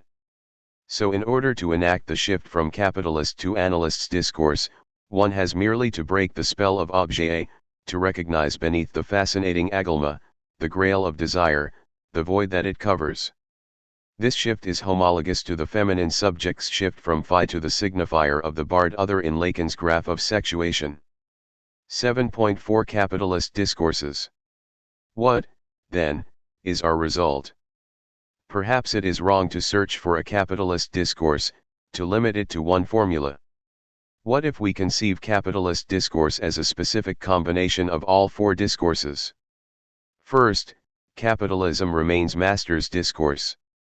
Capital, the master, appropriates knowledge, the servant's savoir-faire extended by science, keeping under the bar the proletarian which produces a surplus enjoyment in the guise of surplus value. However, owing to the displacement of the standard of domination in capitalism, individuals are formally free and equal. This starting point splits into two, hysteria and university, so that the final result is the capitalist version of the analyst's discourse, with surplus enjoyment/value in command. To conclude with a short conceptual clarification, this complexity which culminates in the surprising fact that the same formula of a discourse can function as the formula of the capitalist discourse as well as the formula of the analyst's discourse is grounded in the distinction between an element and the place this element occupies. Jean-Claude Milner 38 has shown how, with his theory of four discourses developed as a reaction to the turmoil of the events of May 1968, Lacan moved away from the strict structuralist paradigm in which elements are deprived of any substantial identity, since their identity is purely differential, a signifier is only its difference from other signifiers, or, as Saussure stated, in language there are no positive terms, only differences. The matrix of the four discourses is, on the contrary, based on the difference between a place and the element which occupies it. There are four places: agent, other, truth, product, and four elements, S1, S2, A, each of which consecutively occupies each of the places, which means that each element must possess a distinctive identity independently of the place it occupies. However, upon closer inspection things immediately get complicated. First, the paradox is that the four elements, S1, S2, A, far from possessing a substantial identity, deploy the elementary structure of the differential signifying order. Any differential network of signifiers has to be supplemented by an empty signifier which gives body to the difference as such. This signifier represents the void, subject, in the signifying network. However, this representation inevitably fails, and the product of this failure is a remainder, A, the subject-subjectal counterpart. So while the elements are differential, the places occupied by these elements, agent, other, truth, product, are not. Each of them has some kind of substantial weight. Second, upon closer inspection, it is immediately obvious that all four discourses are not equal. The master's discourse has clear priority, it is in a way the discourse as such, and the other three discourses are ultimately the outcome of its failure, its variations, or inversions. The master signifier is the agent of the discourse. It stands for the initial gesture or intervention that establishes a discursive link. The other is ultimately the signifying chain, knowledge, into which the agent intervenes, the truth of the agent hidden beneath the agent's symbolic identity, provided by the master signifier, is the abyss of the subject that eludes signifying representation, and, finally, the product of this failure of representation is objet A, a quasi-object in the guise of which the lack assumes positive existence, appears as an object. Third and crucial point: how does it become possible for the gap between place and element to appear? It is only this gap that enables different elements to occupy the same place one after another. Lacan's answer is, through what Freud called primordial repression, which is equivalent to the rise of the symbolic order as such. More precisely, this means that there is a self-redoubling that is immanent to the symbolic order. Saussure himself used a wonderful, simple example of a train which, according to the timetable, is supposed to depart from Paris to Lyon at, say, 4:10 p.m. In the symbolic order, this train remains the 4:10 to Lyon even if there is a delay, so that it is quite acceptable to say the 4:10 to Lyon will depart at 4:25. In this way, the designation the 4:10 to Lyon becomes an empty signifier, a signifier emptied of its factual content, whenever it actually departs, or even if, by mistake or owing to an accident, it ends up in Bordeaux and not in Lyon. In all possible worlds it will remain the 4:10 to Lyon. Saul Kripke called such a signifier a rigid designator. Lacan calls this gap that separates the pure signifying determination 4:10 to Lyon from the factual accidents of time and place symbolic castration. Another example would be the way one addressed kings in traditional societies.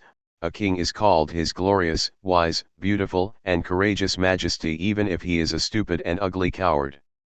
The classic case of the fetishist disavowal of symbolic castration is, of course, that of a king who thinks he is in himself a king. What he is as the result of his location in the network of social symbolic relations is misperceived as his immediate property. However, one should always bear in mind that we rarely encounter such a pure case. The predominant mode of disavowal is, rather, characterized by statements like "Don't be afraid, beneath my official insignia I am just an ordinary person with the dreams and fears we all share."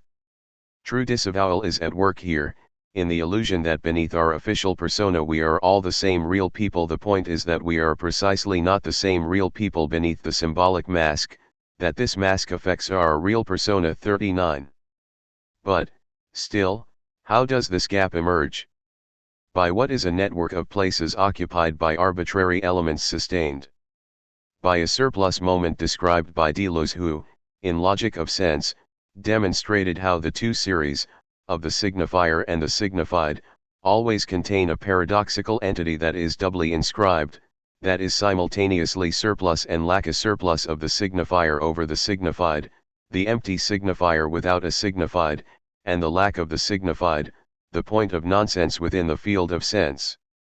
In other words, as soon as the symbolic order emerges, a minimal difference is introduced between a structural place and the element that occupies or fills out this place. An element is always logically preceded by the place in the structure it fills out. The two series, therefore, can also be described as the empty formal structure, signifier, and the series of elements filling out the empty places in the structure, signified. From this perspective, the paradox consists in the fact that the two series never overlap. We always encounter an entity that is simultaneously, with regard to the structure, an empty, unoccupied place and, with regard to the elements, a rapidly moving, elusive object, an occupant without a place. We have thereby produced Lacan's formula of fantasy A, since the matheme for the subject is, an empty place in the structure, an elided signifier, while objet is, by definition, an excessive object, an object that lacks a place in the structure. Consequently, the point is not simply that there is a surplus of an element over the places available in the structure, or the surplus of a place that has no element to fill it out. An empty place in the structure would still sustain the fantasy of an element that will emerge to fill the place. An excessive element lacking its place would still sustain the fantasy of some as yet unknown place waiting to be filled. The point is, rather, that the empty place in the structure is strictly correlative to the errant element lacking its place. They are not two different entities, but two sides of one and the same entity, that is, one and the same entity inscribed onto the two surfaces of a Mobius strip. In other words, the gap that separates places from elements is sustained by an empty place, with no element to fill it in, which is the same as an excessive element for which there is no place. The moment all places in a structure were filled by elements, and all elements were to find their proper place, the structure would collapse into the real. Chapter 8: The Politics of Alienation and Separation. 8.1 Alienation, Constitutive and Constituted. The topic of alienation plays a central role in so-called warm humanist Marxism. To put it briefly, humanist Marxism remains stuck within the confines of the abstract opposition of mechanism and organism, i.e., its vision of overcoming alienation remains that of the early, Romantic Hegel. As such, it does not provide a sufficient reply to cold Stalinist orthodoxy. It is not a solution, but part of the problem. It is here that Lacan's intervention is crucial. It enables us to break out of the alternative between warm humanist Marxism, which sees the main task of the revolutionary process in the overcoming of alienation and the establishment of a transparent society of free individuals, and the cold universe of dialectical and historical materialism with its objective laws of history, a world in which there is no room for concepts like alienation. Lacan also asserts a fundamental alienation of the human subject, an alienation which is constitutive of being human, alienation in the symbolic order. A human subject is not only a speaking being but, more radically, a being spoken, traversed by language. Its truth lies outside itself, in the disintegrated symbolic order which forever eludes human control. Every dream of appropriating this alienated symbolic substance, of subordinating it to human subjectivity, is a humanist illusion. But does this mean that alienation, in the symbolic order, is simply an inevitable condition of human subjectivity, a kind of transcendental a priori of being human? Furthermore, when Marx writes about alienation, it is clear that he perceives the goal of revolutionary emancipation as the overcoming of alienation. Even in his mature work, where the notion is rarely used, the vision of communism is clearly that of a society organized in a transparent way and regulated by free collective subjectivity. The flip side of commodity fetishism is the appearance that there is a more fundamental and unalienated position in the background, a position from which it would be possible to cognize the mistake that determines commodity fetishism. One true, But is precisely this appearance not the basic premise not only of the early Marx but also of the mature Marx of the critique of political economy? So it is Marx himself who does not rigorously follow the basic axiom of his critique of political economy, the notion of alienation as a structural a priori which implies a gap between knowledge and truth, between a subject fully, conscious of his social position and the properly politicized subject, a subject caught in an antagonistic process which precludes any self-transparency. If, however, we accept that the alienation of the labor force cannot be abolished, what are the precise political implications of this thesis? For Marx, alienation of the labor force is directly identified with its self-commodification. Should we then distinguish some more basic ontological alienation, a kind of transcendental a priori of human history, from the specific case of self-commodification? To resolve this deadlock, Tomczyk introduces the distinction between constitutive alienation, alienation that is equivalent to structure, and constituted alienation, for instance, commodity fetishism, which follows from the misperception of the relation between the appearance of value and the structure that causes this appearance. To conceived in this way, communism stands not for the end of alienation but merely for the end of the commodity form as the form of social relations, i.e., not for the end of constitutive alienation but merely for the end of a historically specific form of constituted alienation. However, the question to be raised here is, but is not the greatest illusion the illusion that we can have pure constitutive alienation without its fetishistic mystification? How, then, can we bring together Marx and Lacan? Tomczyk formulates the alternative between humanist subjectivist Marxism and his version of reading Marx through Lacan in the following terms: does a radical political program of liberation necessitate the dissolution of the link between subjectivity and negativity?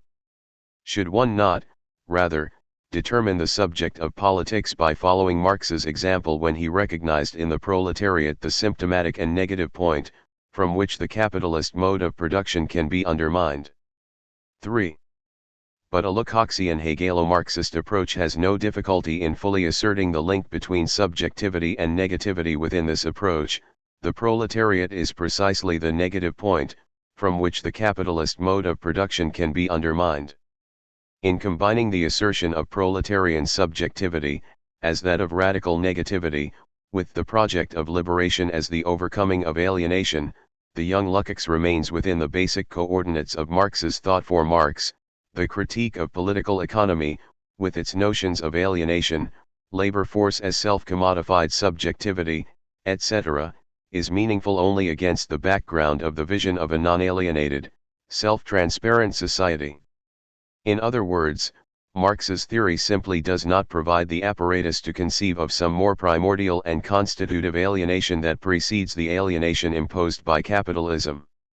In order to conceive of this Marxian notion of the proletariat, of the proletarian subjective position, correctly, one has to distinguish this subjective position from the orthodox Stalinist notion of the Communist Party as the bearer of objective knowledge about the historical process.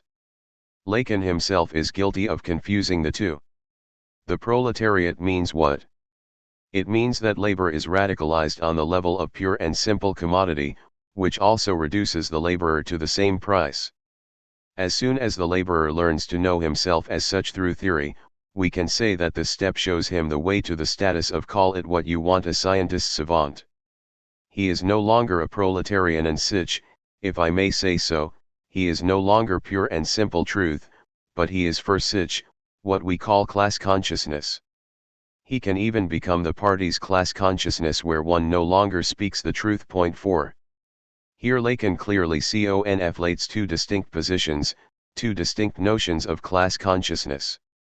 First, the Stalinist notion of consciousness as objective knowledge, a cognition of objective social reality with no immanent practical dimension. Praxis enters afterward, i.e., after I get to know how things objectively stand, I decide to act accordingly. This is how Stalinist Marxism distinguishes between scientific theory and proletarian ideology. First, objective theory provides a true insight into reality, then, on the basis of this insight, the Revolutionary Party develops a revolutionary ideology in order to mobilize the working class and their allies. It is in this sense that, On Dialectical and Historical Materialism, Stalin wrote, "We must not base our orientation on the strata of society which are no longer developing, even though they at present constitute the predominant force, but on those strata which are developing and have a future before them, even though they at present do not constitute the predominant force." In the 80s of the past century, in the period of the struggle between the Marxists and the Narodniks, the proletariat in Russia constituted an insignificant minority of the population, whereas the individual peasants constituted the vast majority of the population. But the proletariat was developing as a class, whereas the peasantry as a class was disintegrating. And just because the proletariat was developing as a class, the Marxists based their orientation on the proletariat. And they were not mistaken, for, as we know, the proletariat subsequently grew from an insignificant force into a first-rate historical and political force.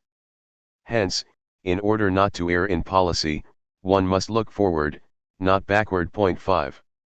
In short, first I establish through cold, objective analysis which is the winning horse, and only then do I place my bet, a stance totally opposed to that of Lukács who, in History and Class Consciousness, uses self-consciousness not as a term for passive reception/representation or awareness, but as the unity of intellect and will.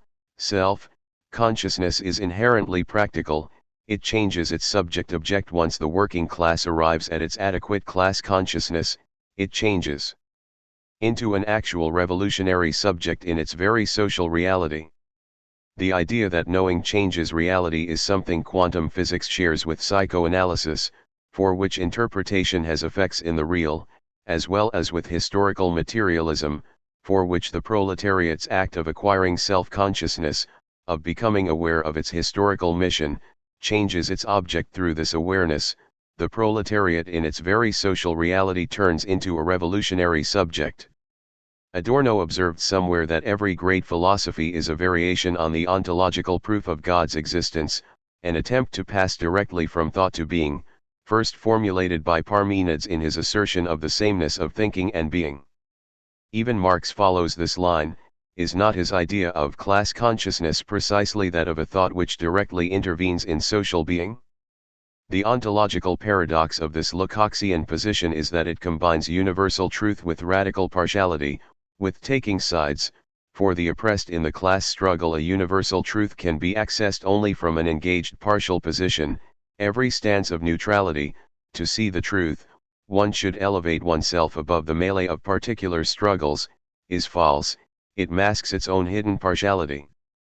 Lacan thus blurs the distinction between the dialectical materialist notion of consciousness as the cognitive reflection of objective reality, as a medium passively mirroring it, and Georgy Lukács's notion, explained in History and Class Consciousness, of the act of self-consciousness as the constitution of a historical agent, an act of cognition which changes the object of cognition. This performative dimension is what is missing in the dialectical materialist notion of cognition.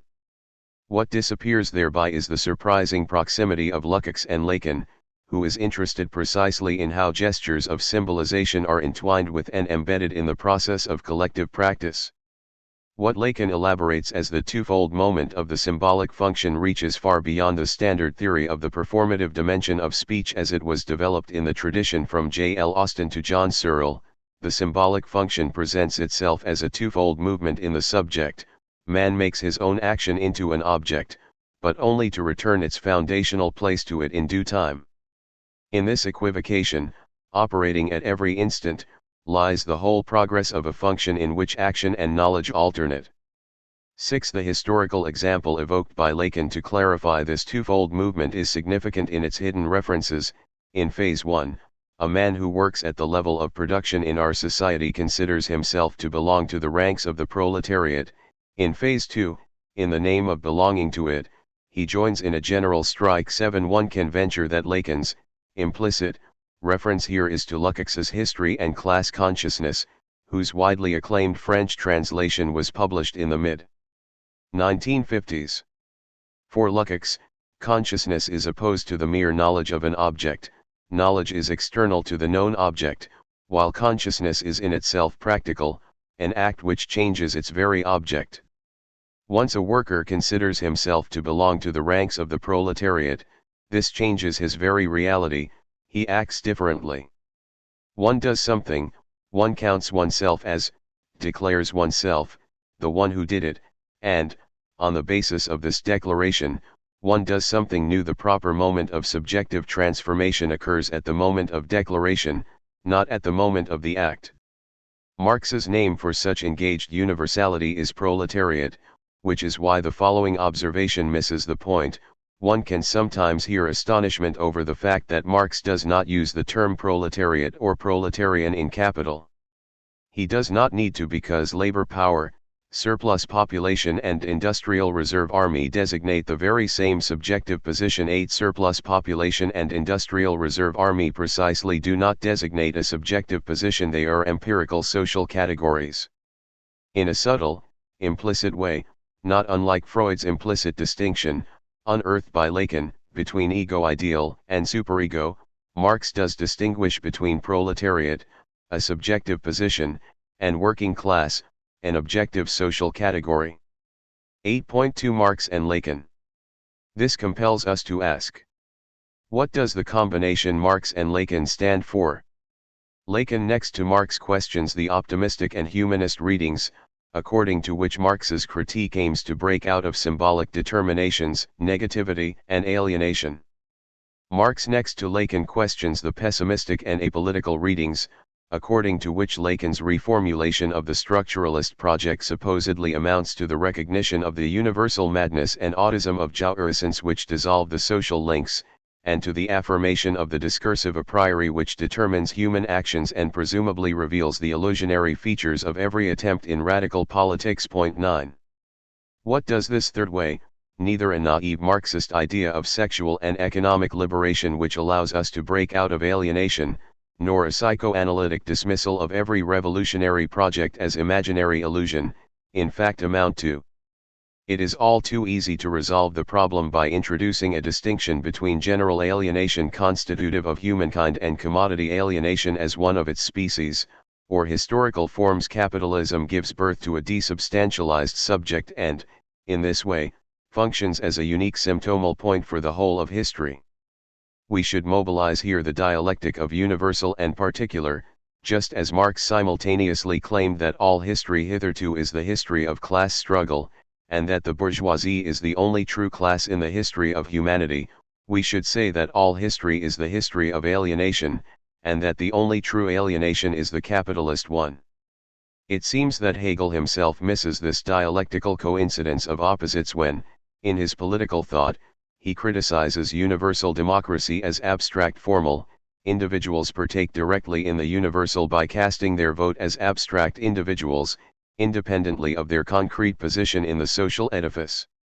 Against this immediacy, which precludes any actual representation, Hegel advocates corporate representation mediated by my particular belonging to an estate.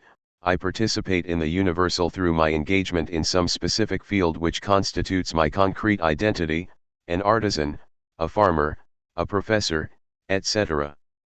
What Hegel ignores here is the fact that in our societies, as a rule, the particular place I occupy in the social edifice is deeply antagonistic, it is experienced as thwarting the full deployment of my potential. What he ignores is a class antagonism that cuts across the entire social edifice. It is being caught in this antagonism that makes a subject universal, it is an antagonism that cannot be reduced to particularity. More precisely, when and how do I experience myself as universal, subject, i.e., when does my universality become for myself, a feature of how I relate to myself, not just in itself, not just my objective property? When I am brutally dislocated from my particular identity. For instance, how does my desire become universal? Through its hystericization, when no particular object can satisfy it, when, apropos of every particular object, I experience how cen est possible. That's not it. This is why, for Marx, the proletariat is the universal class, because it is a class which is a non-class, which cannot identify itself as a class. We thus have to reverse the standard Platonic notion of particularity as a failed universality, as a fall from the purity of the universal idea. The universal emerges only at the site of a failed particularity. Jean-Claude Milner wrote, "Value represents what of labor power is contained in each object that carries value, but it can only represent it in commodity exchange, that is, for another value. But labor power is simply the subject. It is Marx's name for the subject."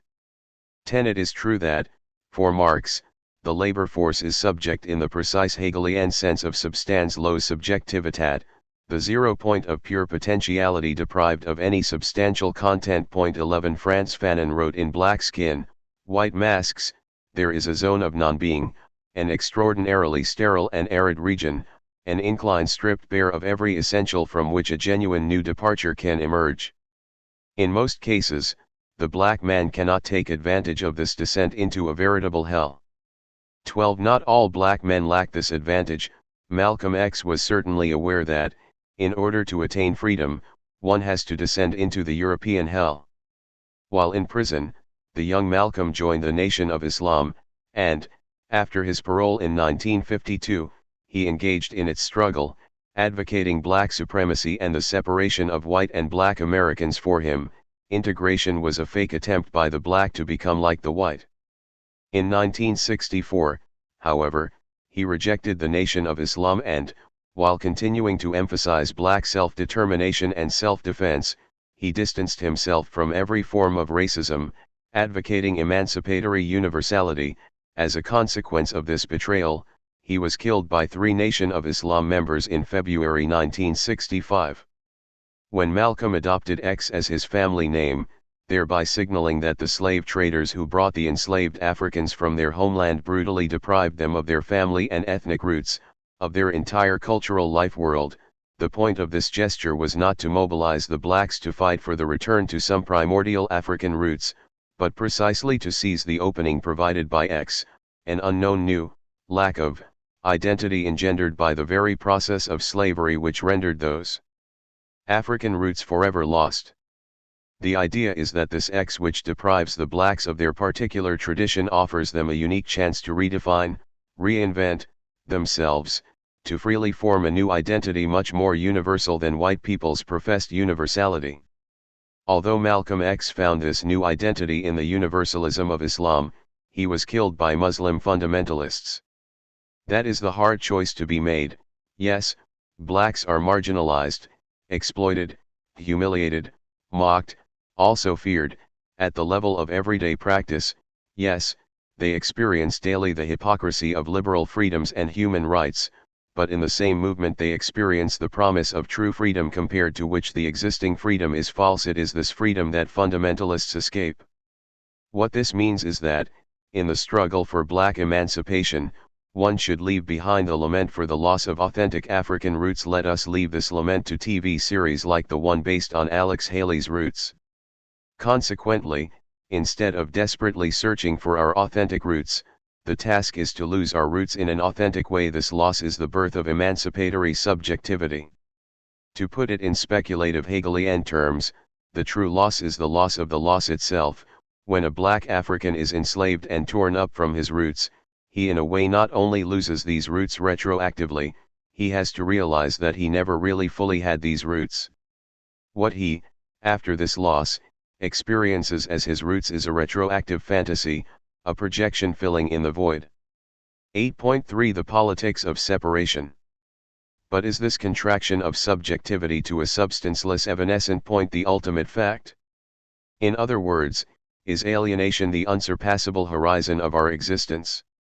Although Tomczyk seems to endorse this notion, he points the way beyond it when he claims that constitutive alienation does not address solely the alienation of the subject but above all the alienation of the other.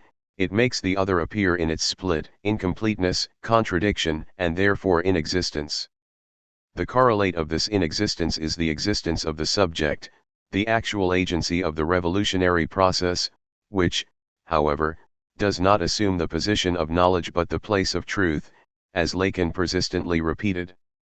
Because the subject is produced, brought into existence in and through the gap in the other, In other words, because there is a social entity, the proletariat, which articulates a universal demand for change in the name of all, being the social embodiment of a universal subjective position, this very enunciation grounds politics on the link between inexistence, alienation, and universality. Point 13.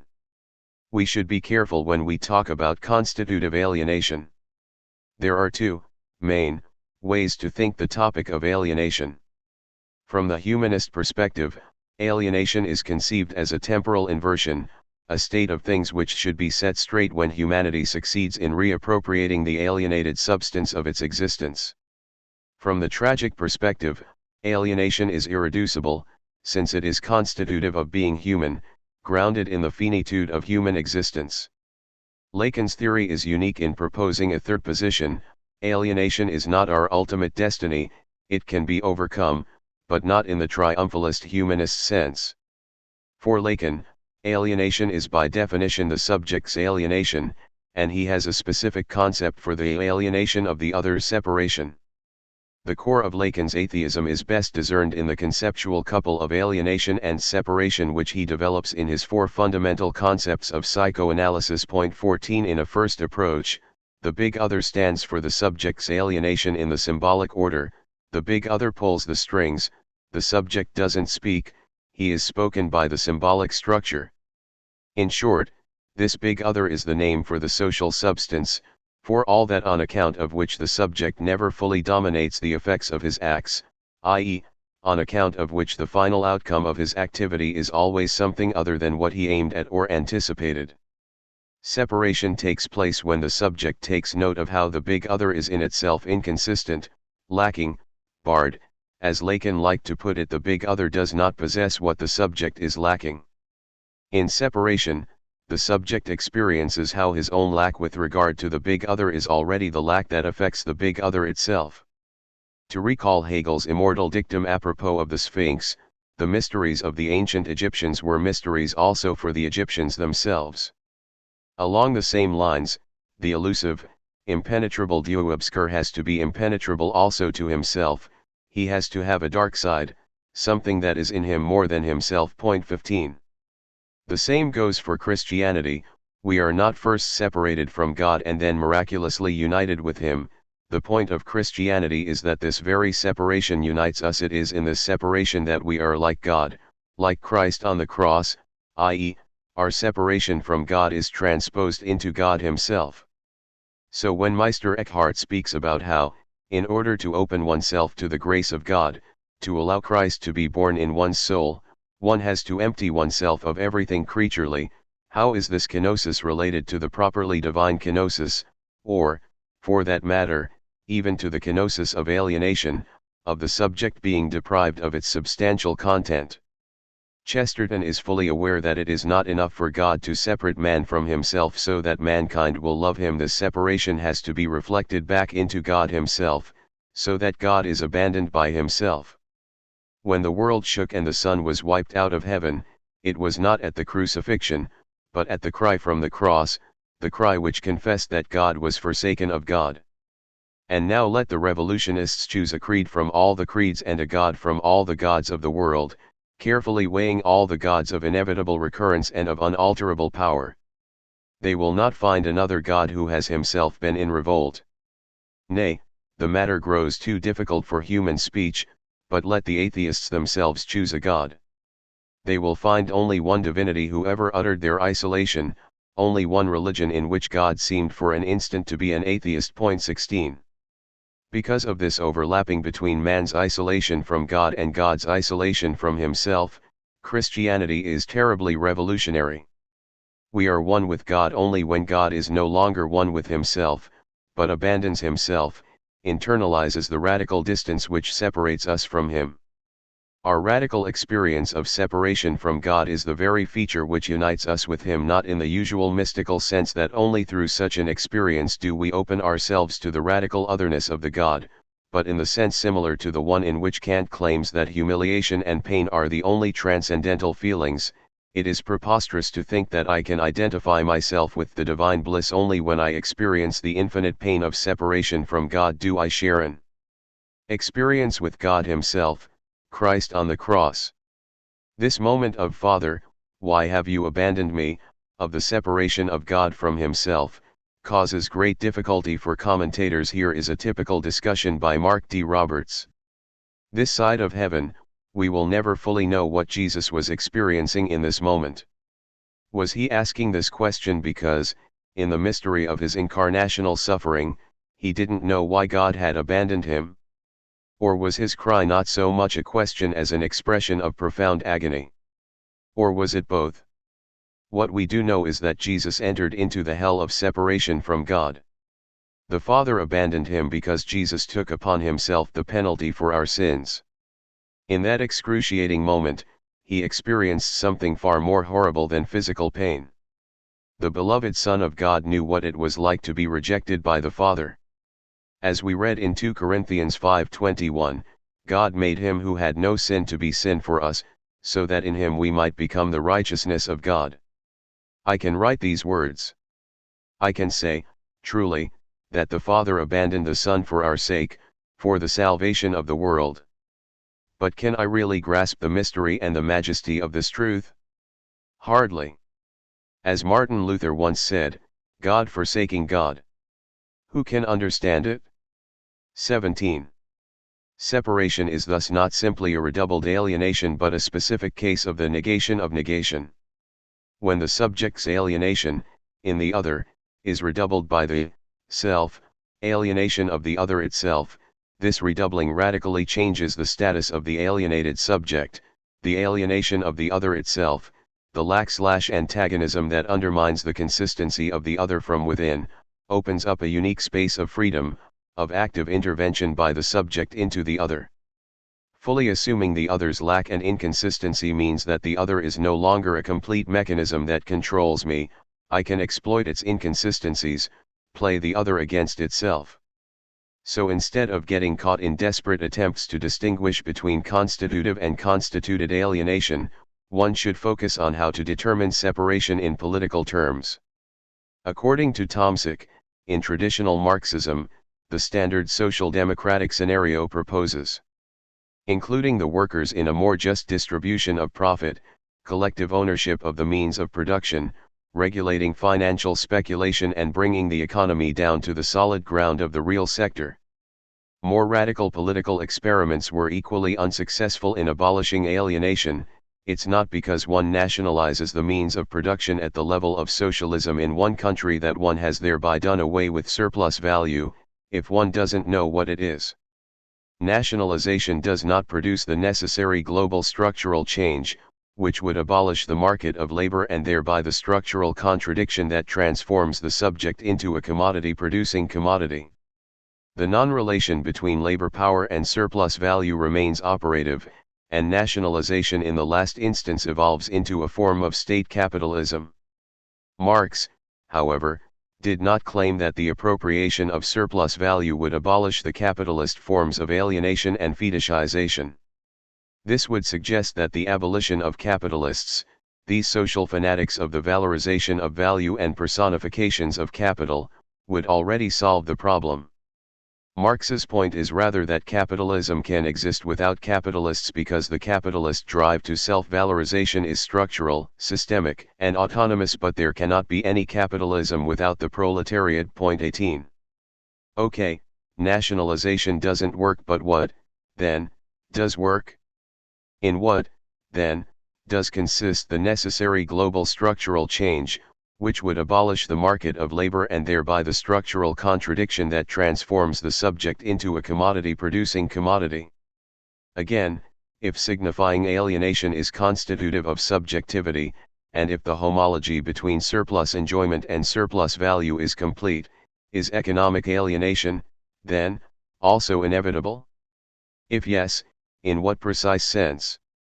What, then, can the overcoming of capitalism achieve? What is its goal or horizon? What is the third way between resigning oneself to capitalist alienation and the humanist fantasy of a reconciled, transparent society? My wager is that, even if we take away the teleological notion of communism, the society of fully unbridled productivity, as the implicit standard by which Marx, as it were, measures the alienation of the existing society, the bulk of his critique of political economy, his insight into the self-propelling vicious cycle of capitalist production, survives. The task of today's thought is thus double: on the one hand, to repeat the Marxist critique of political economy without the utopian ideological notion of communism as its inherent standard; on the other, to imagine effectively breaking out of the capitalist horizon without falling into the trap of returning to the eminently pre-modern notion of a balanced, self-restrained society, the pre-Cartesian temptation to which most of today's ecology succumbs. A return to Hegel is crucial in order to perform this task, a return which gets rid of all the classic anti-Hegelian topics, especially that of Hegel's voracious narcissism, of a Hegelian idea which endeavors to swallow/internalize the whole of reality. Instead of trying to undermine or overcome this narcissism from the outside, emphasizing the preponderance of the objective, or the fact that the whole is the non-true, and all other similar themes of Adorno's rejection of identitarian idealism, we should, rather, problematize the figure of Hegel criticized here by asking a simple question, but which Hegel is our point of reference here? Do not both Lukács and Adorno refer to the idealist subjectivist reading of Hegel, to the classic image of Hegel as the absolute idealist who asserted spirit as the true agent of history, its subject substance? Within this framework, capital can in effect look like a new embodiment of the Hegelian spirit, an abstract monster which moves and mediates itself, parasitizing upon the activity of actual really existing individuals. This is why Lukács also remains all too idealist when he proposes to simply replace the Hegelian spirit with the proletariat as the subject-object of history. Here Lukács is not really a Hegelian, but a pre-Hegelian idealist. 19. If, however, one problematizes this shared presupposition of Lukács and Adorno, another Hegel appears, a more materialist Hegel, for whom reconciliation between subject and substance does not mean that the subject swallows its substance, internalizing it into its own subordinate moment. Reconciliation, rather, amounts to a much more modest overlapping or redoubling of the two separations. The subject has to recognize, in its alienation from the substance, the separation of the substance from itself. This overlapping is what is missed in the Feuerbachian Marxian logic of disalienation, in which the subject overcomes its alienation by recognizing itself as the active agent which itself posited what appears to it as its substantial presupposition. In the Hegelian reconciliation between subject and substance, there is no absolute subject which, in total self-transparency, appropriates/internalizes all objective substantial content. But neither does reconciliation mean, as it does in the line of German idealism from Hölderlin to Schelling, that the subject should renounce its hubris of perceiving itself as the axis of the world, and accept its constitutive Desentiering, its dependence on some primordial abyssal absolute which is beyond/beneath the subject/object divide, and, as such, also beyond subjective conceptual grasp. The subject is not its own origin. Hegel firmly rejects Fichte's notion of the absolute I which posits itself and is nothing but the pure activity of the self-positing. But neither is the subject just a secondary, accidental appendix/outgrowth of some pre-subjective substantial reality. There is no substantial being to which the subject can return, no encompassing organic order of being in which the subject has to find its proper place. Reconciliation between subject and substance means the acceptance of this radical lack of any firm foundational point. The subject is not its own origin, it comes second, it is dependent upon its substantial presuppositions, but these presuppositions also do not have a substantial consistency of their own, but are always retroactively posited. This also means that communism should no longer be conceived as the subjective, appropriation of the alienated substantial content. All versions of reconciliation as the subject swallows the substance should be rejected. So, again, reconciliation is the full acceptance of the abyss of the desubstantialized process as the only actuality there is. The subject has no substantial actuality, it comes second, it emerges only through the process of separation, of overcoming its presuppositions, and these presuppositions are also just a retroactive effect of the same process of their overcoming. The result is thus that there is, at both extremes of the process, a failure negativity inscribed in the very heart of the entity we are dealing with. If the status of the subject is thoroughly processual, that means it emerges through the very failure to fully actualize itself. This brings us again to one of the possible formal definitions of the subject. A subject tries to articulate, express, itself in a signifying chain. This articulation fails, and by means of and through this failure the subject emerges. The subject is the failure of its signifying representation. This is why Lacan writes the subject of the signifier as barred. In a love letter, the writer's very failure to formulate his declaration in a clear and efficient way, his oscillations, the letter's fragmentation, etc., can in themselves be the proof, perhaps the necessary and the only reliable proof, that the professed love is authentic here. The very failure to deliver the message properly is the sign of its authenticity. If the message is delivered in a smooth way, it arouses suspicions that it is part of a well-planned approach, or that the writer loves himself, the beauty of his writing, more than his love object, i.e., that the object is in effect reduced to a pretext for engaging in the narcissistically satisfying activity of writing. And the same goes for substance. Substance is not only always already lost, it comes to be only through its loss, as a secondary return to itself, which means that substance is always already subjectivized. In the reconciliation between subject and substance, both poles thus lose their firm identity. Let us take the case of ecology. Radical emancipatory politics should aim neither at complete mastery over nature nor at humanity's humble acceptance of the predominance of Mother Earth. Rather, nature should be exposed in all its catastrophic contingency and indeterminacy, and human agency should assume the whole unpredictability of the consequences of its activity. Viewed from this perspective of the other Hegel, the revolutionary act no longer involves as its agent the Lecoqian substance subject, the agent who knows what it is doing while doing it. 8.4 From Kant to Hegel, politically. The inner logic of the passage from Kant to Hegel, the key reversal that defines the very core of German idealism, is much more convoluted than it may appear. One totally misses this logic when one simply reproduces Hegel's critique of Kant. If one does only this, it is easy for Kantians to demonstrate that Hegel is criticizing a straw man, that he in effect reduced Kantian thought to its primitive caricature. What we should do is to begin with the simplified version of Hegel's critique of Kant, and then listen to the Kantian reply to it, and when we do it thoroughly, things start to get interesting.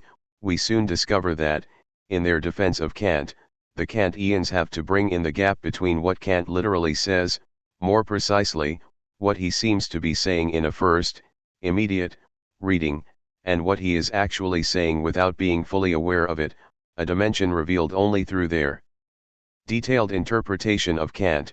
In short, they defend Kant by showing how Kant is really more refined, not what Hegel's critique targets, even if Kant simplifies himself and sometimes writes as if he does not know it. And then comes the crucial Hegelian countermove, to show that this self-corrected Kant asserted against Hegel's critique is Hegel. Hegel is not a simple overcoming of Kant.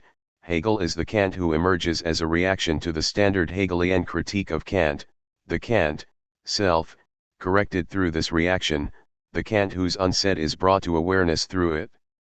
Let us take just one simplified example. According to the standard Hegelian critique, the limitation of the Kantian universalistic ethic of the categorical imperative, the unconditional injunction to do one's duty, lies in its formal indeterminacy. The moral law does not tell me what my duty is, it merely tells me that I should accomplish my duty, and so leaves room for an empty voluntarism. Whatever I decide will be my duty is my duty. It is easy for a true Kantian to reply that, far from being a limitation, this very feature brings us to the core of ethical autonomy. It is not possible to derive the concrete obligations pertaining to one's specific situation from the moral law itself, which means that the subject himself must assume the responsibility of translating the abstract injunction into a series of concrete obligations. The full acceptance of this paradox compels us to reject any reference to duty as an excuse. I know this is difficult and can be painful, But what can I do? This is my duty. Kant's ethics is often taken as justifying such an attitude. No wonder Adolf Eichmann himself referred to Kant when trying to justify his role in planning and executing the Holocaust. He was simply doing his duty and obeying the Führer's orders. However, the aim of Kant's emphasis on the subject's full moral autonomy and responsibility was precisely to prevent any such maneuver of putting the blame on some figure of the big other. But are we here still fully in Kant? Are Kant's statements often not ambiguous when it comes to the full meaning of moral autonomy? My point is, of course, that by defending Kant in this way, we are already in Hegel. While the Kantian approach relies on the insurmountable gap that forever separates the universal transcendental form from its contingent empirical content, Hegel overcomes this gap with his notion of concrete universality which mediates form and content. The Kantian subject can be said to be castrated in the sense that it is constitutively separated from the real thing, the supreme good which remains forever out of reach, and the universal form, of the ethical injunction, is a stand-in for the absent content, the real thing. Here we find a specifically Lacanian dialectic of universal and particular, since universality is empty, since all content is by definition particular. The only way for a universality to get filled in with content is to elevate/transubstantiate some particular content into its placeholder, and the struggle for which element this will be is the struggle for hegemony. An exemplary case of Lacan's theory of hegemony is his detailed analysis of populism. Point 20 for Lacan, populism is inherently neutral, a kind of transcendental formal political structure that can be incorporated into different political engagements. Populism is not a specific political movement, but the political at its purest, the inflection of the social space that can affect any political content. Its elements are purely formal, transcendental, not ontic. Populism occurs when a series of particular democratic demands, for better social security, better health services, lower taxes, an end to war, etc., is enchained in a series of equivalences, and this enchainment produces people as the universal political subject. What characterizes populism is not the ontic content of these demands, but the mere formal fact that, through their enchainment, the people emerges as a political subject, and all the various particular struggles and antagonisms appear as parts of a global antagonistic struggle between us, the people, and them. Again, the content of us and them is not prescribed in advance but, precisely, the stake of the struggle for hegemony. Even ideological elements like brutal racism and anti-Semitism can be enchained in a populist series of equivalences, in the way them is constructed. It is clear now why Lacan prefers populism to class struggle. Populism provides a neutral transcendental matrix of an open struggle whose content and stakes are themselves defined by the contingent struggle for hegemony, while class struggle presupposes a particular social group, the working class, as a privileged political agent. This privilege is not itself the outcome of hegemonic struggle, but grounded in the objective social position of this group. The ideologico-political struggle is thus ultimately reduced to an epiphenomenon of objective social processes and their conflicts.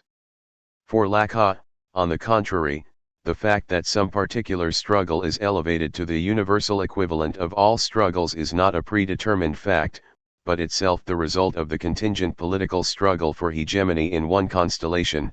This struggle can be the workers' struggle, in another constellation, the patriotic anti-colonialist struggle, in yet another constellation, the anti-racist struggle for cultural tolerance. There is nothing in the inherent positive qualities of some particular struggle that predestines it for such a hegemonic role of the general equivalent of all struggles. The struggle for hegemony thus presupposes not only an irreducible gap between the universal form and the multiplicity of particular contents, but also the contingent process by means of which one among these contents is transubstantiated into the immediate embodiment of the universal dimension. For instance, Lacan's own example, in 1980s Poland, the particular demands of Solidarność were elevated into the embodiment of the people's global rejection of the communist regime, so that all the different versions of the anti-communist opposition, from the conservative nationalist opposition through the liberal democratic opposition and cultural dissidents to leftist workers' opposition, recognized themselves in the empty signifier Solidarność. Does not Lacan come uncannily close what Hegel calls concrete universality? In the struggle for hegemony, universality is never neutral, it is always colored by some particular element that hegemonizes it. Lacan's difference from Hegel resides merely in the fact that, for Lacan, the mediation between universality and particularity ultimately always fails, since the gap between empty universal form and the element filling it in persists, and the struggle for hegemony goes on forever. Lacan's basic argument is summarized succinctly by Oliver Marquardt. On a formal level, every politics is based on the articulatory logics of a combination and condensation of inconsistent attitudes, not only the politics of fascism. As a result, the fundamental social antagonism will always be displaced to some degree since, as we have noted earlier, the ontological level in this case, antagonism can never be approached directly and without political mediation. It follows that distortion is constitutive for every politics. Politics as such, not only fascist politics, proceeds through distortion. 21. This criticism remains caught in the binary tension between essence and appearance. The fundamental antagonism never appears as such, directly, in a directly transparent way. In Marxist terms, the pure revolutionary situation in which all social tensions would be simplified/reduced to the class struggle never takes place. It is always mediated by other ethnic, religious, etc. antagonisms. The essence never appears directly, but always in a displaced/distorted way. So while it is true that human relations exist in the way in which they are distorted, there are no human relations without distortion. 22. This reference to distortion allows for different readings. It can be read in the conventional way, as a reminder of the complexity of historical situations. Recall how, in 1916, Lenin replied to those who dismissed the Irish uprising as a mere putsch of no interest for the proletarian struggle. To imagine that social revolution is conceivable without revolts by small nations in the colonies and in Europe, without revolutionary outbursts by a section of the petty bourgeoisie with all its prejudices, without a movement of the politically non-conscious proletarian and semi-proletarian masses against oppression by the landowners, the church, and the monarchy, against national oppression, etc. To imagine all this is to repudiate social revolution. So one army lines up in one place and says, "We are for socialism," and another, somewhere else, and says, "We are for imperialism," and that will be a social revolution. Only those who hold such a ridiculously pedantic view could vilify the Irish rebellion by calling it a putsch. Whoever expects a pure social revolution will never live to see it. Such a person pays lip service to revolution without understanding what revolution is. The Russian Revolution of 1905 was a bourgeois democratic revolution.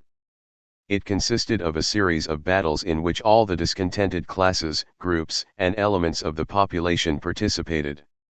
Among these there were masses imbued with the crudest prejudices, with the vaguest and most fantastic aims of struggle. There were small groups which accepted Japanese money, there were speculators and adventurers, etc.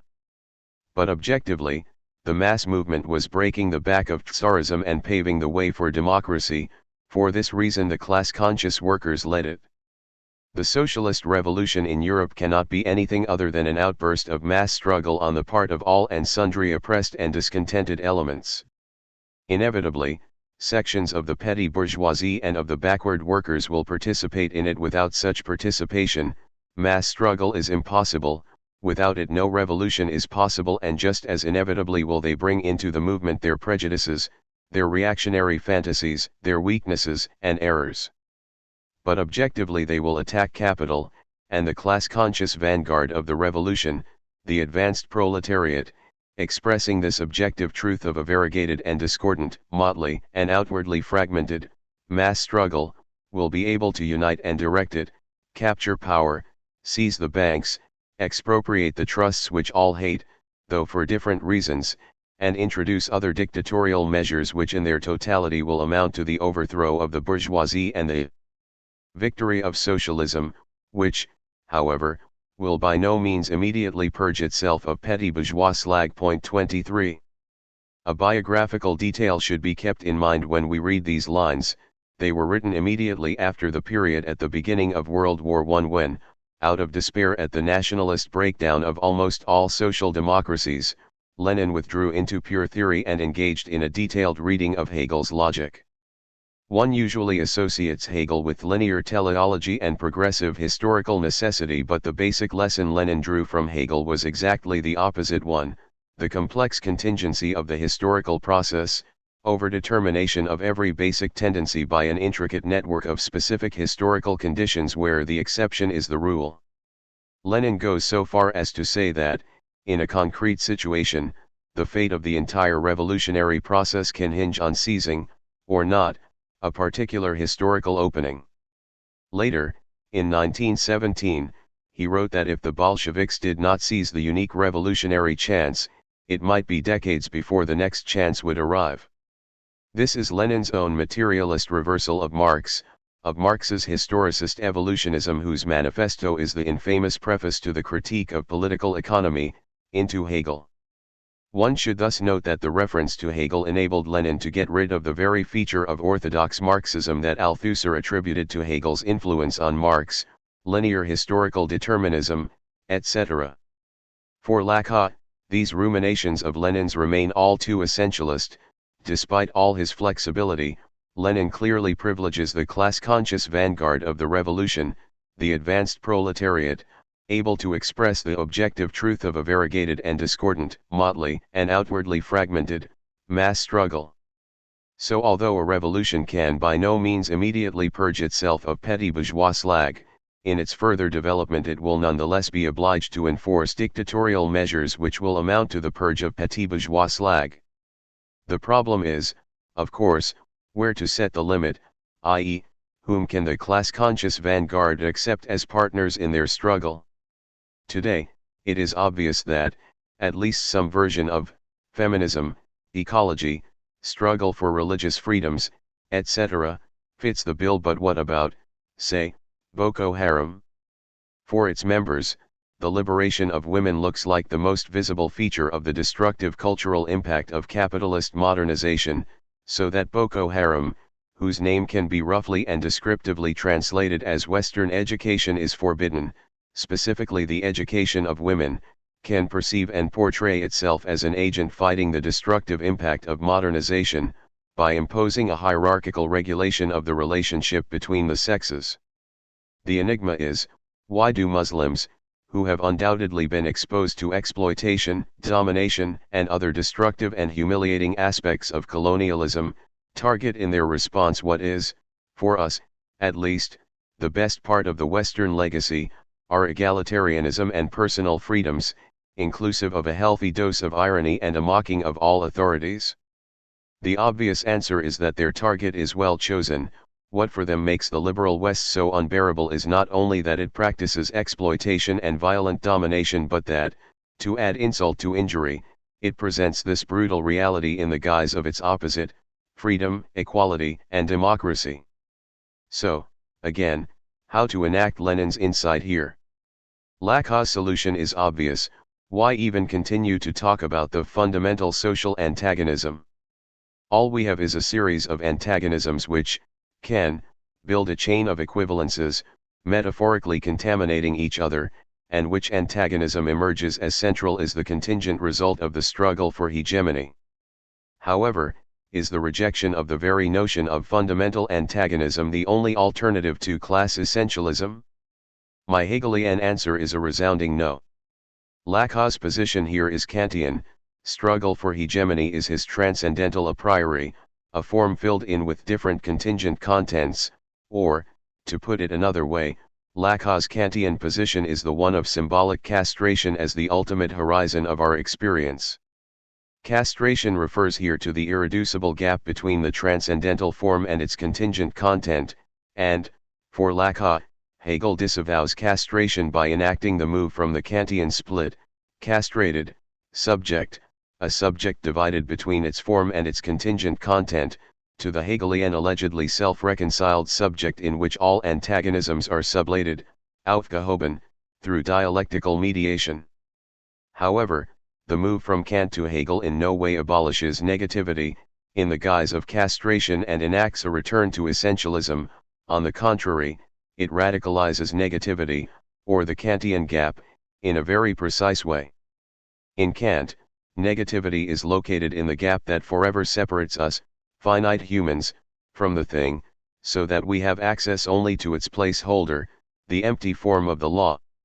What Hegel does is to transpose the gap between appearance and the inaccessible thing into the thing itself, thoroughly redefining it as the coincidence of opposites at its most radical, the real as that which is always distorted in its symbolic representations, and the real as the very force, thrust, of this distortion.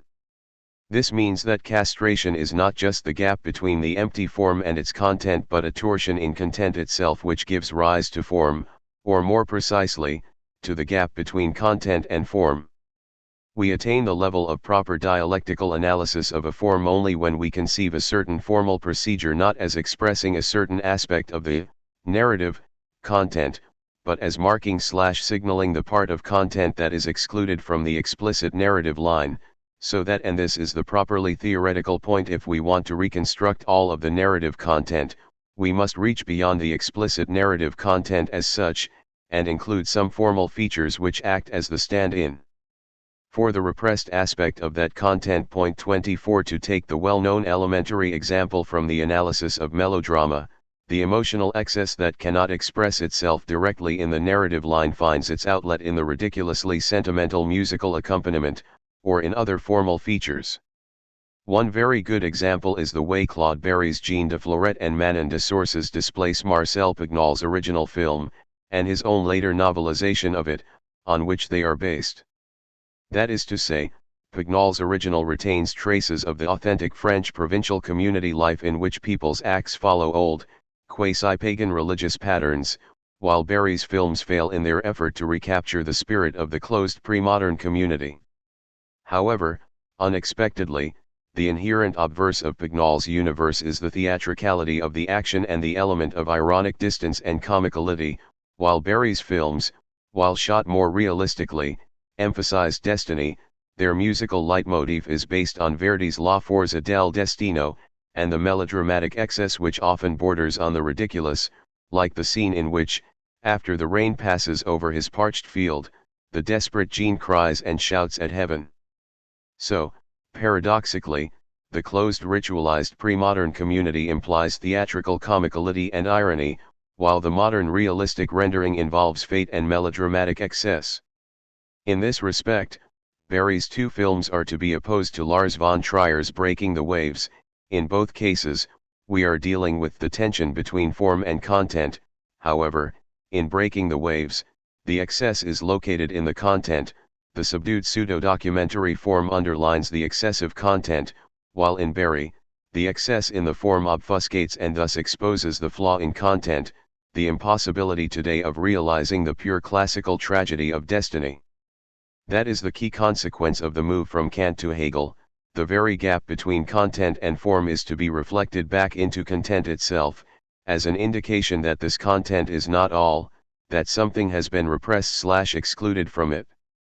This exclusion which establishes the form itself is the primordial repression, or verdrängung, and no matter how much we bring out all the repressed content, this gap of primordial repression persists.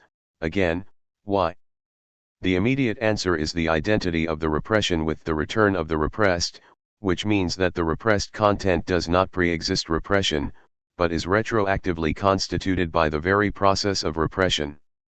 Through different forms of negation/obfuscation, condensation, displacement, denegation, disavowal, etc., the repressed is allowed to penetrate public conscious speech, to find an echo in it. The most direct example from Freud, when one of his patients said, "I do not know who this woman in my dream is, but I am sure she is not my mother," the mother entered the speech. We get here a kind of negation, i.e., the content is negated/repressed, but this repression is in the same gesture itself negated in the guise of the return of the repressed, which is why we are definitely not dealing here with the proper Hegelian negation of negation.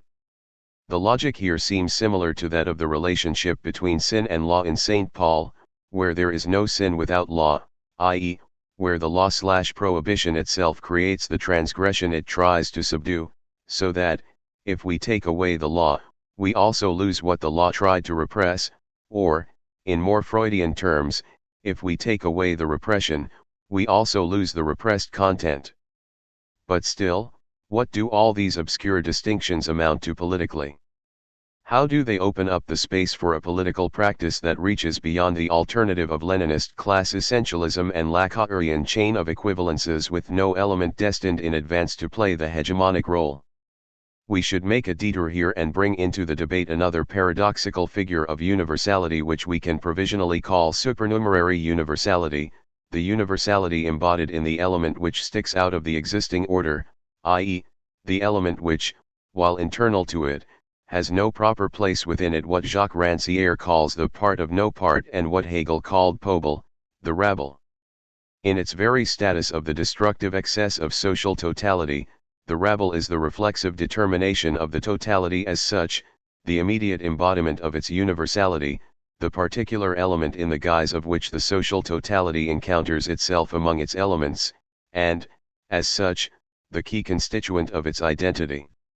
Although the two universalities seem to share a minimal common feature, a particular element stands for universality. What separates them is the aspect of negativity that pertains to the second one. In hegemonic universality, all elements emphatically identify with the particular feature that hegemonizes universality. Solidarity is all of us, in the case of Poland, while the supernumerary universality is experienced as the excremental element of non-identification, as a negation of all particular qualities. The struggle is ultimately not just about which particular content will hegemonize the empty form of universality, but the struggle between these two universalities, the hegemonic one and the supernumerary one. More precisely, the two universalities are not completely incompatible, rather, they operate at different levels, so the task is to combine them. How? Hegemonic universality designates an empty place, while the supernumerary element is the element in the social space which lacks a proper place and is as such a stand-in for universality among the elements. The minimal definition of radical politics is thus that the part of no part, the excremental element, occupies the hegemonic place, or, to quote the line from the Internationale, that those who are nothing, excrement, become all, hegemonize the entire field. We are dealing with three main positions here.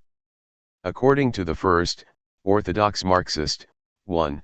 Class opposition provides a hermeneutic key to decoding other struggles, feminist, ecological, national liberation, which are all forms of appearance of the true class struggle, and can be resolved only through the victorious proletarian revolution. The second position, the conservative populist one, turns this relationship around. Leftist multiculturalism, ecology, etc., are a matter of upper-class elitism which despises the narrowness of the hard-working lower classes. The third, Lacanian, position asserts open struggle for hegemony. There is no ontological guarantee that feminist struggle, ecological struggle, etc., will become part of the same chain of equivalences with economic class struggle. Their enchainment is the stake of the open struggle for hegemony. There is, however, a fourth position.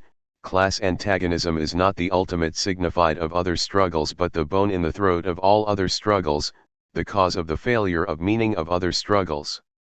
The relation of each of these struggles toward class antagonism is an index of its inherent limitation/inadequacy. Mainstream American liberal feminism, for example, at some point obfuscates the basic dimension of women's exploitation, or, today's humanitarian compassion for refugees obfuscates the true causes of their predicament. Class struggle/antagonism is thus not the ultimate reference signified, the hidden meaning, of all other struggles but a measure of the non-authenticity of all other struggles, and the paradox is that the same holds for class struggle itself. In Hegel's, class struggle necessarily encounters itself in its oppositional determination, Gegensatzliche Bestimmung. For instance, when, in the United States, Tea Party members encode their opposition to multiculturalism, feminism, their racism, etc., in class terms, as a working class opposition to the preoccupations of the rich educated classes. This direct class reference functions as a false screen dissimulating the true link between class antagonism and the issue at stake, feminism, racism, etc. Again, class difference can serve as its own best mask. Point 25. With regard to the ongoing tension on the left between identity politics focused on anti-racist and anti-sexist struggle and the new forms of class struggle for economic justice, the standard daza is that we should avoid both extremes, especially class essentialism, and bring all these struggles together into one big all-encompassing coalition. However, such a balanced position advocating a synthesis or a right measure between the two extremes is a totally empty, lifeless abstraction. There is no synthesis of opposites here. Class struggle should be given a full and clear priority, but class struggle as a concrete universality. Every serious mention of economic struggle is denounced as class essentialism by the partisans of identity politics, i.e., the mantra gender, race, class secretly occludes class. Although it mentions class as one element in the series, it effectively keeps its place empty. The focus on economic struggle is also wrong, not because it puts too much weight on the economy and neglects other struggles, but because it precisely occludes class struggle itself. As Slavoj pointedly noted, it is possible that the immigrants who secure rights thanks to the anti-racist anti-colonial struggle might be securing the right to free capitalist enterprise, refusing to see, refusing to open your eyes, as the angry black yelled at the post-colonial immigrant. This right to free enterprise is another way to capital accumulation powered by the post-colonial entrepreneur. It produces unfree labor and racialized class relations in the name of challenging the colonial rule of difference. There is a closet Ayn Randian class position underpinning the anti-racism of hyperbolic anti-colonialists. It is then not difficult to see that the non-modern, radical alterity upon which the anti-colonial is premised now stands for the capitalist universal. Point 26. Gary's last sentence should be taken in all its Hegelian stringency. The concrete universal of today's global capitalism, the particular form which overdetermines and colors its totality, is that of the anti-colonial non-European capitalist. Gary's point is not simply to assert the primacy of economic class struggle over other struggles, against racism, for sexual liberation, etc. If we simply decode racial tension as a passive reflection of class difference, such a direct displacement of race onto class effectively is class reduction, whose function is to obfuscate the very dynamic of class relations. Gary refers here to Jared Sexton's writings in the aftermath of the 1992 Los Angeles uprising, where he critiques scholars like Sumi Cho who argue that the ability of Korean Americans to open stores in black neighborhoods largely depends upon a class variable. Hence, many of the tensions between these groups may be class rather than racially based, actually reflecting differences between the store-owning Korean immigrants and the African American customers. 27. As Sexton shows, this class analysis does not have anything to do with class struggle, as class is abstracted from any real unequal social relations. Secondly, the mention of class-based relation is done in order to mitigate the resentment and hostility supposedly born of cultural differences and racial animosities. 28. Thus for Cho, the ability to open stores, Korean businesses, largely depends upon a class variable, as opposed to a racial one. 29. A watered-down, politically sterile notion of class is invoked even as the question of anti-black racism is diluted. Sexton calls this approach subordinating the significance of race while pacifying the notion of class. 30. This is where we encounter the familiar story of the post-colonial immigrant making great entrepreneurs and keeping the American dream alive even as other illegal and undocumented migrants are pushed to the bottom and even as a vast majority of blacks are reduced to not just marginalization and deprivation but social death. This backhanded emphasis on class is a way to reduce the overdetermined status of the black poor to what looks like the natural outcome of free market relations. 31. Do we not encounter here an exemplary case of the very reference to class as a means of obfuscating the concrete functioning of class struggle, which can be grasped only through the way class struggle overdetermines racial tensions? Class difference itself can be the fetish which obfuscates class struggle. This is how one should approach what is arguably Mao's central contribution to Marxist philosophy, his elaborations on the notion of contradiction. One should not dismiss them as a worthless philosophical regression, which, as one can easily demonstrate, relies on a vague notion of contradiction which simply means struggle of opposite tendencies. The main thesis of his great text on contradiction, on the two facets of contradictions, the principal and the non-principal contradictions in a process, and the principal and the non-principal aspects of a contradiction, deserves a close reading.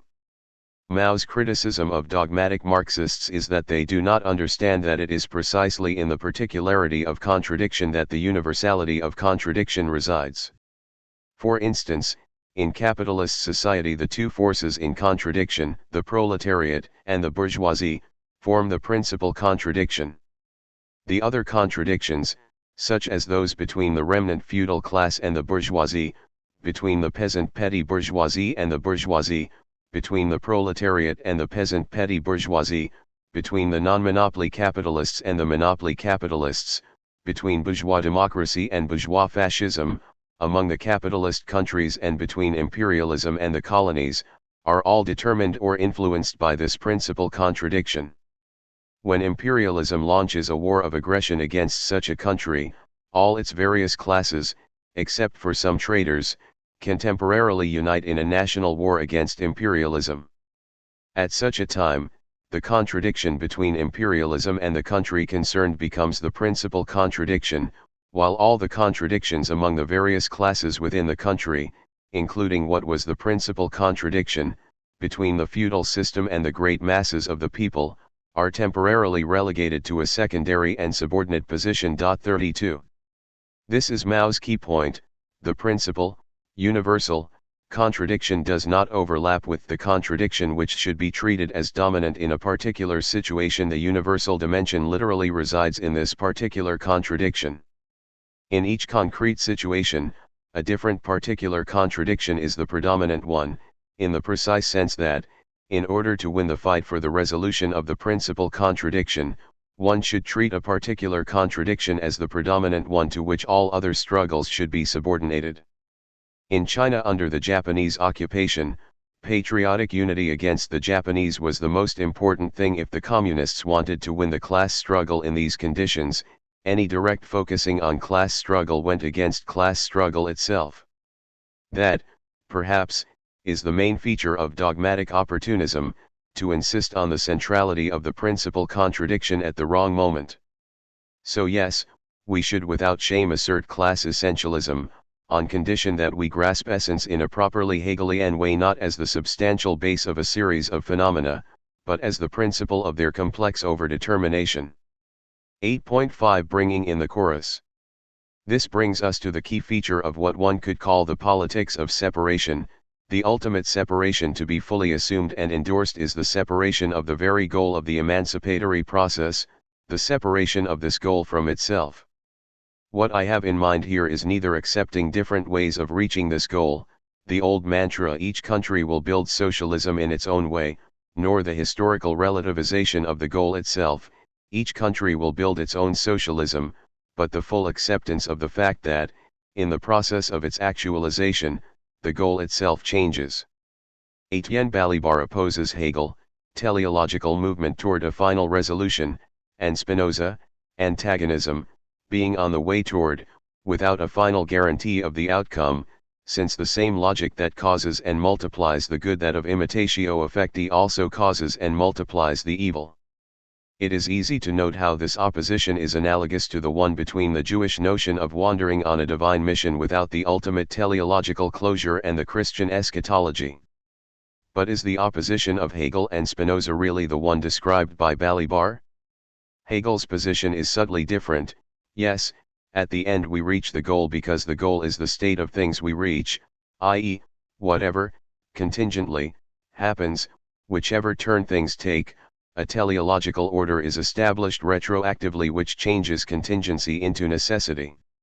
Recall how the Hegelian dialectical process begins with some affirmative idea toward which it strives, but in the course of its actualization this idea itself undergoes a profound transformation, not just a tactical accommodation, but an essential redefinition, because the idea itself is caught into the process, determined by its actualization. 33 Say we have a revolt motivated by a request for justice. Once people get really engaged in it, they become aware that much more is needed to bring true justice than just the limited requests with which they started, to repeal some laws, etc. A revolutionary process is not a well-planned strategic activity, with no place in it for a full immersion into the now, without regard to long-term consequences.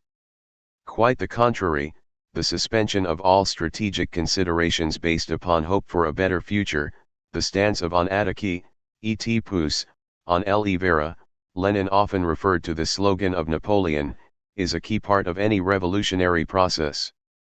Lukács himself later changed his position on this key point, the unexplored obverse of his accommodation to Marxist orthodoxy.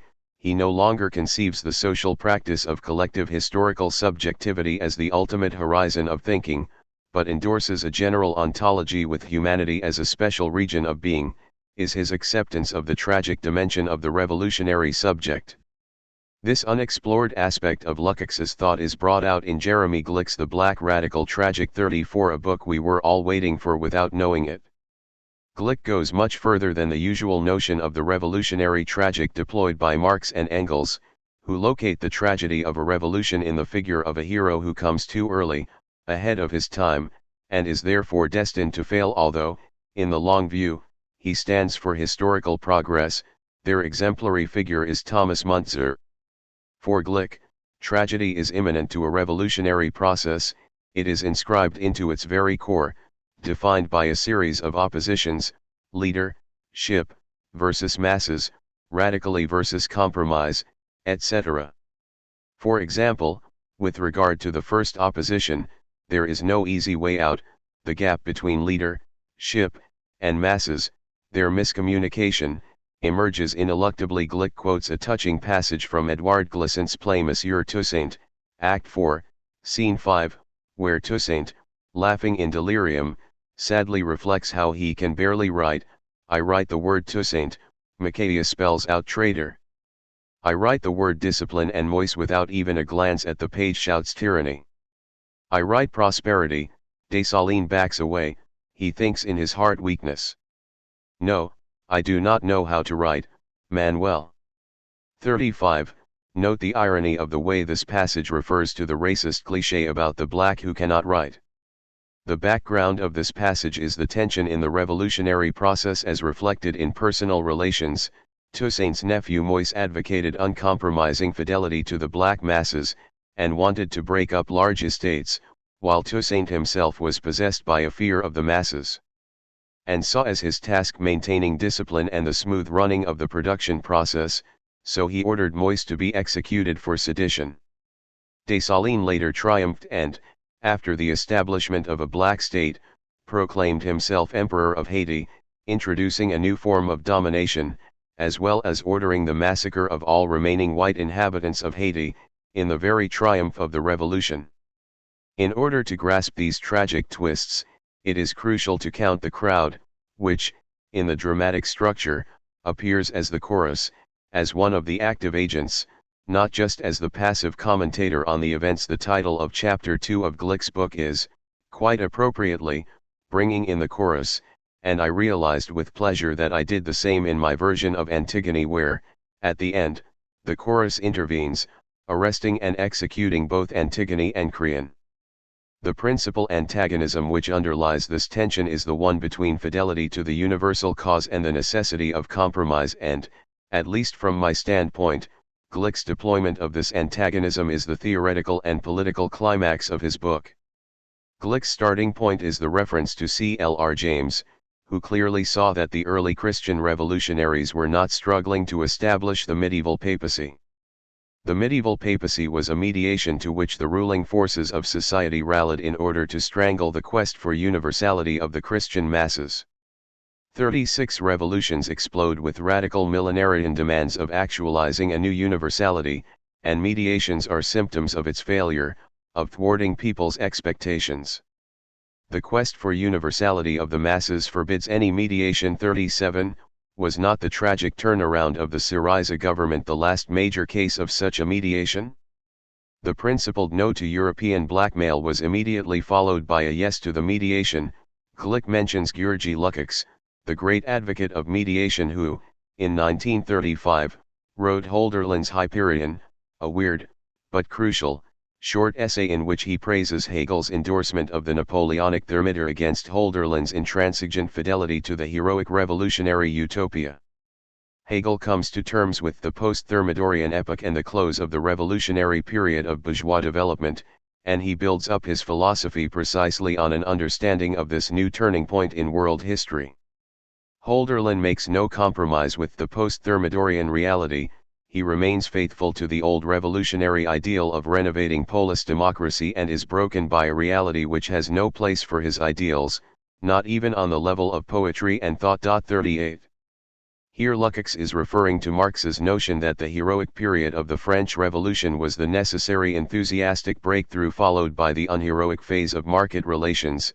The true social function of the revolution was to establish the conditions for the prosaic reign of bourgeois economy, and true heroism resides not in blindly clinging to the early revolutionary enthusiasm but in recognizing the rose in the cross of the present, as Hegel liked to paraphrase Luther, i.e., in abandoning the position of the beautiful soul and fully accepting the present as the only possible domain of actual freedom. It is thus this compromise with social reality which enabled Hegel's crucial philosophical step forward, that of overcoming the proto-fascist notion of organic community in his System der Sittlichkeit manuscript, and engaging in dialectical analysis of the antagonisms of bourgeois civil society. It is obvious that this analysis of Lukács is deeply allegorical. It was written a couple of months after Trotsky, another figure who appears in Glick's book, launched his thesis of Stalinism as the thermometer of the October Revolution. Lukács's text has thus to be read as an answer to Trotsky. He accepts Trotsky's characterization of Stalin's regime as Thermidorian, giving it a positive twist. Instead of bemoaning the loss of utopian energy, one should, in a heroically resigned way, accept its consequences as the only actual space of social progress. For Marx, of course, the sobering day after which follows the revolutionary intoxication represents the original limitation of the bourgeois revolutionary project, the falsity of its promise of universal freedom. The truth of universal human rights is the rights of commerce and private property. If we read Lukács's endorsement of the Stalinist thermometer, it implies, arguably against his conscious intention, an utterly anti-Marxist pessimistic perspective. The proletarian revolution itself is also characterized by the gap between its illusory universal assertion of freedom and the ensuing awakening in the new relations of domination and exploitation, which means that the communist project of realizing actual freedom necessarily failed, or does it? There is a third way beyond the alternative of principled self-destruction and compromise, not some kind of proper measure between the two extremes, but focusing on what one might call the point of the impossible of a certain field. The word synthesis is totally misleading here. The concluding moment of a dialectic is not some kind of middle term between the two extremes, maintaining what is good in both of them and combining them into a balanced unity, but a total change of terrain.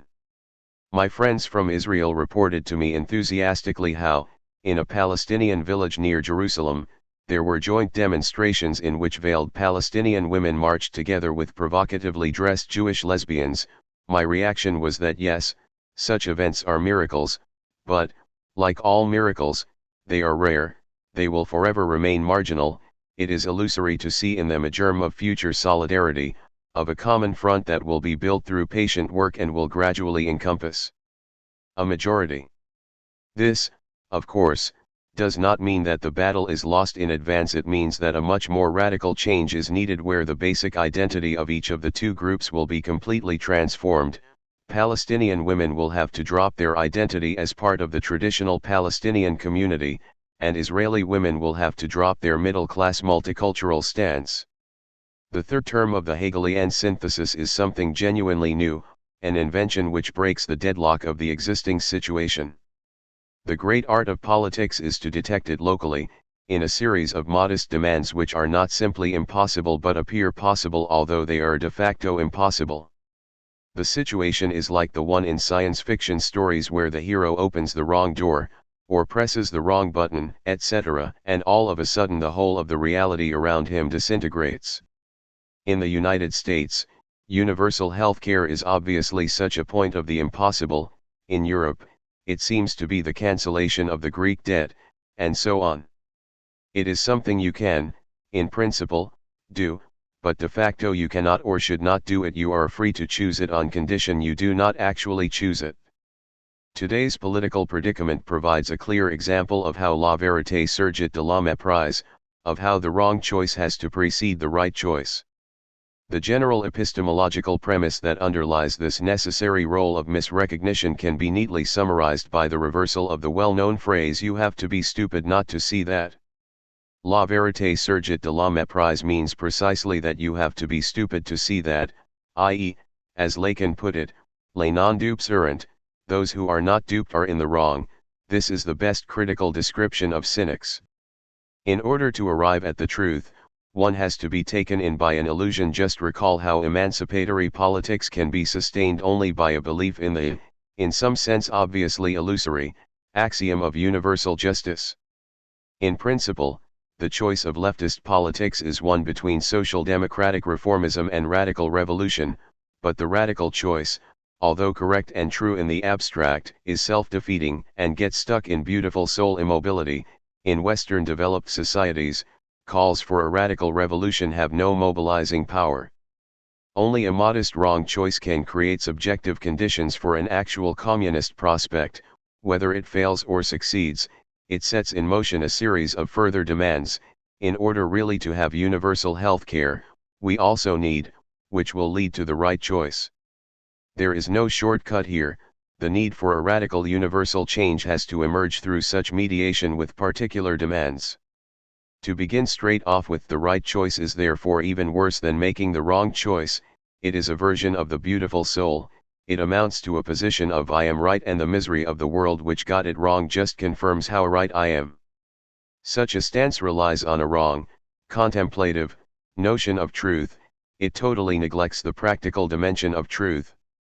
In his, unpublished, Seminar 18 on a discourse which would not be that of a semblance, Lacan provided a succinct definition of the truth of interpretation in psychoanalysis. Interpretation is not tested by a truth that would decide by yes or no, it unleashes truth as such. It is only true inasmuch as it is truly followed. There is nothing theological in this precise formulation, only an insight into the properly dialectical unity of theory and practice in, and not only in, psychoanalytic interpretation. The test of the analyst's interpretation is in the truth effect it unleashes in the patient. This is how we should also read Marx's Thesis 11. The test of Marxist theory is the truth effect it unleashes in its addressee, the proletarians, in transforming them into emancipatory revolutionary subjects.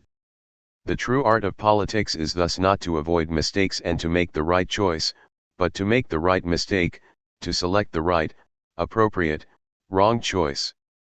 In this sense, Glick writes of the revolutionary leadership as vanishing mediator, the only responsible vanguard model. Political work, in order to qualify as radical work, should strive toward its redundancy. 39. Here he combines a sober and ruthless insight into the necessary tragic twists of the revolutionary process with an unconditional fidelity to this process. He stands as far away as possible from the standard anti-totalitarian claim that since every revolutionary process is destined to degenerate, it is better to abstain from it. This readiness to take the risk and engage in the battle, although we know that we will probably be sacrificed in the course of the struggle, is the most precious insight for us who live in new dark times. The moment when particular political acts explode into a universal emancipatory break is not the big event of liberation, the triumphant eschatological moment, but rather the beginning of a mess, of a long and arduous confused process full of new dangers. We should thus fully accept the fact that, since revolutionary activity is also not a self-transparent act but an act caught in conditions of alienation, it inevitably includes tragic reversals, acts whose final outcome is the opposite of what was intended. Here one should follow Badiou, who elaborated 3 distinct ways for a revolutionary movement to fail. First, there is, of course, a direct defeat. One is simply crushed by the enemy forces. Then there is a defeat in the victory itself.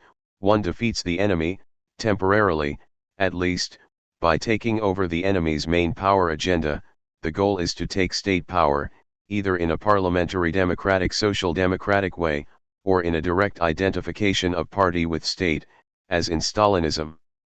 As well as these 2 versions, there is perhaps the most authentic, but also the most terrifying, way, guided by the correct instinct telling it that every consolidation of the revolution into a new state power equals its betrayal, but unable to invent and impose on social reality a truly alternative social order. The revolutionary movement engages in a desperate strategy of protecting its purity by the ultra-leftist resort to all-destroying terror. Badiou aptly calls this last version the sacrificial temptation of the void. One of the great Maoist slogans from the Red Years was "Dare to fight, dare to win." But we know that, if it is not easy to follow the slogan, if subjectivity is afraid not so much to fight but to win, it is because struggle exposes it to a simple failure. The attack didn't succeed, while victory exposes it to the most fearsome form of failure, the awareness that one won in vain, that victory prepares repetition, restoration. That a revolution is never more than a between 2 states. It is from here that the sacrificial temptation of the void comes. The most fearsome enemy of the politics of emancipation is not the repression by the established order. It is the interiority of nihilism, and the cruelty without limits which can accompany its void. 40. What Badiou is saying here is in fact the exact opposite of Mao's dare to win. One should be afraid to win, to take power, to establish a new socio-political reality, because the lesson of the 20th century is that victory either ends in restoration, return to the state power logic, or gets caught in the infernal cycle of self-destructive purification. This is why Badiou proposes replacing purification with subtraction. Instead of winning, taking over power, one maintains a distance towards state power, one creates spaces subtracted from the state. But is this solution adequate? What about heroically accepting the risk of self-obliteration? In other words, isn't there a 4th mode of defeat, in addition to the 3 enumerated by Badiou, another mode of defeat in victory where defeat does not mean simply that the revolution is appropriated by what it wanted to overcome but, more radically, that in winning, in realizing its goals, the revolutionary process produces something unexpected, so that, in the course of the process, we have to redefine the goal itself? This is why Lukács, surprisingly for a Marxist, fully endorses Hegel's refusal to engage in any project for a better future society. That Hegel stops at the present is related, to the most profound motives of his thinking, to be precise, of his historico-dialectical thinking. 41. In other words, it is precisely Hegel's silence about the future which opens up the space for it, namely, for a future that is not just an extrapolation of the predominant tendencies of the present, but the unforeseeable result of risky decisions. We thus need to subtly change the formula of the big revolutionary event as the moment of final judgment when, as Benjamin put it, even the past of the failed revolutionary attempts will be redeemed, the moment first clearly formulated in Joel 3:14, multitudes, multitudes, in the valley of decision. For the day of the Lord is near in the valley of decision. 42. But the decision is always risky, with no ontological guarantee, destined to fail and to be repeated. It can happen that the Lord, or whatever agent stands for him, makes the wrong judgment, that the wrong multitude is finished off in the valley of decision. The true emancipatory work of love enters at this tragic moment. Chapter 9 Appendix, Death, Life, and Jealousy in Communism. 9.1 The Changing Eternity. The Moranbong Band, which made its debut in 2012, is an immensely popular all-female music group in North Korea whose members were selected by Kim Jong-un himself. Immaculately clad in dazzling dresses with short skirts, they perform in the styles of pop, soft rock, and fusion, with an overall mood of pleasing symphonic harmony, what we in the West would immediately identify as the pre-rock kitschy pop music from the late 1950s. Their repertoire combines Western popular culture, music from Disney cartoons like Snow White, the theme from Rocky, Sinatra's My Way, older Western operetta music, waltzes by Strauss, Chardosh, some international revolutionary and popular songs, like Guantanamera, and songs that directly praise Kim Jong-un, We Can't Live Without Your Help, We Will Go to Baekdusan, so that it effortlessly moves between the extremes of nightclub experience and Communist Party gathering. And, in fact, the truly surprising thing in the performance of the Moranbong Band is how all these completely different pieces of music sound the same. They perform an official party song like a pop kitsch with sweet violins, and a Strauss operetta aria like a communist marching chant. Recall Jacques Rancière's reading of Gigi Vertov's Man with a Movie Camera, mentioned in Chapter 1 above, where communism is presented not so much as the hard struggle for a goal, the new society to come, but as a fact, a present collective experience, a symphonic texture of life in all its positive diversity where the most disparate phenomena operate at the same level, as in an ironic cinematic version of Stalin's first law of dialectics, everything is connected with everything else. Although, of course, we should never forget that the predominant tone of the Moranbong synthesis is neo-romantic popular kitsch, nor that Moranbong music is clearly addressed to the new North Korean middle classes, destined to create the illusion of an easy life. Should we nonetheless discern in it the last trace of a properly communist utopia? In my youth, when communism was still widely considered a realistic political option, there were many speculations about how the so-called ultimate questions of everyday life would appear there: love, death, jealousy, happiness. Maybe we should engage again in such speculations, just in a slightly darker mode. Modest socio-psychological experiments definitely have their uses when they indicate the historical specificity or even outright falsity of many claims about natural human dispositions, so let us begin with a nice case. David Brooks 1 explains how we inherently desire to do good, but society's assumptions of selfishness affect our behavior. He thereby almost reverses the conventional wisdom according to which the invisible hand of the market makes our natural selfishness work for the common good. 2 examples from his short essay make his point clear. 6 daycare centers in Haifa imposed a fine on parents who were late picking up their kids, but, surprisingly, the proportion of parents who arrived late doubled. How could this have happened? Before the fine was imposed, the key factor for the parents when they had to decide when to pick up their kids was simple consideration for the staff. They were well aware that being late could ruin their free evening. The introduction of the fine for being late changed the entire situation and made the parents perceive it as concerning a financial transaction.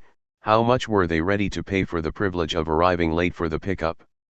From this new standpoint, many of them decided that paying a little bit of money is worth it to gain an hour or two of additional free time. Moral consideration was out, it became irrelevant, since the price for being late was paid in money. The other example, in 2001, the Boston Fire Commissioner canceled the policy of unlimited sick days and imposed a limit of 15 days per year for those who exceeded this limit.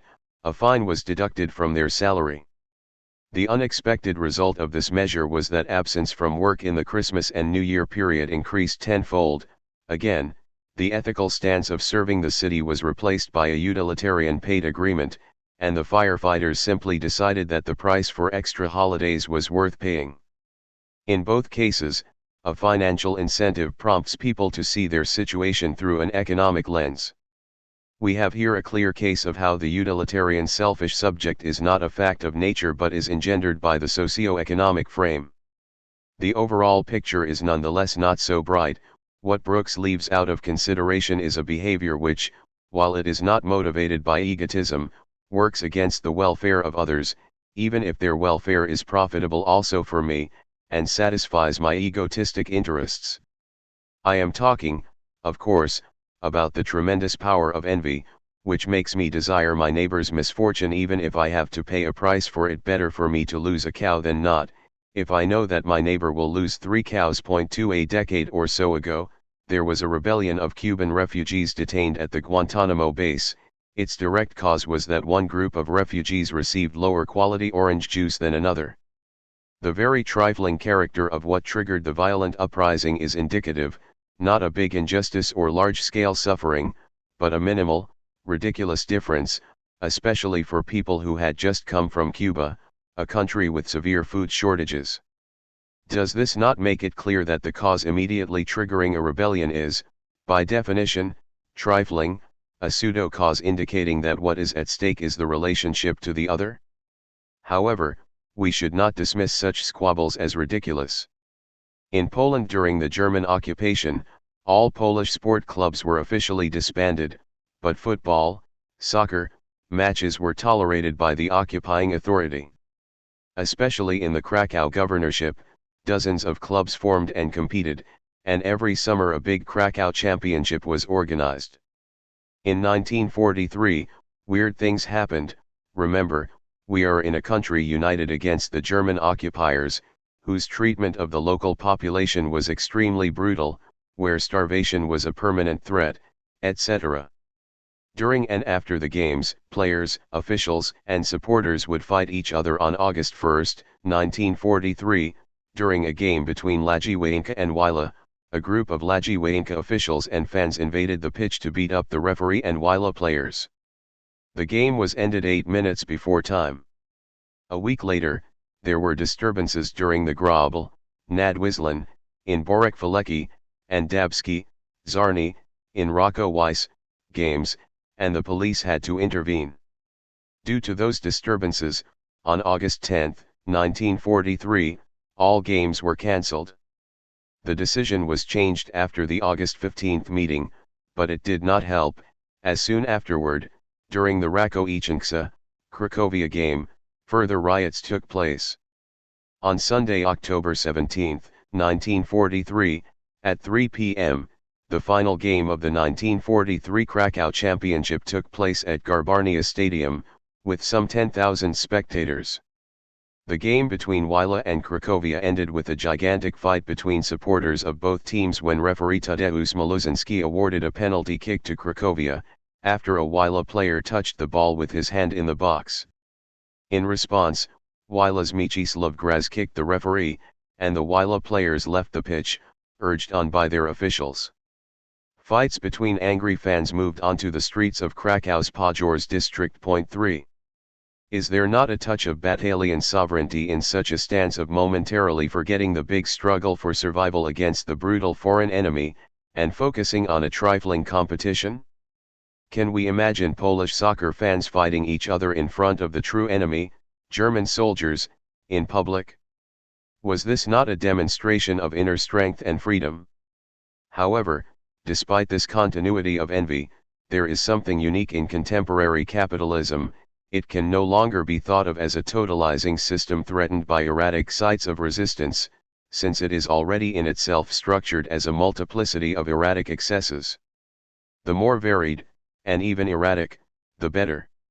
Normalcy starts to lose its hold. The regularities start to loosen. This loosening of normalcy is part of capitalism's dynamic. It's not a simple liberation. It's capitalism's own form of power. It's no longer disciplinary institutional power that defines everything, it's capitalism's power to produce variety because markets get saturated. Produce variety and you produce a niche market.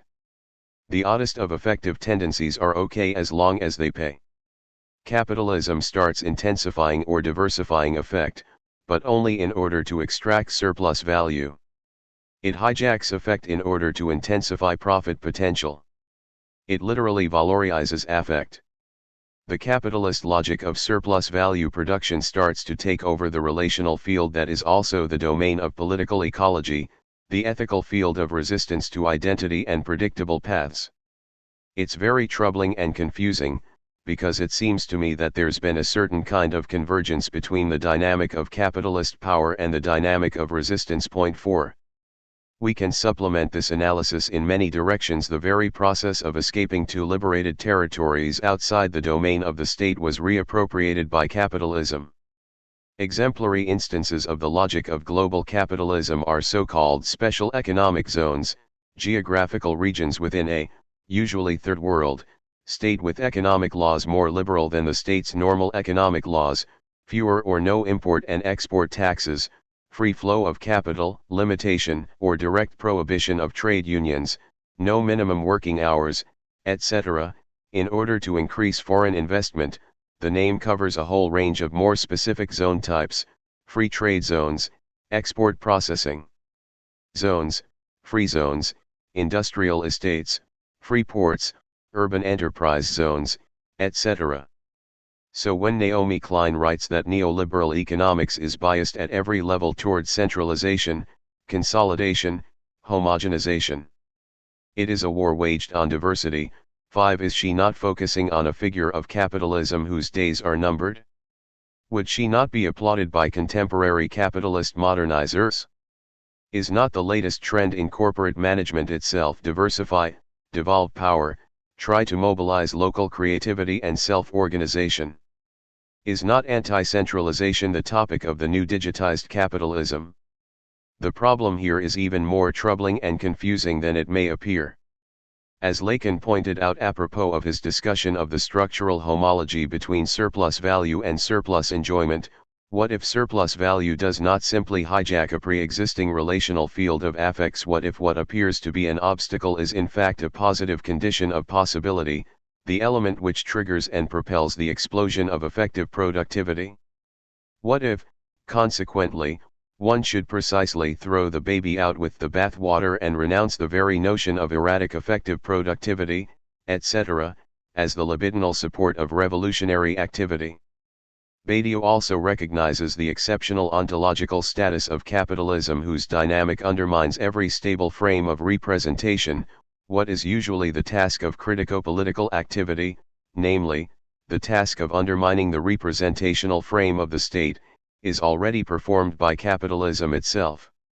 In pre-capitalist formations, every state, every representational totalization, implied a founding exclusion, a point of symptomal torsion, a part of no part, an element which, although part of the system, did not have a proper place within it, and emancipatory politics had to intervene on behalf of this excessive, supernumerary, element which, although part of the situation, cannot be accounted for in its terms. However, what happens when the system no longer excludes the excess, but directly posits it as its driving force, as is the case in capitalism, which can reproduce itself only through its constant self-revolutionizing, through the constant overcoming of its own limit? To put it in a simplified way, if a political event, a revolutionary emancipatory intervention into a determinate historical world, is always linked to the excessive point of its symptomal torsion, if it by definition undermines the contours of this world, how, then, are we to define the emancipatory political intervention into a universe which is already in itself worldless, which, for its reproduction, no longer needs to be contained by the constraints of a world? This impasse is the same as the one that occurs at the end of true life where, as we have already seen, Badiou in a strict homology with the prospect of the rise of a new world advocates a new symbolization of the two sexes. An excellent example of this deadlock is Hart's and Negri's 7 continuous oscillation between their fascination for global capitalism's deterritorializing power, and the rhetoric of the struggle of the multitude against the one of capitalist power. Financial capital, with its wild speculations detached from the reality of material labor, this standard bête noire of the traditional left, is celebrated as the germ of the future, as capitalism's most dynamic and nomadic aspect. The organizational forms of today's capitalism, decentralization of decision-making, radical mobility and flexibility, interaction of multiple agents, are perceived as pointing toward the oncoming reign of the multitude. It is as if everything is already here, in postmodern capitalism, or, in Hegel's, the passage from in itself to for itself. All that is needed is an act of purely formal conversion, like the one developed by Hegel apropos of the struggle between enlightenment and faith, where he describes the silent, ceaseless weaving of the spirit. Even the fashionable parallel with the new cognitivist notion of human psyche is here, just as brain sciences teach us how there is no central self in the brain, how our decisions emerge from the interaction between a pandemonium of local agents, How our psychic life is an autopoietic process which, without any imposed centralizing agency, a model which, incidentally, is explicitly based on the parallel with today's decentralized capitalism, so the new society of the multitude which rules itself will be like today's cognitivist notion of the ego as a pandemonium of interacting agents with no central deciding self running the show. However, although Hart and Negri see today's capitalism as the main side of the proliferating multitudes, they continue to rely on the rhetoric of the one, the sovereign power, against the multitude. How they bring these two aspects together is clear. While capitalism generates multitudes, it contains them in the capitalist form, thereby unleashing a demon it is unable to control. The question to be asked here is nonetheless if Hart and Negri do not commit a mistake analogous to that of Marx. Is not their notion of the pure multitude ruling itself the ultimate capitalist fantasy, the fantasy of capitalism self-revolutionizing perpetual movement freely exploding when relieved of its inherent obstacle? In other words, is not the capitalist form, the form of the appropriation of surplus value, the necessary form, the formal frame/condition, of the self-propelling productive movement? This imminent tension between the capitalist erratic dynamic and its reterritorialization through the form of profit extraction is redoubled by an even more radical tension, the one between the two aspects of modernity, the dynamic interaction of desiring and producing individual self-regulating itself through the market, and different forms of social control and regulation whose emblematic figure is Bentham's panopticon and whose contemporary versions are not only organizations like the National Security Agency but, perhaps even more, corporations like Google, which unite the two aspects. Google is a medium of free social interaction and, simultaneously, a very efficient medium of control which regulates and registers these interactions. No free interplay of multitudes without the NSA overlooking it. What underlies this deadlock is the deeply ambiguous status of capitalism's exceptional nature, mentioned above. Capitalism is unique, but it is precisely because of this exceptional status that it seems to directly echo what one might hypostasize as universal human nature. 8. At the level of libidinal economy, capitalism is also an exception which reveals the underlying universal rule. Human desire is constitutively metonymic. The object we get is never that, the real thing. The object cause of desire is always in excess of every obtainable object, and lacking in it. In the libidinal economy of traditional societies, this constitutive instability is contained or masked by some form of the supreme good which serves as the ultimate object of desire. In capitalism, however, the instability of desire, which compels it forever to the reproduction of the paradox of lack which appears as a surplus, is directly inscribed into its functioning, not only in late capitalist consumerism but already in the circular movement of capital, which can reproduce itself only through permanent self-expansion.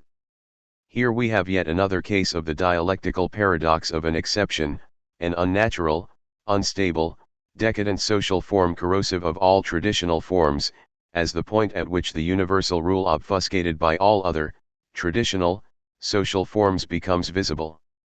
So there is a grain of truth in the apologetic saying that capitalism corresponds to human nature, and this, perhaps, is the reason why capitalism so easily expands into a global machine that can accommodate itself to all particular cultural forms. 9. The first reaction of a Marxist historicist to this hypothesis is, of course, derisive laughter. Is not the claim that capitalism somehow corresponds to human nature, with the implication that other modes of production are artificial, ideology at its worst, the naturalization of a historically specific form of production? And is not this very talk about human nature the worst case of philosophy as ideology? However, a much more refined case for this claim can be made, based on the key dialectical insight that a universal feature valid for all times and places appears as such, in its pure state, only as an exception, since the very function of every normal state, or species of a genus, is to repress or obfuscate or cope with the antagonism that pertains to this universality. Marx himself illustrates this dialectic of universality and its exception with the category of labor. Labor seems a quite simple category. The conception of labor in this general form as labor as such is also immeasurably old.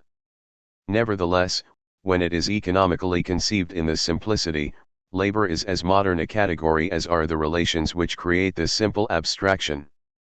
Indifference toward any specific kind of labor presupposes a very developed totality of real kinds of labor, of which no single one is any longer predominant. Indifference toward specific labors corresponds to a form of society in which individuals can with ease transfer from one labor to another, and where the specific kind is a matter of chance for them, hence of indifference. Here, then, for the first time, the point of departure of modern economics, namely the abstraction of the category labor, labor as such, labor pure and simple, becomes true in practice. The simplest abstraction, then, which modern economics places at the head of its discussions, and which expresses an immeasurably ancient relation valid in all forms of society, nevertheless achieves practical truth as an abstraction only as a category of the most modern society. This example of labor shows strikingly how even the most abstract categories, despite their validity precisely because of their abstractness for all epochs, are nevertheless, in the specific character of this abstraction, themselves likewise a product of historic relations, and possess their full validity only for and within these relations. Point 10. If, then, capitalism somehow corresponds to universal human nature, what is this nature?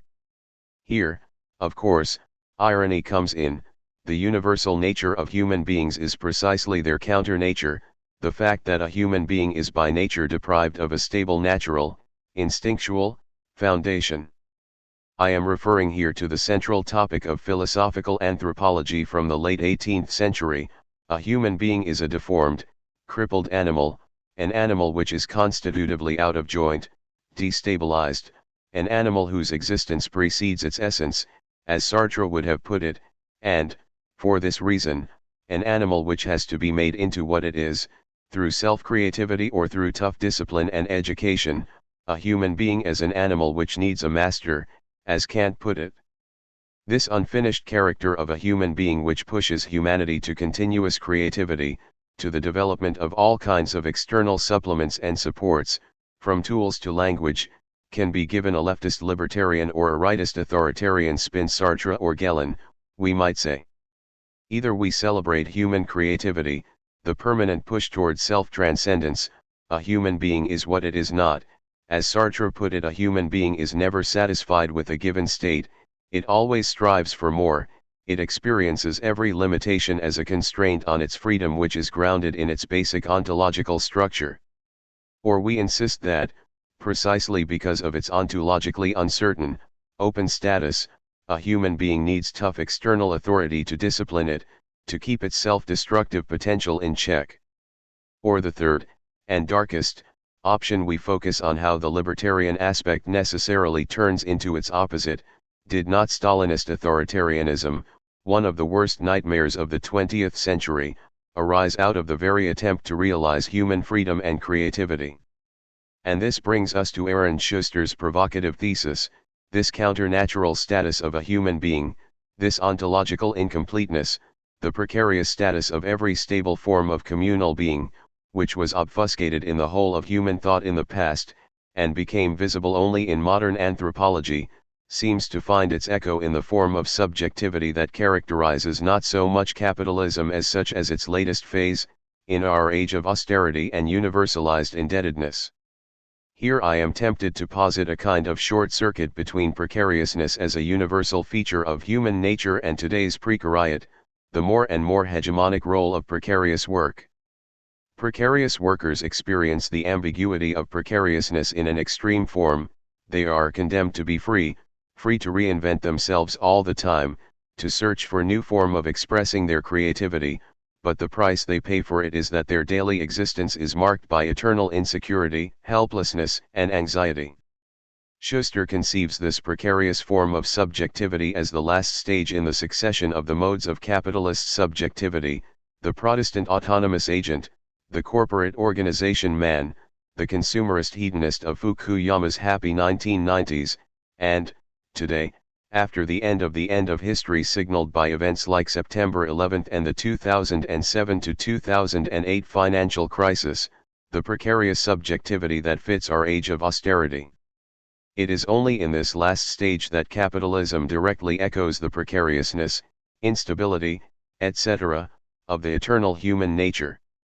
This short circuit gives a new, dark, and unexpected spin to Fukuyama's thesis on the end of history. History will end when the existing mode of production finally fits human nature. At this point, of course, we immediately encounter the big question: is this short circuit between eternal human nature and capitalism final, i.e., is the only way out a new ideological mystification that again obfuscates precarious human nature, or should we continue to hope, as Deleuze and Negri do, that today's capitalism is merely a perverted reterritorialized version of erratic excess, and that a new, fully deterritorialized social order is possible, an order in which negativity will no longer be constrained by the form of capital? Maybe what we should put into question is this very anthropological premise of a disoriented/perverted human nature, all the poetry of the human being as a sick animal, all the ontology of lack, out-of-jointness, etc. The first thing to do is to supplement it with its opposite, an irreducible excess. What if what constitutes being human is a traumatic encounter with a surplus for which there is, or, rather, should be, no place in our reality, with a too muchness, as Eric Santner would have put it? Negativity and surplus are two sides of the same coin. The second thing to do is to historicize this very eternal human nature. Yes, the parallax duality of lack/surplus is eternal, constitutive of being human, but its very universality acquires different shades in particular epochs, and the pessimistic anthropology of dislocation is just one among its figurations. There is a subtle difference between this view and direct historicism. Transhistorical eternity is not directly denied historicized but caught in history as eternity. Eternity itself has a history. This is arguably the deepest insight of German idealism. 9.2 Jealousy beyond envy.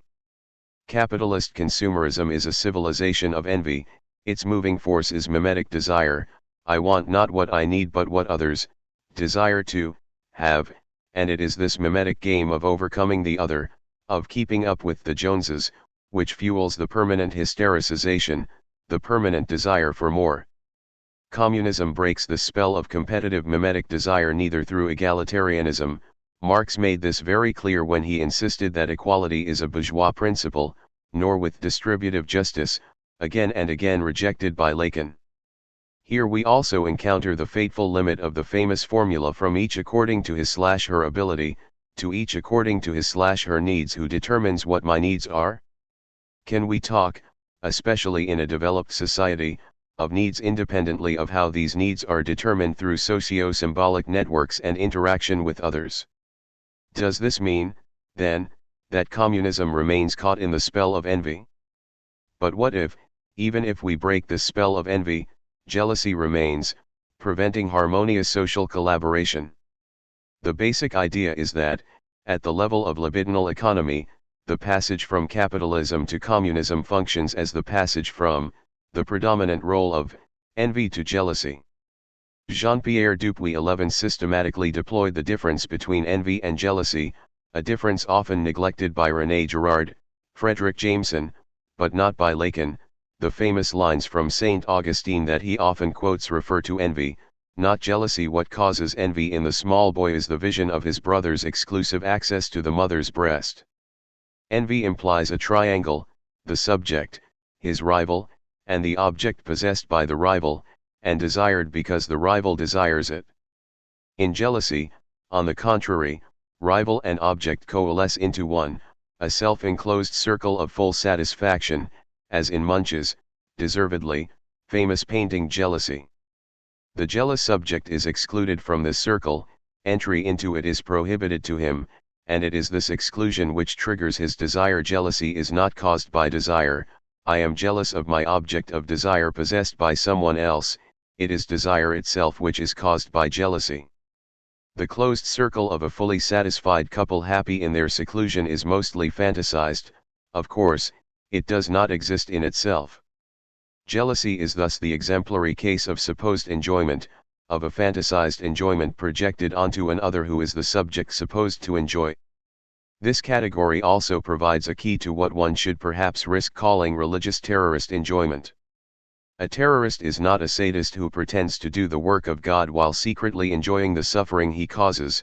The enjoyment that motivates him is the divine other's presupposed enjoyment. Perhaps the libidinal economy of terrorist attacks was best encapsulated by Nietzsche when he wrote, "All evil is justified if a God takes pleasure in it." So ran the primitive logic of feeling, and was this logic really restricted to primitive times? The gods viewed as the friends of cruel spectacles. How deeply this primeval concept still penetrates our European civilization. 12. One should be very careful in quoting Nietzsche, especially his pseudo-radical amoral axioms, since, as Sloterdijk noted perspicaciously, as soon as one quotes Nietzsche, one shoots way above the target. 13. Here, however, Nietzsche hit the target full on. Instead of speculating on the perverse pleasures of the terrorists themselves, we must focus on the figure of the big other, for the imagined pleasure of whom/which the terrorists did what they did. A different version of this type of enjoyment is clearly discernible in the way Greece, among many other nations, was humiliated for its inability to repay its debts. One cannot fail to recall Nietzsche's famous reflections on the repayment of a debt by the pleasure of torturing the powerless other in his Genealogy of Morals. The equivalency is provided by the fact that instead of an advantage directly making up for the wrong, so, instead of compensation in money, land, or possessions of any kind, a sort of pleasure is given to the creditor as repayment and compensation: the pleasure of having the right to exercise power over the powerless without a thought, the pleasure de faire le mal pour le plaisir de le faire, doing wrong for the pleasure of doing it, the enjoyment of violating. To what extent can suffering be a compensation for debts? To the degree that to make someone suffer is pleasure in its highest form, and to the degree that the injured party received an extraordinary counter-pleasure in exchange for the injury and distress caused by the injury, to make someone suffer a true feast. 14. Back to jealousy. In Mozart's Don Giovanni, Zerlina and Masetto form a very happy couple, and the hero cannot stand such a couple, which seems so satisfied in itself. He seduces Zerlina only to ruin the couple, and if his seduction had not been interrupted by Elvira, he would have dropped Zerlina immediately after the amorous act. Since his only goal was to ruin the happy couple, love played no role in it. Another distinction is that envy, what Rousseau called l'amour propre, calculates. It matters who got more of it, me or my rival, while jealousy does not calculate. It is simply transfixed by the fantasized perfection of the one couple from which the subject is excluded. Lacan calls this fascination with the imagined perfect unity jouissance, a condensation of jealousy and jouissance.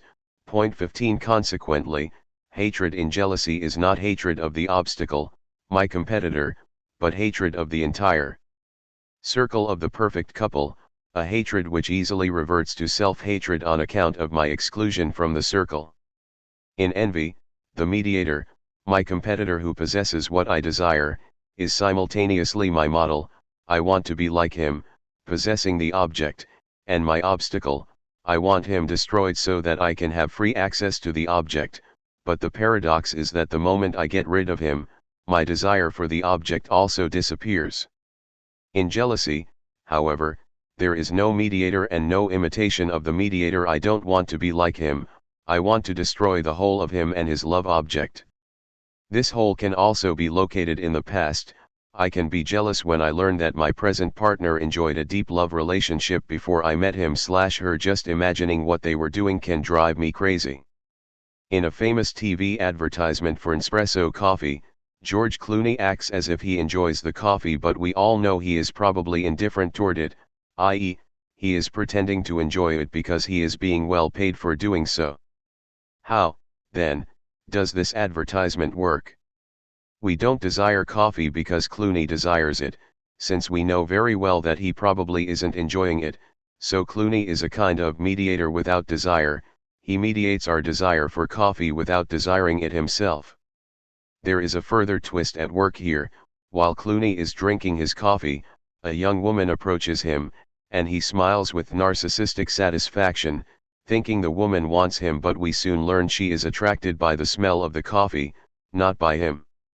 It is as if the woman, who stands for us, consumers, is not attracted by the mediator who also desires the object. The enigma is thus, again, how does the advertisement work, when we all know that Clooney probably doesn't really desire the advertised product, so it cannot be that we will desire it in imitation of him. Moreover, we know that the woman ignoring him but actually enjoying the coffee is a double cheat. We assume that she is really attracted by Clooney, and that her ignoring him is a complex act designed to arouse his curiosity and maybe desire for her. What we get here is a redoubled fetishist disavowal. We, the spectators, know very well that Clooney probably doesn't enjoy espresso, but we nonetheless believe he does.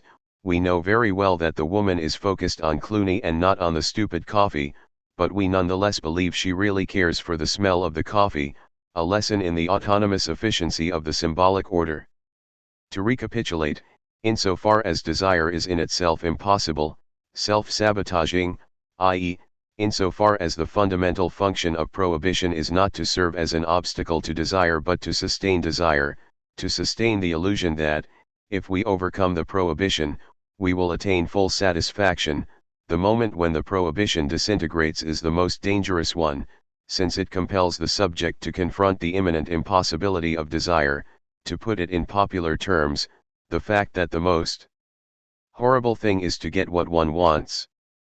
As Lacan pointed out, social prohibitions never simply serve the aim of those in power by legitimizing deprivation, they certainly serve those in power, but they are obeyed, they function, because the ruling ideology deftly manipulates the imminent impossibility, self-sabotaging, of desire.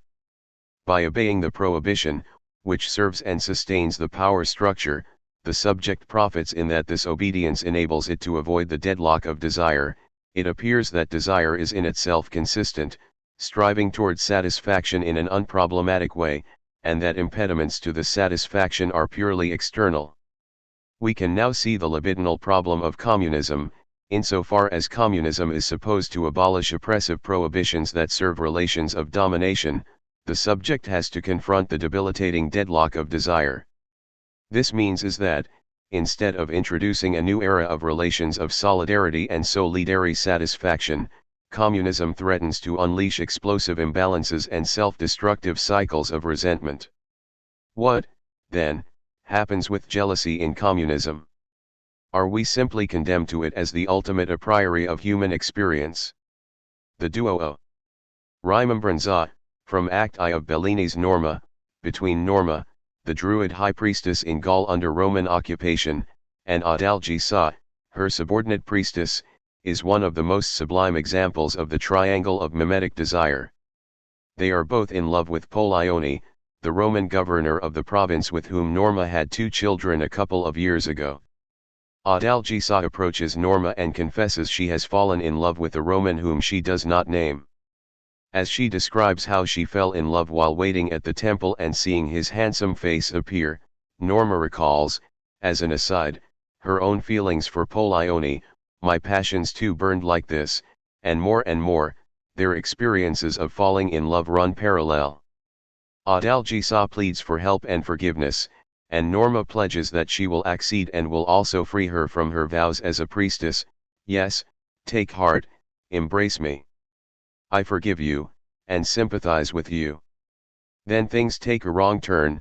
Norma asks Adalgisa to describe the man whom she loves, and Adalgisa replies that he is a Roman and, at that moment, turns to indicate that it is Polione, who is just then entering the room. While Polione shows fear that Norma will hurt Adalgisa, Norma furiously confronts him. O faithless man, do not tremble for her. She is not guilty, you are the wicked one. 16.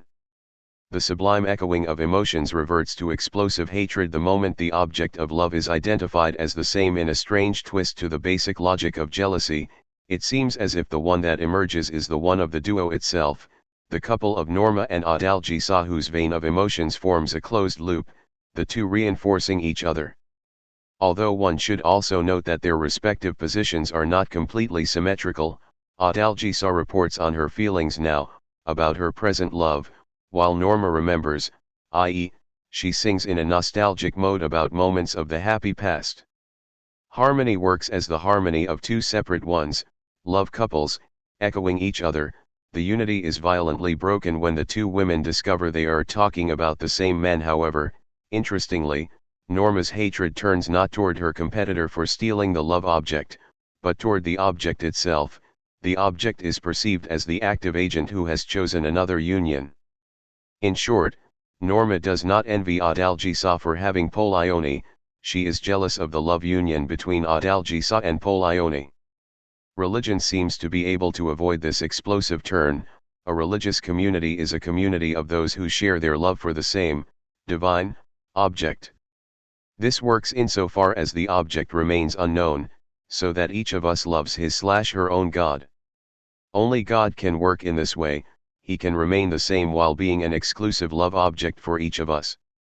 There is, however, another way beyond jealousy within its very coordinates.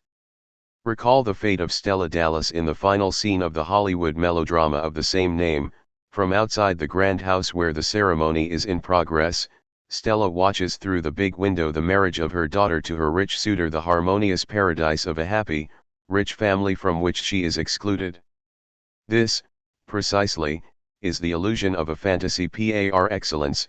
By erasing oneself, the disturbing excess, from the picture, and this erasure can go right up to actual suicide, the picture will be that of a harmonious whole. What we get here is what Dupuy calls the geometry of jealousy, the subject excluded from the one of full enjoyment but without jealousy, with jealousy replaced by a kind of ecstatic happiness generated by the view of the happy one, couple, from which the subject is excluded. The scene enacted in Stella Dallas exemplifies a sacrificial logic ignored by René Girard. The scapegoat is the subject him/herself, ready to sacrifice him/herself in order to bring about the fantasized one. In the film, the heroine starts to behave in a vulgar and promiscuous way, not because she really is such a person but because she is pretending to be, to make it easier for her daughter to cut her links with her without regret, and marry her rich boyfriend from a grand family. Is this constellation not a kind of fulfillment through negation of the normal logic of jealousy, the subject endeavoring to destroy the one of the perfect couple which gives rise to his/her jealousy? Instead of brutally destroying the stain which disturbs the harmony of the one, the subject grasps that it is he/she who is the stain. So why does the subject destroy itself as the stain, even though, as a jealous subject, it wants to destroy the one? We could even argue that the implicit insight on which this gesture is based is that the ultimate stain is the one itself, the fantasy of a harmonious couple which has no place in reality, and which is, as such, immanent to the subject itself. And there is a more radical cure for jealousy: to perceive a crack in the closed circle of the two united in one.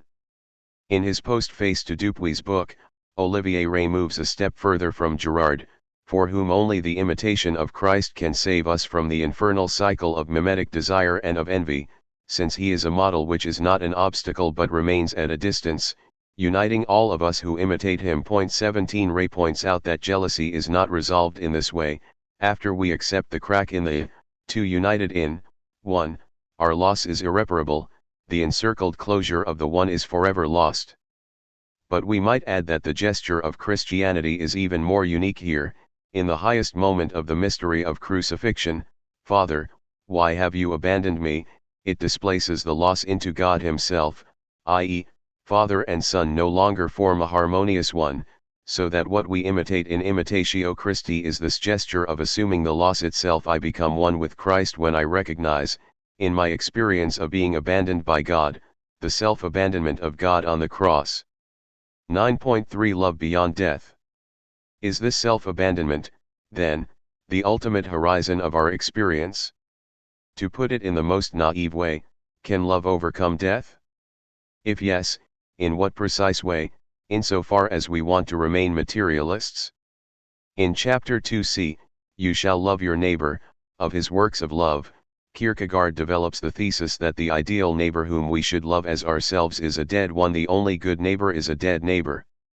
His line of reasoning is surprisingly simple and cogent, in contrast to poets and lovers, whose object of love is distinguished by its particular outstanding qualities. To love one's neighbor means equality. Forsake all distinctions so that you can love your neighbor. 18. However, it is only in death that all distinctions disappear. Death erases all distinctions, but preference is always related to distinctions. 19. A further consequence of this reasoning is the crucial distinction between two perfections, the perfection of the object of love and the perfection of love itself. The lover's, poet's, or friend's love contains a perfection belonging to its object, and is, for this very reason, imperfect as love, in contrast to this love. Precisely because one's neighbor has none of the excellences which the beloved, a friend, a cultured person, an admired one, and a rare and extraordinary one have in high degree, for that very reason love to one's neighbor has all the perfections. Erotic love is determined by the object, friendship is determined by the object, only love to one's neighbor is determined by love. Since one's neighbor is every man, unconditionally every man, all distinctions are indeed removed from the object. Therefore genuine love is recognizable by this, that its object is without any of the more definite qualifications of difference, which means that this love is recognizable only by love. Is not this the highest perfection? 20. To put it in Kant's terms, what Kierkegaard is trying to articulate here are the contours of a non-pathological love, of a love which would be independent of its contingent object, a love which, again, to paraphrase Kant's definition of moral duty, is motivated not by its determinate object, but by the mere form of love. I love for the sake of love itself, not for the sake of what distinguishes its object. The implication of this stance is thus weird, if not outright morbid. Perfect love is utterly indifferent toward the beloved. No wonder Kierkegaard was so obsessed with the figure of Don Juan. Do not Kierkegaard's Christian love for the neighbor and Don Juan's serial seductions share this crucial indifference toward the object? For Don Juan also, the quality of the seduced object did not matter. The ultimate point of Leporello's long list of conquests, which categorizes them according to their characteristics, age, nationality, physical features, is that these characteristics are indifferent. The only thing that matters is the pure numerical fact of adding a new name to the list. Is Don Juan not, in this precise sense, a properly Christian seducer, since his conquests were pure, non-pathological in the Kantian sense, made for the sake of it, not because of any particular and contingent properties of their objects? The poet's preferred love object is also a dead person. Paradigmatically, the beloved woman, he needs her dead in order to articulate his mourning in his poetry, or, as in courtly love poetry, a living woman herself is elevated to the status of a monstrous thing. However, in contrast to the poet's fixation on the singular dead love object, the Christian, as it were, treats the still living neighbor as already dead, erasing his or her distinctive qualities. The dead neighbor means, the neighbor deprived of the annoying excess of jouissance which makes him/her unbearable. It is thus clear where Kierkegaard cheats, in trying to sell us as the authentic difficult act of love what is in effect an escape from the effort of authentic love. Love for the dead neighbor is an easy feat, it basks in its own perfection, indifferent toward its object. What about not only tolerating, but loving the other on account of its very imperfection? Lacan's name for this imperfection, for the obstacle which makes me love someone, is objet petit, the pathological tic which makes him/her unique. In authentic love, I love the other not simply as alive, but on account of the very troubling excess of life in him/her. Even the common wisdom is somehow aware of this. As they say, there is something cold in perfect beauty, one admires it, but one falls in love with an imperfect beauty, on account of this very imperfection. An opinion poll conducted 2 decades ago made it clear that, for Americans at least, there was something all too cold in Claudia Schiffer's perfection. It was somehow easier to fall in love with Cindy Crawford on account of her very small imperfection, the famous tiny pimple close to her lip, her objet petit. Point 21. This failure by Kierkegaard also accounts for the problems which emerge when we apply the Kierkegaardian triad of the aesthetic, the ethical, and the religious to the domain of sexual relations. What is the religious mode of the erotic? if its aesthetic mode is seduction and its ethical mode is marriage? Is it at all meaningful to speak of a religious mode of the erotic in the precise Kierkegaardian sense of the term? Lacan's point is that this, precisely, is the role of courtly love. The lady in courtly love suspends the ethical level of universal symbolic obligations and bombards us with totally arbitrary ordeals in a way which is analogous to the religious suspension of the ethical. Her ordeals are on a par with God's ordering Abraham to slaughter his son Isaac. And, contrary to our first impression that sacrifice reaches its apogee here, it is only here that, finally, we confront the other qua thing that gives body to the excess of enjoyment over mere pleasure. In exactly the same way as Kierkegaard's love for the dead neighbor, this tragic vision of courtly love is not only false, but ultimately even unchristian. In Hitchcock's Vertigo, the low-class Judy who, under the pressure exerted from and out of her love for Scotty, endeavors to look and act like the high-class fatal and ethereal Madeline, turns out to be Madeline. They are the same person, since the true Madeline Scotty encountered was already a fake. However, this identity of Judy and Judy Madeline reveals all the more clearly the absolute otherness of Madeline with regard to Judy, the Madeline who is nowhere, who is present merely in the guise of the ethereal aura that envelopes Judy Madeline. In a strictly analogous gesture, Christianity asserts that there is nothing beyond appearance, nothing but the imperceptible X that changes Christ, this ordinary man, into God. In the absolute identity of man and God, the divine is the pure shine of another dimension that shines through Christ, this miserable creature. It is only here that the iconoclasm is truly brought to its conclusion. What is in fact beyond the image is that X that makes the man Christ God. In this precise sense, Christianity inverts the Jewish sublimation into a radical desublimation, not desublimation in the sense of the simple reduction of God to man, but desublimation in the sense of the descent of the sublime beyond to the everyday level. Christ is a ready-made God, as Boris Groys put it. He is fully human, inherently indistinguishable from other humans in exactly the way Judy is indistinguishable from Madeline in Vertigo. It is only the imperceptible something, a pure appearance which can never be grounded in a substantial property, that makes him divine. This is why Scotty's obsessive love for Madeline in Vertigo is a fake. If his love were true, he should have accepted the full identity of the common, vulgar, Judy and the sublime, Madeline. There is, nonetheless, an indifference which pertains to true love, not the indifference toward its object, but the indifference toward the positive properties of the beloved object. This indifference of love is closely linked to that of the Lacanian empty signifier.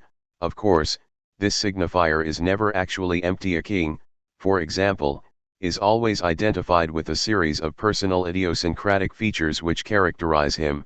However, we, his subjects, are at all times aware that these features are completely indifferent and replaceable, that it is not these features which make him a king.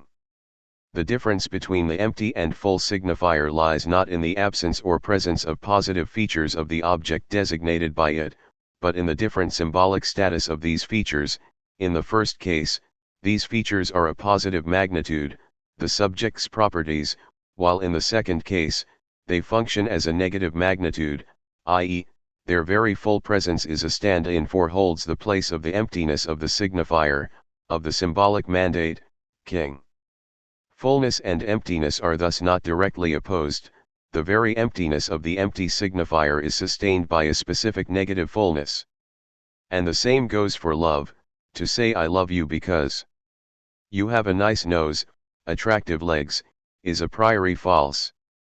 With love, it is the same as with religious belief. I do not love you because I find your positive features attractive, but, on the contrary, I find your positive features attractive because I love you and therefore observe you with a loving gaze. Consequently, all the fullness of the positive features which I adore in the beloved are a stand-in for the emptiness which I really love. Even if each of them were to be obliterated, I would still love you. How does all this relate to sex? In Catherine Breillat's romance, there is a phantasmatic scene which perfectly stages this radical split between love and sexuality. The heroine imagines herself lying naked on her belly on a low, small table divided in the middle by a partition with a hole just large enough for her body. With the upper side of her body, she faces a nice tender guy with whom she exchanges gentle loving words and kisses, while her lower part is exposed to one or more sex machine studs who penetrate her wildly and repeatedly. However, the true miracle occurs when these two series momentarily coincide, when sex is transubstantiated into an act of love. There are 4 ways to disavow this impossible/real conjunction of love and sexual enjoyment. 1. The celebration of asexual pure love, as if the sexual desire for the beloved demonstrates love's inauthenticity. 2. The opposite assertion of intense sex as the only real thing, which reduces love to a mere imaginary lure. 3. The division of these two aspects, their allocation to 2 different people, one loves one's gentle wife, or the idealized inaccessible lady, while one has sex with a vulgar mistress. 4. Their false immediate merger, in which intense sex is supposed to demonstrate that one truly loves one's partner, as if, in order to prove that our love is a true one, every sexual act has to be the proverbial fuck of the century. All these 4 stances are wrong, an escape from accepting the impossible/real conjunction of love and sex. A true love is enough in itself, it makes sex irrelevant, but precisely because fundamentally, it doesn't matter. We can fully enjoy it without any superego pressure. And, unexpectedly, this brings us to Lenin, when, in 1916, Lenin's, at that point former, mistress Inessa Armand wrote him that even a fleeting passion was more poetic and cleaner than kisses without love between man and woman. He replied, "Kisses without love between vulgar spouses are filthy." I agree. These need to be contrasted, with what? It would seem, kisses with love. But you contrast a fleeting, why a fleeting, passion, why not love? And it comes out logically as if kisses without love, fleeting, are contrasted to marital kisses without love. This is odd. 22. Lenin's reply is usually dismissed as proof of his petit bourgeois sexual constraint, sustained by his bitter memory of the past affair. However, there is more to it, the insight that marital kisses without love and the extramarital fleeting affair are 2 sides of the same coin. They both shrink from combining the real of an unconditional passionate attachment with the form of symbolic proclamation. Lenin is profoundly right here, although not in the standard prudish sense of preferring normal marriage out of love to illicit promiscuity. 23. The underlying insight is that, contrary to all appearances, love and sex are not only distinct, but ultimately incompatible, that they operate at completely different levels. Like agape and eros, love is charitable, self-effacing, ashamed of itself, while sex is intense, self-assertive, possessive, inherently violent, or the opposite, possessive love versus generous indulging in sexual pleasures.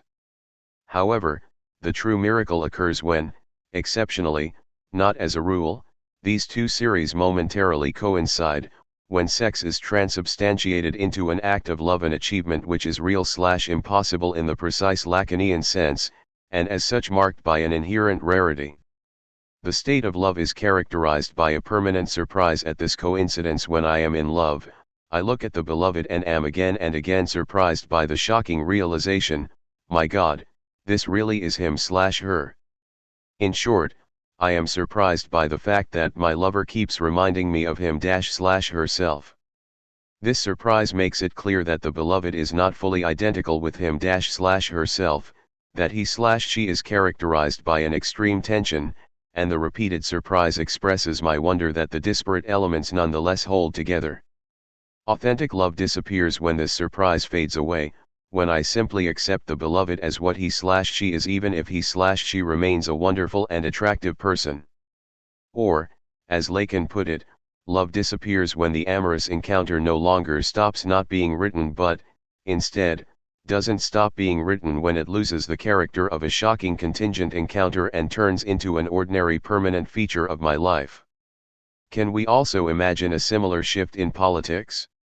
An authentic political sequence persists as long as its agents are surprised by the fact that this, a series of often pragmatic and modest measures, is that, advancing the universal cause, that, for instance, bringing water and electricity to a poor village is part of a communist project.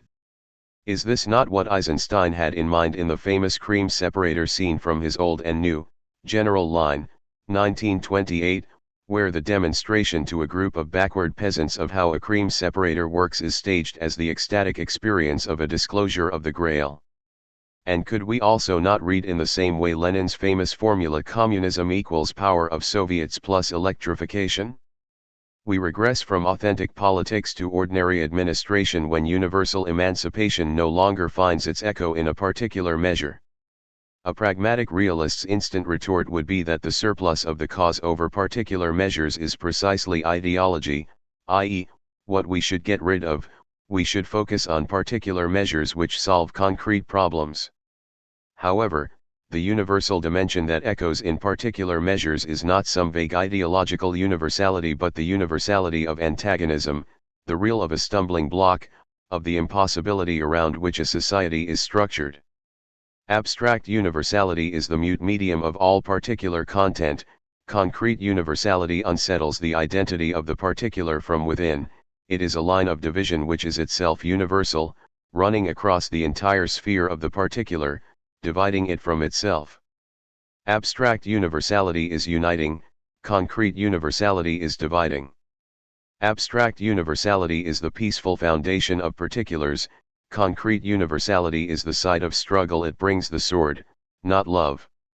With regard to emancipatory struggle, a particular culture which tries desperately to defend its identity has to repress the universal dimension which is active at its very heart, that is, the gap between the particular, its identity, and the universal which destabilizes it from within. This is why the allow us our culture argument fails.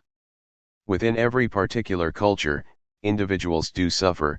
For example, women do protest when they are forced to undergo clitoridectomy, and these protests against the parochial constraints of one's culture are formulated from the standpoint of universality.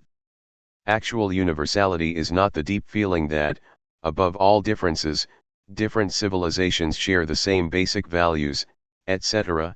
Actual universality appears, actualizes itself, as the experience of negativity, of the inadequacy to itself, of a particular identity.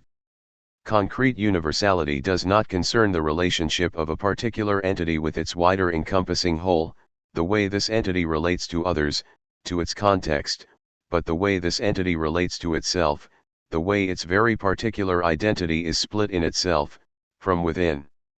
The standard problem of universality: how can I be sure that what I perceive as universality is not colored by my particular identity, thereby disappears? Concrete universality means that, precisely, my particular identity is corroded from within, that the tension between particularity and universality is inherent to my particular identity, or, to put it in more formal terms, in concrete universality, specific difference overlaps with generic difference. 9.4 Mentem mort alienating. How, then, can we come to terms with the ultimate loss, death itself, which is, as Gadamer put it, one of the most unpleasant things that are part of life? 24 in line 462 of Book 1 of the Aeneid, we get Aeneas's reaction to a mural found in a Carthaginian temple which depicts battles of the Trojan War where most of his friends and countrymen died. Aeneas is moved to tears and says, Sunt lacrimae rerum et mentem mort alienating.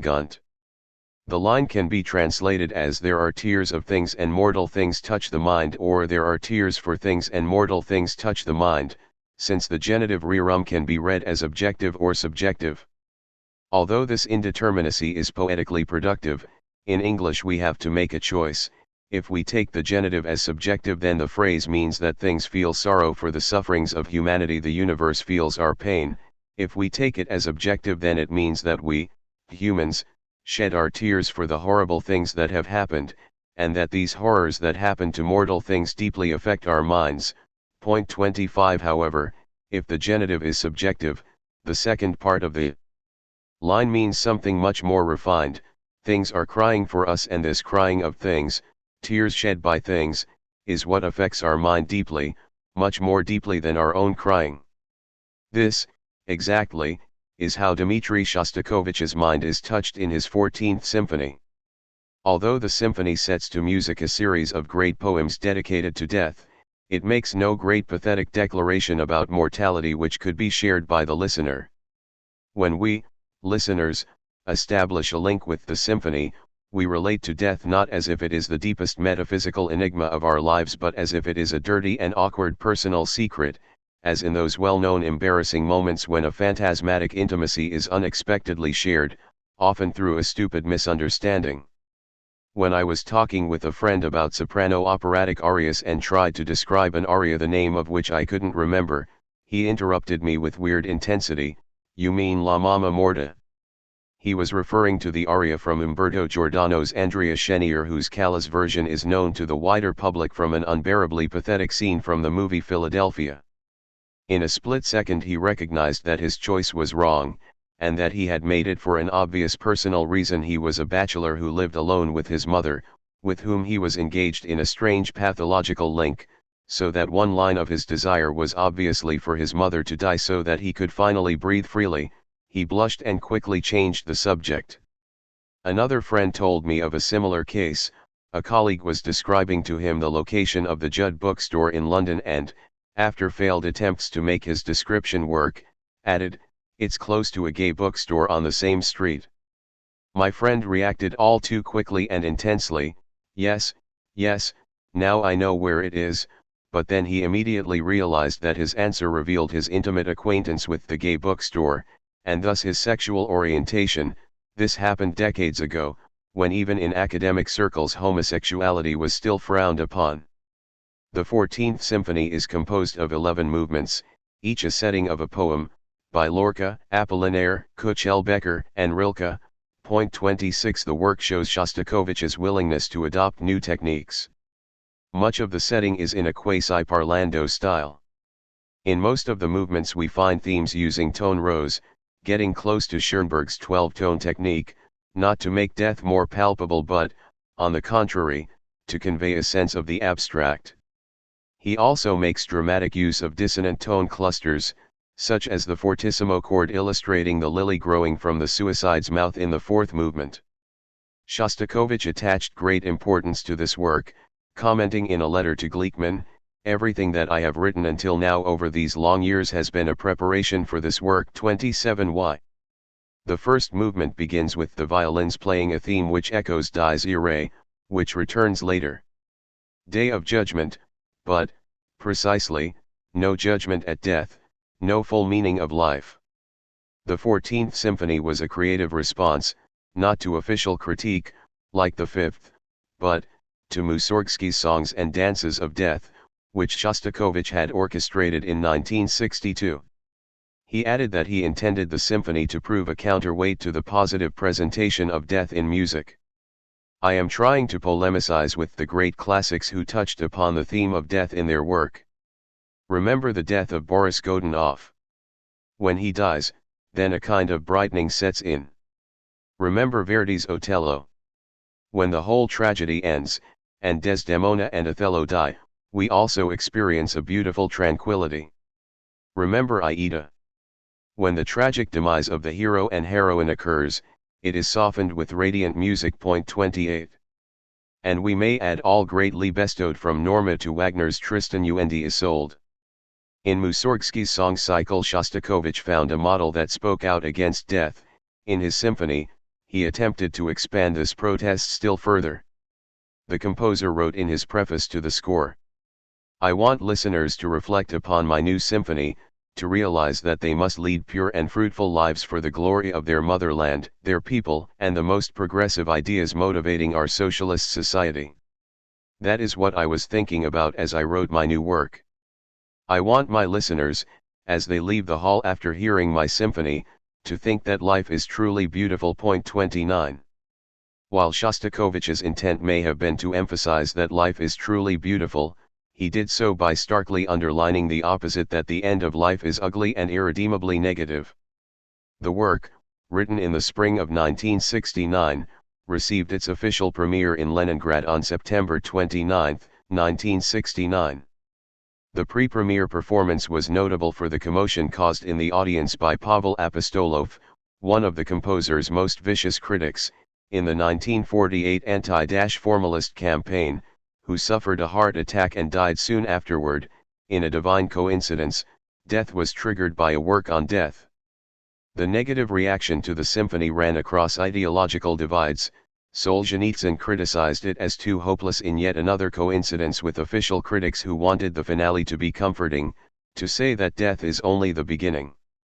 But it's not a beginning, it's the real end, there will be nothing afterwards, nothing. I feel you must look truth right in the eyes. 30. The absence from the symphony of redemption or transcendence drew protests not only in the Soviet Union but also in the West, where the work was considered both obsessive and limited spiritually.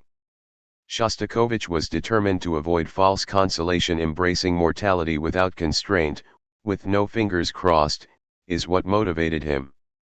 Does this mean that his 14th symphony belongs to the thought of finitude so forcefully criticized by Badiou, who asserted that death is something that happens to you, it is not the imminent unfolding of some linear program? Even if we say that human life cannot go beyond 120 years, for biological, genetic etc. reasons, death is always something that happens to you. And I would maintain that death always comes from the outside. Spinoza said something excellent on that score: nothing can be destroyed except by an external cause. This means that death is in a position of radical exteriority. We would not even say that a human reality, a Dasein, is mortal. Because mortal means to say that it contains the virtuality of death in an imminent fashion. In truth, all that is generically immortal, and then death intervenes. 31. The mention of Spinoza is crucial, and here one should oppose Spinoza to Hegel. While for Spinoza, every destruction comes from outside, thwarting every organism's imminent tendency to reproduce and expand its life power. For Hegel, negation is imminent, inscribed within the innermost identity of every living being, so that every destruction is ultimately self-destruction. To avoid misunderstanding, Hegel would have agreed that there is no deeper meaning in death, that death comes as a radically external meaningless contingency, but it is precisely as such that it corrodes from within the very core of human identity and its universe of meaning. Furthermore, like Badiou, Hegel asserts infinity/immortality, but for him immortality emerges precisely through tarrying with the negative, through its imminent overcoming. Only a being which is not constrained by its mortality can relate to its death as such.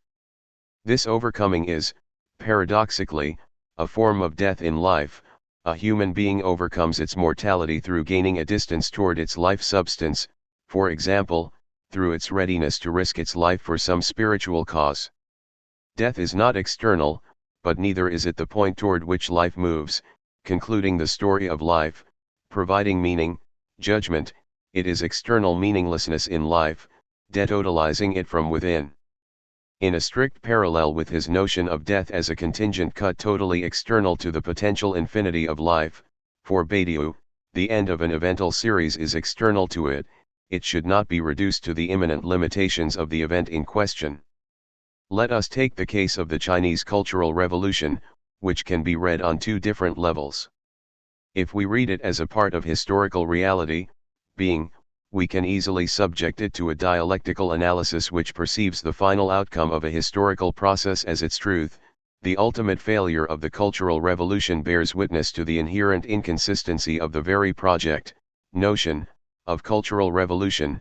It is the explication, deployment, actualization of this inconsistency, just as, for Marx, the vulgar, non-heroic, capitalist daily life of profit-seeking is the truth of Jacobin noble revolutionary heroism.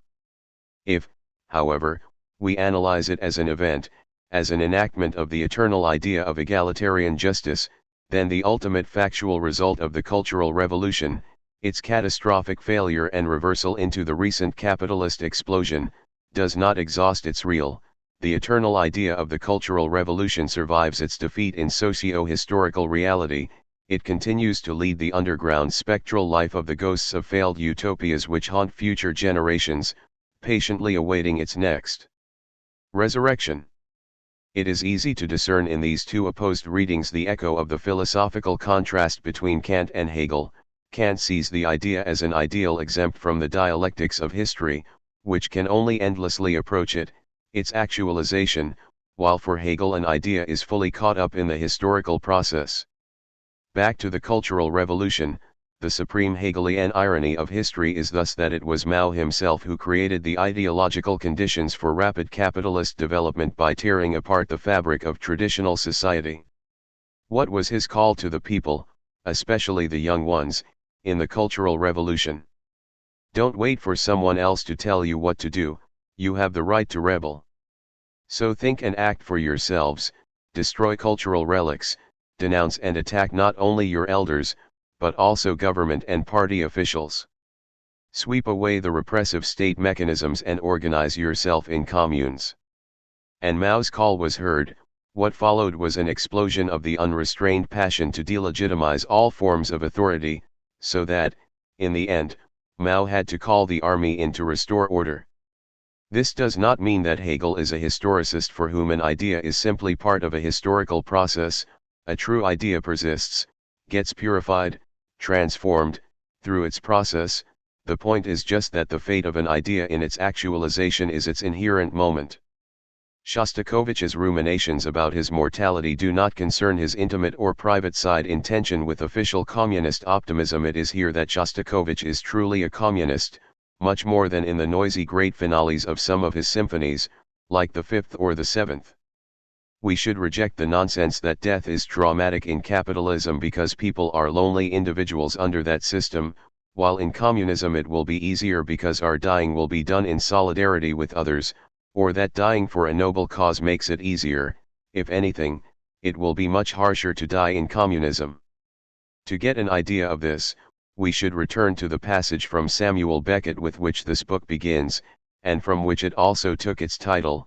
It comes from one of Beckett's late absolute masterpieces, Ill Seen Ill Said, 1981, 32, in which language is pitilessly starved of prolixity and adornment but obstinately refuses to die. 33. It consists of the confused mumblings of an old woman living out her last days alone in an isolated cottage, and although it deals with the universal theme of the debilitating process of dying, it does not sublate this process into any higher meaning, like dying for a noble cause, but just reduces it to its minimal form of the antagonism between refusal to die and longing for the peace of death. This minimum will survive in communism. 9.5. A materialist conspiracy of faith. Does this mean that bitter despair is the ultimate horizon of our lives? We must add another turn of the screw here. Toward the end of A Conspiracy of Faith, original title Flask Post Message in a Bottle, a 2016 Danish noir directed by Hans Petter Molland, there is a remarkable dialogue between Karl Mork, a burnt-out, terminally depressed detective, and Johannes, a handsome blonde serial killer of children who is as interested in destroying their parents' faith as in snatching their offspring. This dialogue occurs only in the film, not in Jussi Adler-Olsen's novel on which the film is based, so I am referring to Nikolaj Arkel's scenario. Their final confrontation occurs in an isolated wooden seaside cottage where Johannes holds tied up as prisoners Mork and the kidnapped children, a boy and a girl. After presenting himself as one of the devil's sons whose task is to destroy faith, Johannes tells Mork, "And now, I'll take away your faith." Mork promptly replies, "You're wasting time. I don't believe in God. I don't believe in anything." When Johannes then throws the young boy into the sea and keeps his head under water, Mork desperately shouts, "Listen to me. Take me instead. Johannes, you're rescuing people you've never met. Of course you have faith. I've never met anyone who's had as much faith as you. Mork, take me. Johannes, do you wish God would make you powerful enough to stop me?" When the boy seems to be dead, Johannes concludes, "I think you will remember this day. You were here and it changed nothing. And God never showed." He then turns to the boy's elder sister, cuts her bonds with scissors, pushes the scissors into her hand, and tells her, "Now you get this. And then you get your revenge. Then you will be his, then you will be free. Stab me. Stab me and you'll be free." The girl refuses, and Johannes snaps at her, "You disappoint me." Then he tells Mork, "Now you've seen. Now you must live. At this moment the sound of a police helicopter above the cottage is heard, as a kind of pseudo-divine last-minute intervention. The film's concluding moments are ambiguous. In a church, Mork half-heartedly joins the prayer for the victims, which celebrates the power of life over death, and when, in the very last shot of the film, he observes children playing in a green sunlit meadow, he says, "I thought what idiots they were." But maybe it's right, again, an ambiguity. What is right? For the innocent children to remain in their illusion? Those final minutes are obviously a retreat from the thorny ethical dilemma that occurs in the confrontation between Mork and Johannes. We should, of course, dismiss as ridiculous Johannes's idea of acting as the devil's son, an idea which is meaningful only within the theological universe where there is a conflict between God and the devil. If we follow T.S. Eliot's insight that the devil's ultimate temptation is the reference to good itself, the highest form of treason, to do the right deed for the wrong reason, as he put it in Murder in the Cathedral, then it is Mork himself who is the true devil's son. The devil's ultimate trump card is not give way to your lust for power, enjoy life, abandon the chimera of higher ethical values, but do all the noble deeds your heart tells you to do, live the highest ethical life, and be aware that there is no need for a reference to God in all this. It is your own inner nature which is your guide here. You are following the law of your heart. Is this stance not personified in Mork's atheistic readiness to sacrifice himself for others? The crux of the matter is thus the enigma of atheism and ethics. Can one be fully ethical, up to being ready to sacrifice oneself for others, without believing in God? And, if we risk taking even a step further, what if only an atheist can be truly and unconditionally ethical? The point is not to ascribe to atheists some deeper belief too pure to be articulated in explicit dogmas. If there is anything good about religions, it is their dogmatic aspect. The title of the English translation of the novel and film A Conspiracy of Faith is brilliant, and immediately reminds us of G.K. Chesterton's famous essay A Defense of Detective Stories, where he remarks how the detective story keeps in some sense before the mind the fact that civilization itself is the most sensational of departures and the most romantic of rebellions. When the detective in a police romance stands alone, and somewhat fatuously fearless amid the knives and fists of a thief's kitchen, it does certainly serve to make us remember that it is the agent of social justice who is the original and poetic figure, while the burglars and footpads are merely placid old cosmic conservatives, happy in the immemorial respectability of apes and wolves. The police romance is based on the fact that morality is the most dark and daring of conspiracies. 34. Chesterton, of course, extends this logic to religion itself. Orthodoxy, orthodox faith, is the most dark and daring of all conspiracies, while atheists are merely placid old cosmic conservatives, happy in the immemorial respectability of apes and wolves. However, he is well aware that, in Christianity, things get more complicated. The conspiracy of Christianity is that Christianity alone has felt that God, to be holy God, must have been a rebel as well as a king. 35. Even more, that God himself, the origin of all things, for a moment becomes an atheist and does not believe in himself. That is the lesson of Christianity. It is not only that we do not believe in God, but that God himself does not believe in himself, so that he also cannot survive as the non-substantial symbolic order, the virtual big other who continues to believe in our place, for us. Moreover, only a belief which survives such a disappearance of the big other is belief at its most radical, a wager more crazy than Pascal's. Pascal's wager remains epistemological, concerning only our attitude toward God, i.e., we have to assume that God exists. Our wager does not concern God himself, while for radical atheism, the wager is ontological. The atheist's subject engages itself, in a political, artistic, etc., project, believes in it, without relying on any guarantee. My thesis is thus double, not only that Christianity, in its core disavowed by its institutional practice, is the only authentic atheism, but also that atheists are the only true believers. Perhaps the only way out of these impasses is what, in his unpublished secret writings, Denis Diderot described under the title of the Materialist's Credo. In Entretien de philosophie avec la Miracle he concluded, après tout, le plus court est de se conduire comme s'il vient existate, même quand on n'y croit pas. After all, the most straightforward way is to behave as if the old guy exists, even if one doesn't believe it. This may appear to amount to the same as Pascal's wager apropos of custom: even if you don't believe in it, act as if you believe. However, Diderot's point is exactly the opposite: the only way to be truly moral is to act morally without regard to God's existence. In other words, Diderot directly reverses Pascal's wager, the advice to place your bet on the existence of God and on motk la plupart ont tout à perdre et rien à gagner en ayant un Dieu rémunérateur et venger. In a word, it is that the majority of those who deny a remunerating and vengeful God have everything to lose and nothing to gain. 36 In his denial of the remunerating and vengeful God, the atheist either loses everything, if he is wrong, he will be damned forever, or gains nothing. If he is right, there is no God, so nothing happens.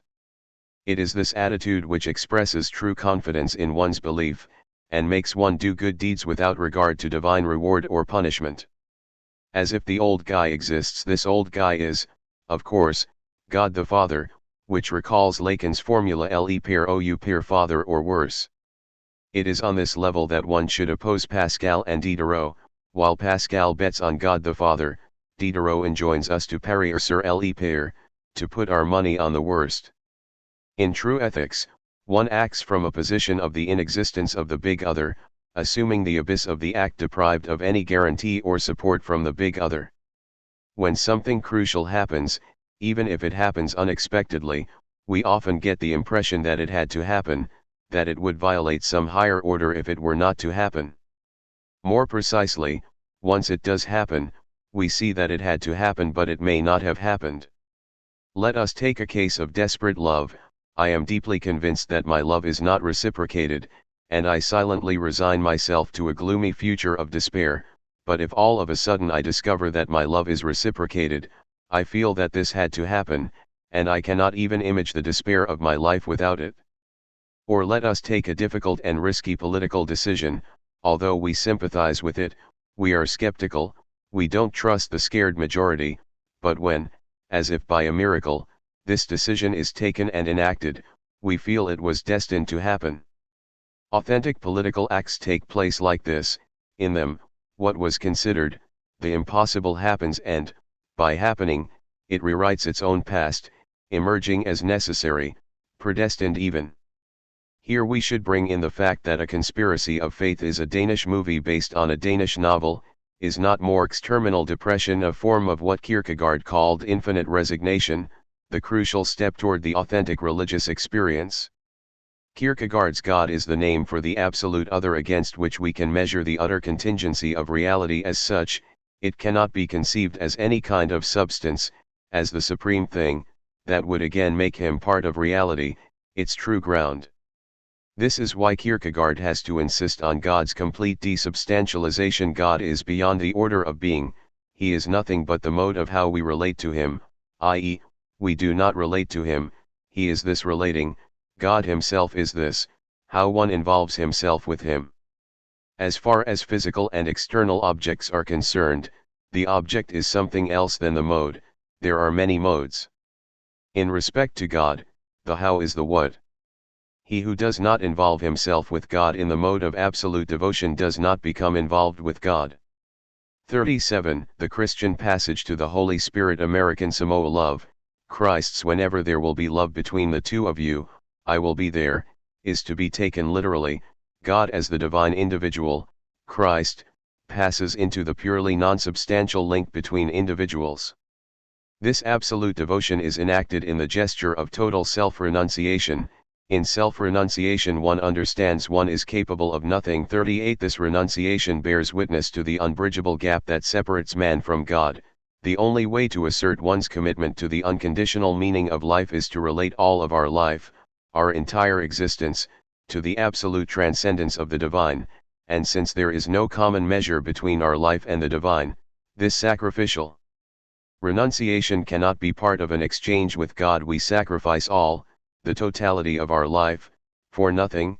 The contradiction which arrests the understanding is that a man is required to make the greatest possible sacrifice, to dedicate his whole life as a sacrifice, and wherefore?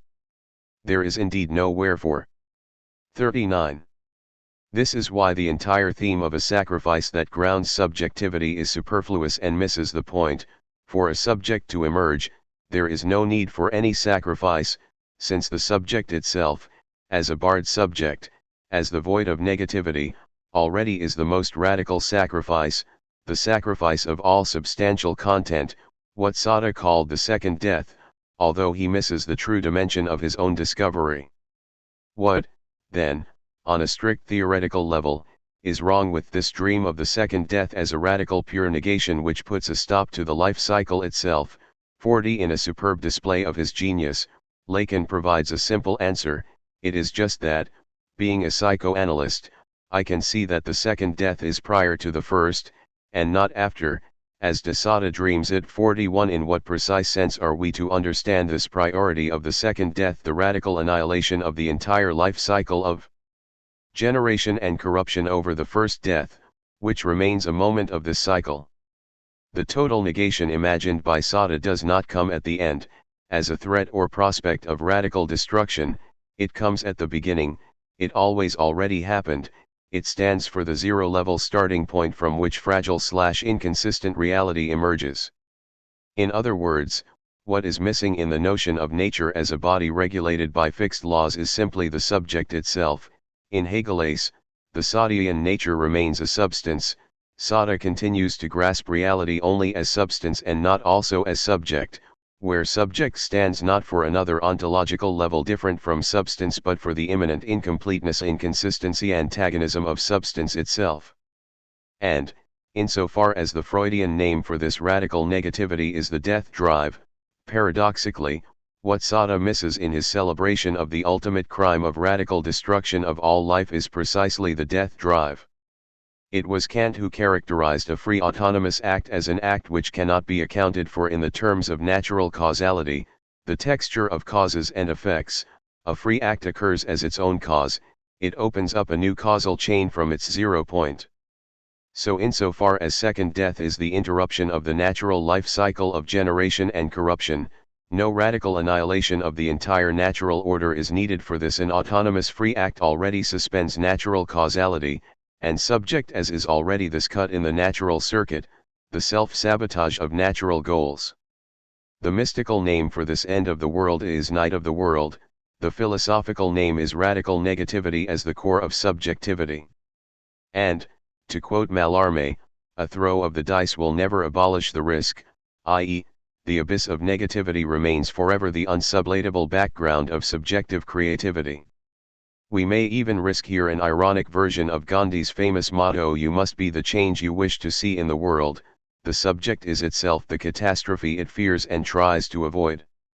And is not the lesson of Hegel's analysis of the French Revolutionary Terror exactly the same, which is why the parallel between Sada's absolute crime and revolutionary terror is well grounded? Individuals threatened by the terror have to grasp that this external threat of annihilation is nothing but the externalized/fetishized image of the radical negativity of self-consciousness. Once they grasp this, they pass from revolutionary terror to the inner force of the moral law. This means that there is no guarantee that our sacrifice will be rewarded, that it will restore meaning to our life. The only reward of radical sacrifice is sacrifice itself, i.e., sacrifice is its own reward. One has to make a leap of faith which, to an external observer, cannot but look like an act of madness. Like Abraham's readiness to kill Isaac at first glance, the understanding ascertains that this is madness. The understanding asks, what's in it for me? The answer is, nothing. 42. Or, to quote Michael Weston's concise formulation, it is true that in terms of the measure an end remains, that eternal happiness of which Kierkegaard speaks, for which everything must be ventured, but it is an end which can be related to only as essentially absent. As soon as one thinks about it as something that could be present, and so as a reward, one ceases to venture everything and so ceases to have a relation to it. Such an end is not the satisfaction of human capacities, since if it is to be granted all such satisfaction must be given up as a goal. 43. The good is thus, not unlike the Kantian thing in itself, a negatively determined concept, when, in the movement of infinite resignation, I turn away from all temporal goods, goals, and ideals, then to quote Simone Weil, my reason for turning away from them is that I judge them to be false by comparison with the idea of the good. And what is this good? I have no idea. It is that whose name alone, if I attach my thought to it, gives me the certainty that the things of this world are not goods. 44. In short, Kierkegaardian infinite resignation displays the structure of what, following Freud, Lacan calls Viragung, the radical, self-relating, loss/renunciation of the very phantasmatic core of our being. First, I sacrifice all I have for the cause thing which is for me more than my life. What I then get in exchange for this sacrifice is the loss of this cause thing itself. 45. However, does Mork's terminal depression really reach this radical level of redoubled renunciation? There is a further step to be made. If we remain in Denmark, the finale of the last, third, season of the Danish noir series The Killing, for Brydelson, 2012, ends with an ethical act so shocking that it perplexed many of the series' most avid followers. The detective Sarah Lund, superbly played by Sophie Grabel, finally confronts the serial killer Reinhardt, a corporate manager with high political connections. When the two of them are alone in a car, he coldly confesses to her his brutal murders but mockingly claims that she will never succeed in prosecuting him. Desperate at her impotence, she executes him with a gun.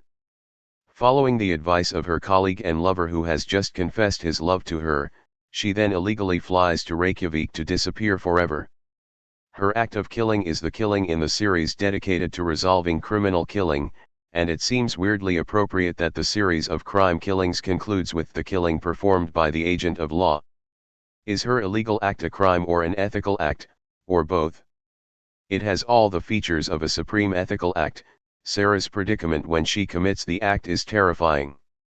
She has just reconciled with her lover with the prospect of a shared life, plus she has made peace with her estranged son and happily accepted his girlfriend and their newborn child, and at this very moment when her happiness is so near, she faces the terrible choice as Grabel, the actress, put it.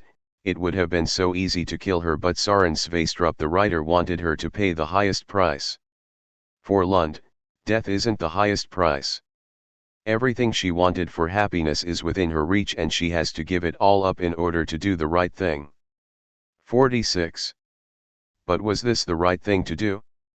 It certainly meets the Kantian formal criteria of an ethical act. By doing it she loses everything, personal erotic fulfillment and family happiness, plus her career is ruined and, in the eyes of the law, she becomes a criminal, plus there is no narcissistic self-satisfaction or any other pathological gain in doing it. She finds herself in an absolute existential void, between the two deaths, biologically alive but in a way worse than dead, excluded from her community, like Antigone after she is punished by Creon. Her act is nonetheless so problematic that even those spectators who view it with some sympathy perceive it as a crazy gesture done out of despair, as an impotent outburst of revenge. Here is a Guardian comment which encapsulates this common reaction.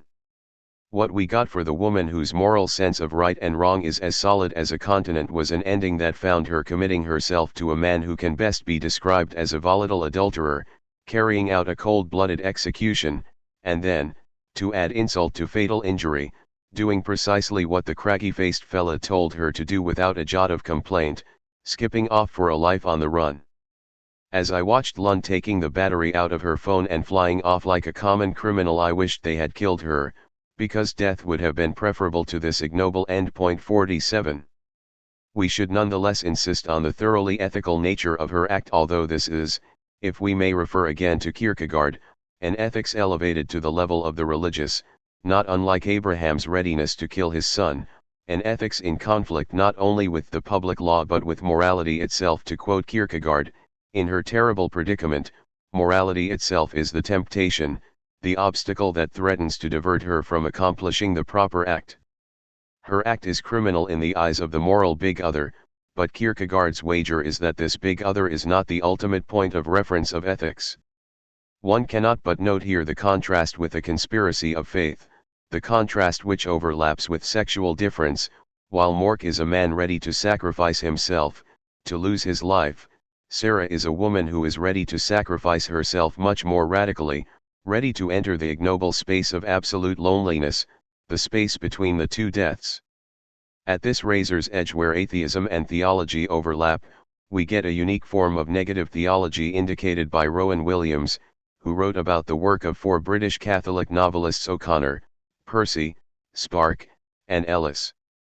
All four create a world in which the secular majority account of what is going on is severely relativized, but there is no simple alternative that anyone can step into by a single decision or even a series of decisions. The religious dimension of these fictions lies in the insistent sense of incongruity, unmistakable even if no one within the fiction can say what we should be congruent with. Point 48. The term negative theology is usually applied to the idea that God cannot be described by any positive determination, so we can circumscribe his place only in a negative way. God is neither infinite nor finite, neither ideal nor real, neither being nor non-being, and so on. But what if, in contrast to this notion of God as a pure in itself beyond all categorical determinations, we locate negativity in God himself, positing that the experience of the divine is, at its most elementary, a negative experience in the sense described by Williams, the experience of the out-of-jointness of our lives. At its most radical, religion is thus not the opium of the people. Today, the opium of and for the people is, as they say, more and more opium itself, drugs, but an awareness of the incongruity and/or inconsistency of existing positive reality, the incongruity which we have pursued throughout this book, whose basic premise is that the order of being is haunted by and originating from its own impossibility. This ontological paradox throws a new light on the problem of deontology, of how to derive ought from is. Some kind of deontological tension is always already at work at the level of being itself, making it incomplete/antagonistic. The order of being is always haunted by its own impossibility, it is never what it ought to be. Only a passage through this zero point of infinite resignation, of utter hopelessness, can ground a materialist ethics.